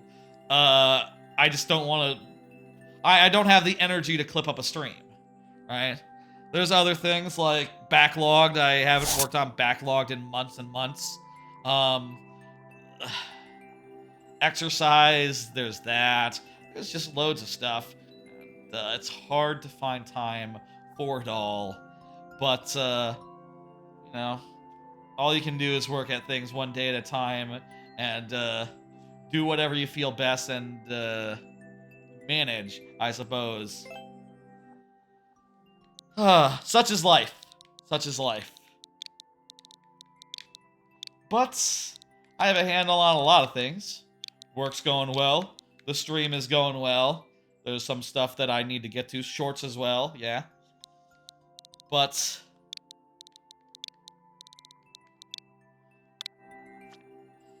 overall, feeling pretty good. Even if, like, there's so much stuff that's in my backlog that's just, makes me feel like a whole mountain of work is just awaiting me whenever I get around to it. Self-imposed work, I know, but work nonetheless. You know, it's still work. Simple is best. 1% for simple is best. How can this be? Let's see simple is best. My Mario, Please confirm if you're here. We'll do the level. Also, I'll say, hey, that was the last card, and on account of that, I will be closing the queue after this level. Well, not after this level. I'm going to go to last calls. I'm going to play some of my own levels. Oh, wow. Okay, I see how this operates. We got to time it such that we are... And I fucked up the second. Damn it. Fuck. We have to spin off the thing and jump just so that we get over the bullet bill and land on it. But I didn't do it. My Mario, speak up now if you want. And I'll give you 3 more lives, as is the way of Lightning Round. You know. But you have to be present. I'll say, let me do a quick plug for the upcoming streams this weekend. This weekend, got a special stream planned because it's a 3-day weekend. I'm gonna do a Monday stream. Did I change that from Thursday to Monday? Or did I just change the date? Yeah, I did change it to Monday. Good. Okay, I'm just making sure. On Monday, I'm gonna do a big Game Pass stream. Persona 3 Reload, Pal World, and RE2 are planned as 3 games I definitely want to hit. And I'm thinking maybe just those 3 games.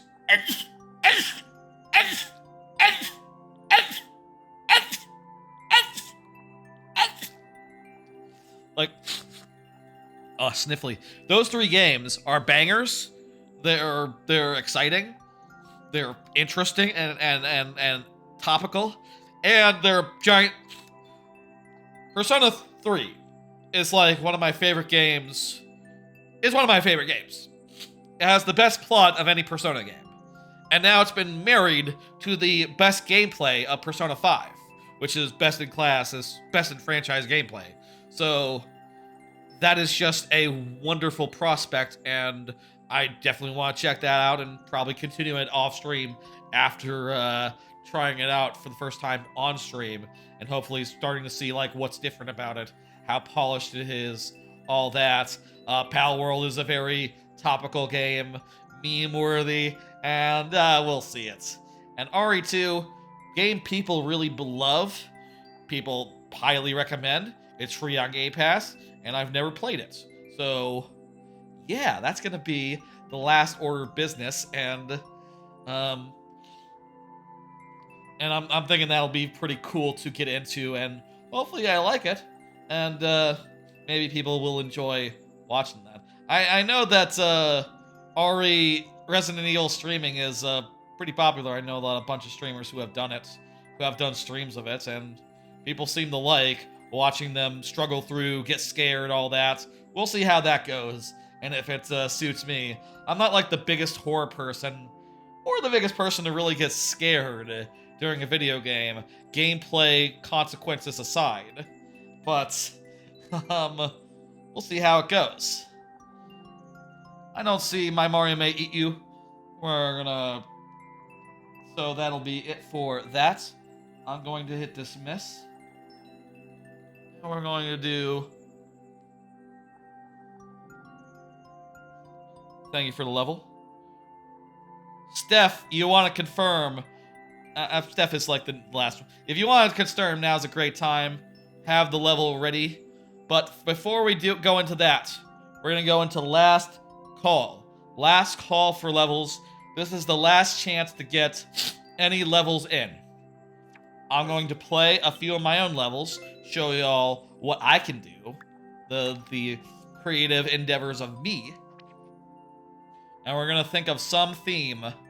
Some theme. Let's see, like, what's good? I don't know. What the fuck? Laptops. We talked about laptops, Breaking Bad.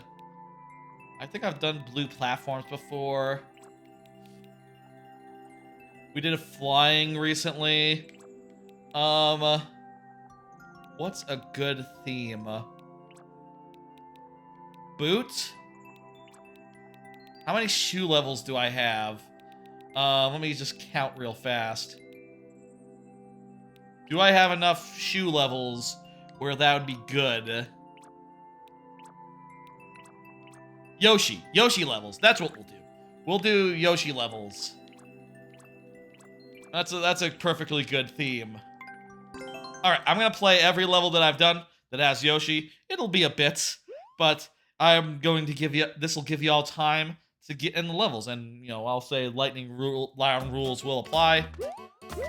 But I know these levels really well. They're traditional style. This is the first one I did in Mario Maker 2 that had Yoshi in it. A sky level where I tried to use the theme to make like a sky garden type thing with like various plants and all, as well as some nice swinging. This was like 3 days or 4 days after the game came out, after Mario Maker came out, and I wanted to toy around with the new things, and toy around I did. Now I see that coin trail. It's not really regulation. There's a non-regulation coin trail. That's I say non-regulation. I like all my coin arrows to look the same now, and in this case, it's slightly too short. But like just slightly, so it's not a big deal. It just irks me. See, I feel like this arrow should be 1 coin long, just based on how I've done coins since then. That was fun building this level around like dodging all these guys, and of course you can fireball them as well. With this, they're set up so that they always spawn in the same and end up forming the same pattern, which I think is nice. Consistency in enemy patterns is a nice thing, and it's kind of hard to do in Mario Maker because enemies start based on when they spawn, so they kind of have to be like vertically positioned for it to work. For the next Mario Maker, I think it'd be great if they made it so that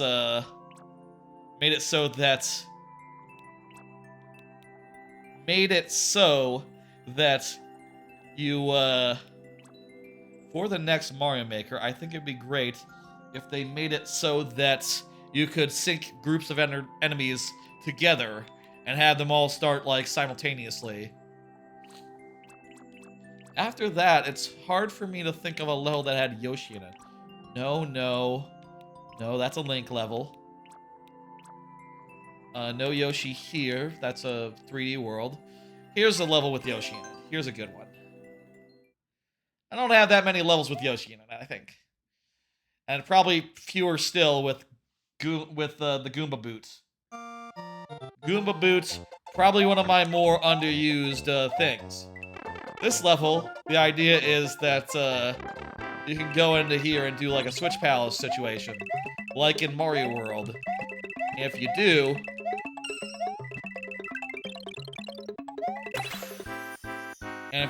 it sets a bunch of on-offs in the way that Mario World does, where they make jumps shorter or longer or easier. I also hid to the left here a secret, much in the way that Espresso is hidden in Snow Barrel Alley, or the other one. I forget. Yes, I agree. This Barnstorm Horror says that's a good idea.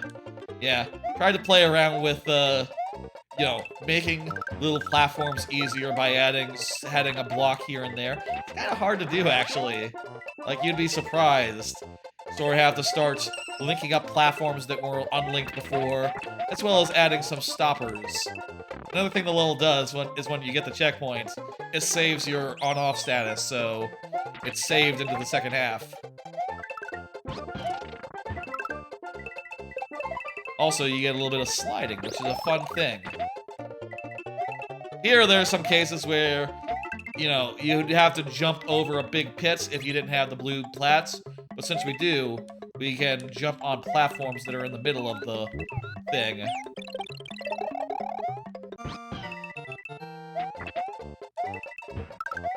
And you can see there a bunch of small platforms became one large platform. and this one became a thing that you jump to a thing that you platform above and over, which I think is a neat trick. This level, I think, is worth playing both ways. We will not play it both ways. I think you get it. You know. Maybe we should have played it the hard way, but it's easier to show if we do it the easy way. Let's see. I think that was it for Yoshi as far as the non-Super World levels go. Meanwhile, in the Super World... No Yoshi. What was the first Yoshi in my Super World? Cape, Spike Hat, no Yoshi there. This is a Goomba shoe level. First Yoshi wasn't Bomb Bomb Boonies. Was it Frigid Forget? I guess the thing about Yoshi, which is weird, is that Yoshi can only be in half the levels. You know, it can only be in World and, you know, New You. So any level that's neither of those things can't have a Yoshi.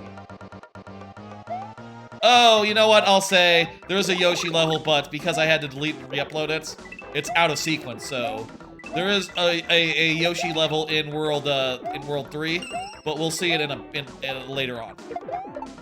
Here's the first red Yoshi level.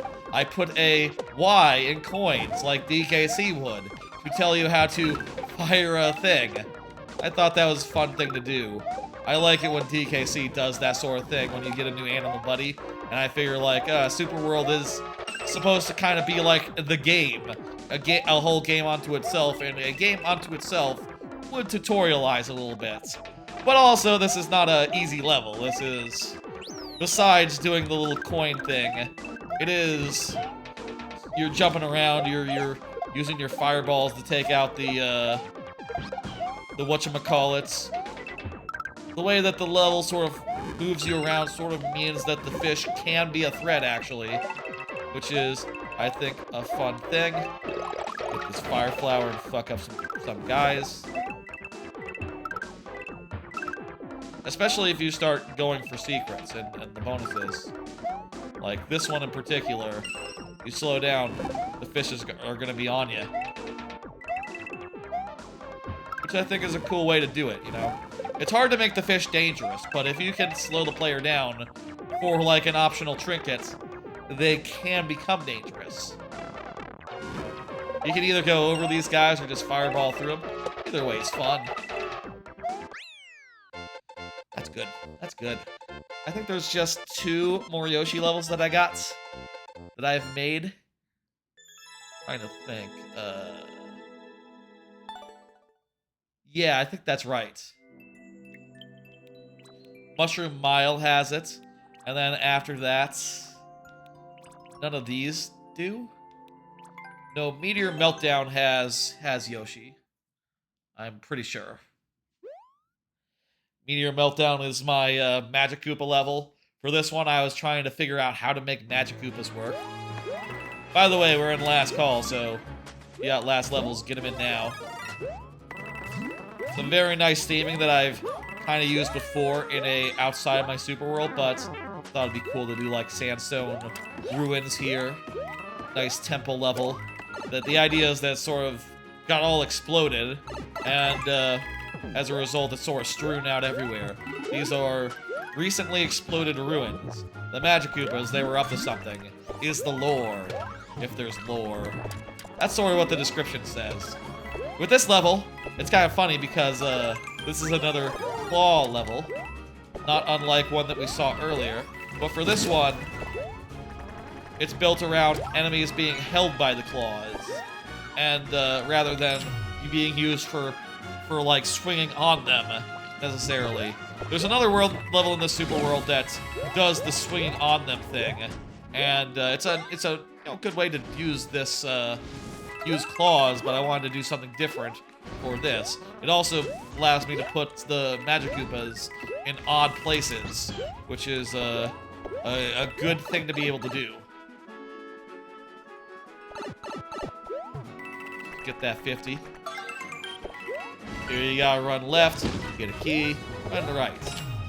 I think a lot when I'm making a level about how to direct the player, how to path the player. The word I use actually is, and you know, you might hear me saying it now and again, oftentimes, is route the player. Trying to make the player take interesting paths to get where they're going, I think is a big part of making for an interesting progression. An interesting traditional deal. Mario time.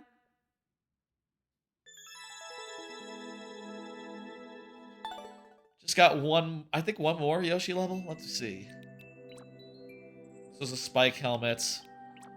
These are, don't have it. Nope. This is, oh, there is a Yoshi at the end of Koopaverse 5. We'll do that then as well. Okay, we'll end on that. A smokestack attack, half Yoshi level. The idea here was to very much be like in the manner of, this is very much my take on, Squawk Shaft from DKC 2.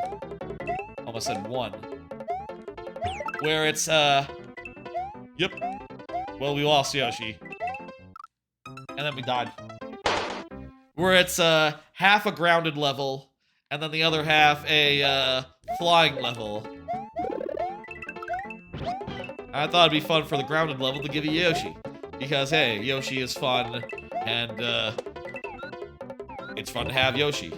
This level also has some guys who you can, you know, eat up and get fireballs, which is a good thing to be able to do. Especially because it helps you kill, like, guys like that. Oops. Sorry, Yoshi. Got scared there. One thing that's always good about Yoshi, you can always jump off him, and it's fine. Here's a Yoshi gate. You can't get up those vines with Yoshi, as far as I know. If that's not true, tell me how you do it, because I'm pretty sure there's no way. They know so many glitches for this game, but most of them are in the maker, so probably no way, right? No way that I would know of. And this is just a very simple flying level. Fly upward. You go through these, like, smokestacks. I figured out for the second half that I could just make the smokestacks protruding out of clouds, and I wouldn't have to worry about the logic of, like, oh, do these smokestacks go all the way down? How come they go behind the clouds and then they're not there? Don't worry about it. It doesn't really matter. And like a DKC level where if you zoom out, it doesn't make sense.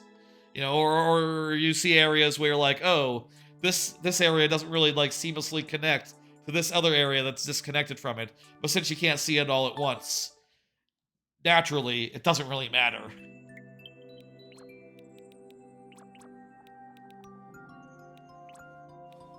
One last Yoshi level that I've done in my time in Mario Maker 2. I believe this is the last one. I don't think I missed any. If I did, there's probably too many of them. Well, you know, hey, there's probably not too many of them, but I could do another Yoshi level, but I don't think there is one. This level is the big finale, sort of my Super World, but in World 7 specifically. I'm sort of pitching World 8 as a Lost World type situation. It's literally called Bonus Biome, is the name of the 8th world. So this is sort of your big final showdown, and you won't see any Yoshi for a bit. Yoshi is sort of a thing that'll come later on. I'm starting a new level, but damn it. You can see here that I decided I wanted to do some more with the Koopalings. I only had them appear once elsewhere in the Super World in one level that was very short. So I decided to build a whole level where they would appear and be defeatable in one go, which I think was a fun thing to be able to do. And you don't have to kill them. Case in point, we're just gonna go right over these guys. Also some neat shortcuts you can take, like, check this out.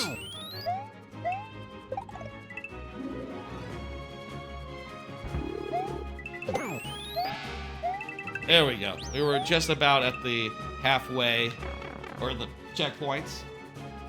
This is a quite unique thing. It's a two-phase boss fight with a checkpoint in the middle. Bowser is running around up there. You sort of have to go over him repeatedly to make it to the other side, and hit a switch, drop down to the next level. Rinse, repeat until you're down to the bottom. The idea here was very much was inspired by Baron K. Rulenstein from DKC3, where a lot of that fight is just crossing him. It's just going under him repeatedly until you get to the last phase, where it's sort of like that, but you throw projectiles more often at him, which is also the case here. Here, the last one of these, you have to go left and right. First, to hit a P-switch, and then to race back. Finally, a checkpoint. There's like a... Hey, Anne the Crimson. You came back at just the perfect time. Your level, we played it. I forget what happened to it, but you can absolutely resubmit it now. We are in last calls. There's a Bowser behind some blocks, so that when you pass through by the checkpoint, it doesn't spawn, but when you spawn from the checkpoint, he will spawn, and there'll be a different Bowser that you can fight in this final sequence, where you have to go left and right and kick shells. This level, I think, does need a little more iteration, and maybe just to be taken a touch down, because I think people do still find it frustrating. Also, there's some issues with it. But one of the biggest things I added was, Yoshi. Thank you for the level.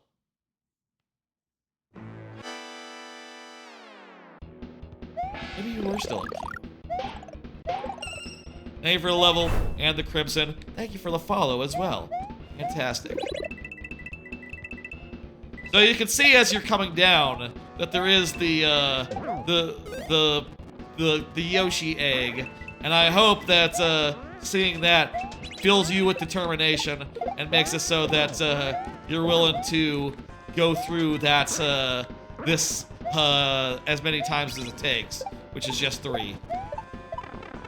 The more shells you hit into him during this phase, there's also some things you can get. The more shells you hit into him, obviously, the easier it's going to be on the final bit. But once you get this Yoshi,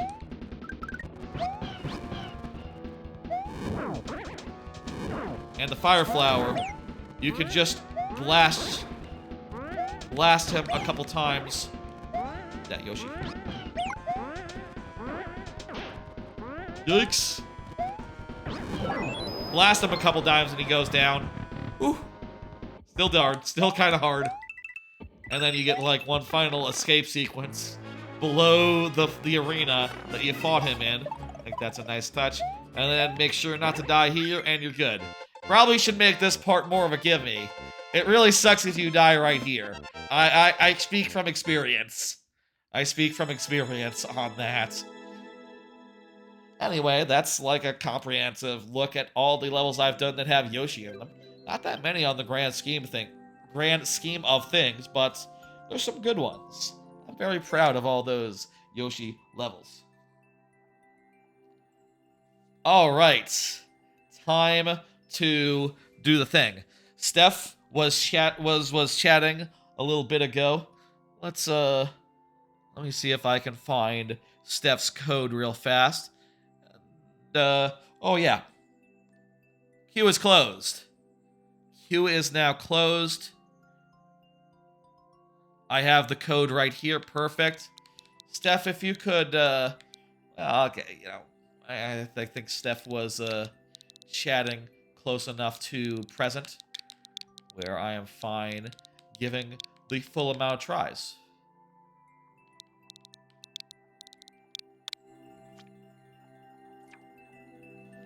Let's do it. Well, Steph hasn't chatted since I did the confirm thing. You know, by the rules, we have to do sudden death. But Steph, if you do want to speak up, now is the time. And if you do, I will convert you over instantly. This level doesn't look too bad though. I say too bad. It doesn't look too hard though. We'll be able to do it. We just have to be careful. Just have to take our time.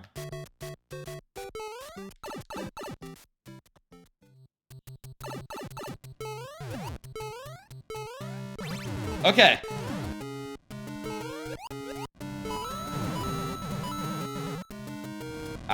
You know.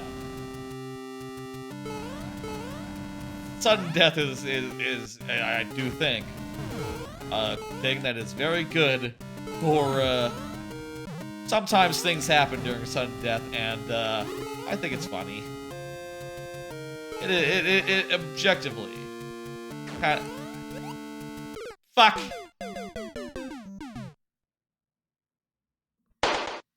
Thank you for the level. If you want to confirm, now is the time to do so. Meanwhile, let me just check who's next. Barnstormer, you're up next, so if you want to confirm, now's a fantastic time to... Unless Steph is here, I will, we'll move on. Let's do that. Thank you, Steph, for the level. Wasn't able to do it this time. Feel free to resubmit it another time. Doesn't look that hard, actually. I think you'll find someone who clears it soon enough. Barnstormer, you are up. Go ahead and pop that code in. Jeez, this has been a 5-hour stream, hasn't it? Longer stream than usual. Are we even... Is that 5 hours? Yeah, like 5 hours. Long stream, but kind of had a lot to talk about.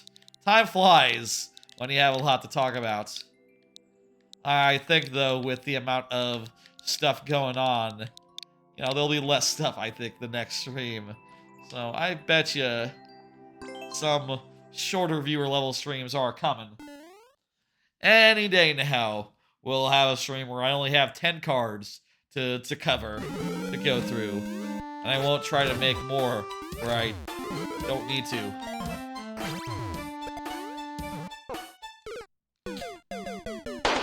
What is this music? Let me see, what does this say? Dragon Warrior. Ah. Never played Dragon Warrior, so I can't speak to that.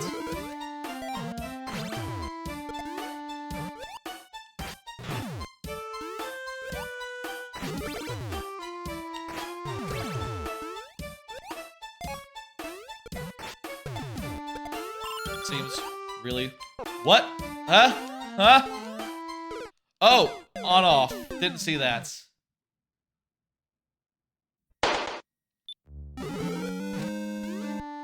We're getting it. We're getting it.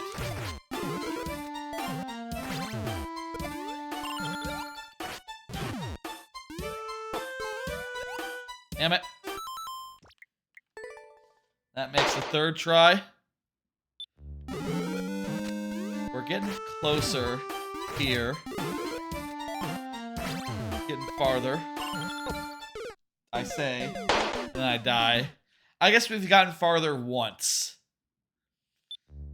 But once is all you need to finish up. Nope. Oh. That was a close call.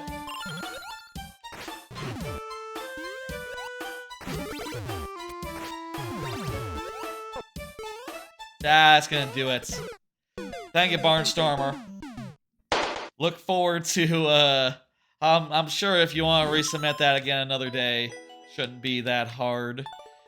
Not bad for a lightning round. Yeah, we had 5 really good tries.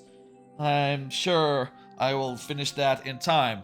If you want, you know, continue submitting that, or if you have other levels, that's fine too. I don't, you know, y'all can give me whatever levels you feel like. As many times as you fancy. Dark Cracker, you are up.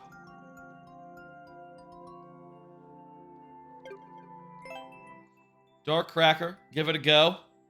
And we'll see what happens.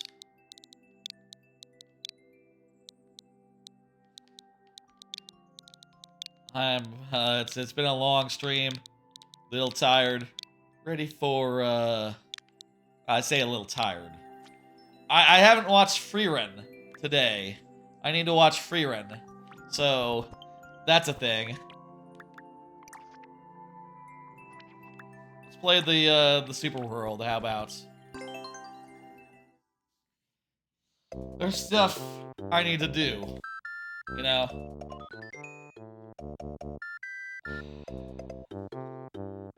I'm gonna take a drink, and then we'll start the level.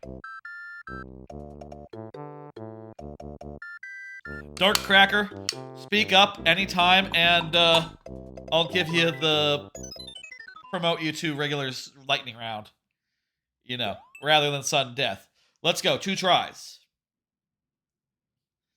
We gotta start, you know, get things moving. Oh, what the hell. This looks like a whole... Ooh. Oh, actually, it's not that bad. It's not that bad at all. Hey. I didn't look at the clear rate. What was the clear rate? Oh, well, fuck. It's a super world. You don't get the clear rate. This is all very doable. First try. Thank you, Dark Cracker. I'm gonna hit complete. We're gonna get the last level of tonight up. And the Crimson. You're up. Go ahead and confirm. You just submitted this level not so recently. The wait time is a lot better now than it was like 4 hours ago, I guess. You know, when it all gets down to it, it's and the lightning round churns through the queue, it gets a little more tolerable, I reckon. Hey, and the Crimson. My apologies in advance. Oh, don't worry about it. Let's see what you got here. Code or a level? Bad music level. Let's see. Oh, and yeah, 5 lives.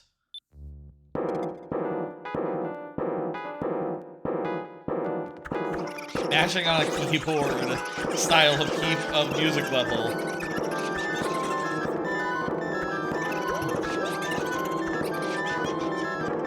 I don't think I've ever seen someone just do a complete cacophony for a music level. Like, just noise. It's just noise. Random noise. Okay. That's pretty good trick right there. Pretty good trap right there. Didn't get me, though. I say right before I fall into a different trap. Nope, no trap. Everything's normal. First try, let's go. That was first try, right? Yep, first try. Thank you for the level. That was something. That was something. I don't think I've ever seen a music level quite like that. And for that, I give you my, and for that, I commend you. How about that? Complete.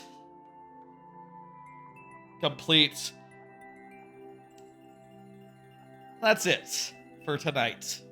That's the last level. Let's go ahead and just get rid of all this then. The stream is basically over. Hey. That's gonna do it for this here stream. Here's the schedule. I'll be back on Monday for a Game Pass stream. That's gonna have me trying out Persona 3 Reload, the remake of Persona 3, Pal World, and RE2. I'm gonna say those are the 3. I'm thinking those will be the only 3. Usually with Game Pass streams, they're a little more off the wall, a little more random. But I am thinking, let's just do those 3. And since they are all bangers or popular games or like you know, there's no hopers in there. That'll be on Monday. I'm going to start it at 1 p.m. Central and go until, like, maybe the evening. So, like, I don't know, half the day. Like, not like 10 hours probably, but maybe like 6 to 8, I would guess. Probably like 6 to 8. Persona 3 is pretty slow and slow to start, so we'll see how that goes, how much it makes sense to play. I'm just going to follow my gut on that. After that, Skyward Sword will be on Tuesday. And I'll be replaying Skyward Sword HD. I've gotten to the part where it's a bunch of bullshit before the last dungeon, so that's not good. I'm gonna have to do the start where the forest gets flooded, and that sucks. And there's also the part where you do volcano stealth. That one I remember being good, and I don't remember the third bullshit thing that you do before the last dungeon, so yeah, there's probably like 12 steps I'm forgetting as well. I don't expect to get to the dungeon next Skyward Sword stream. I expect that to be like the Triforce Hunt with Wind Waker, where it's just 3 hours of busy work and no dungeon. But that'll be Tuesday. Come by if you like. After that, viewer levels on Friday, as normal, 6 p.m. Central, as it is every week. And then in a few weeks, it'll be Banjo-Tooie all in one go, March 3rd. Look for that on a Sunday. Alright, that's gonna do it. I'm gonna go ahead and put in a raid. Let me see who is online.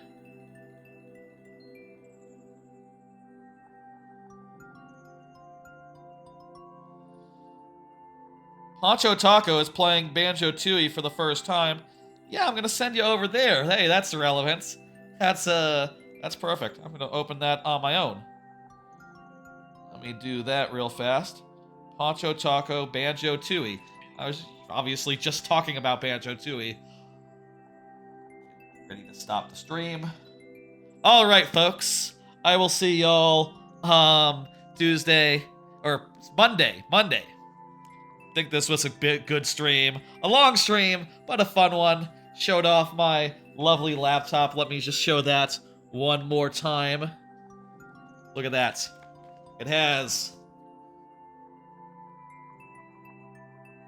2 screens. It's very cool. And it's very thought through as well. Put that back on there. Put the keyboard back on. Seal it back up. Too bad about the viewer bot not working properly with the Japanese names. I'll troubleshoot that later. I'll see y'all on Monday, then Tuesday, and then Friday. Monday, Game Pass, Persona, Pal World, RE2. Monday, see you then. Bye!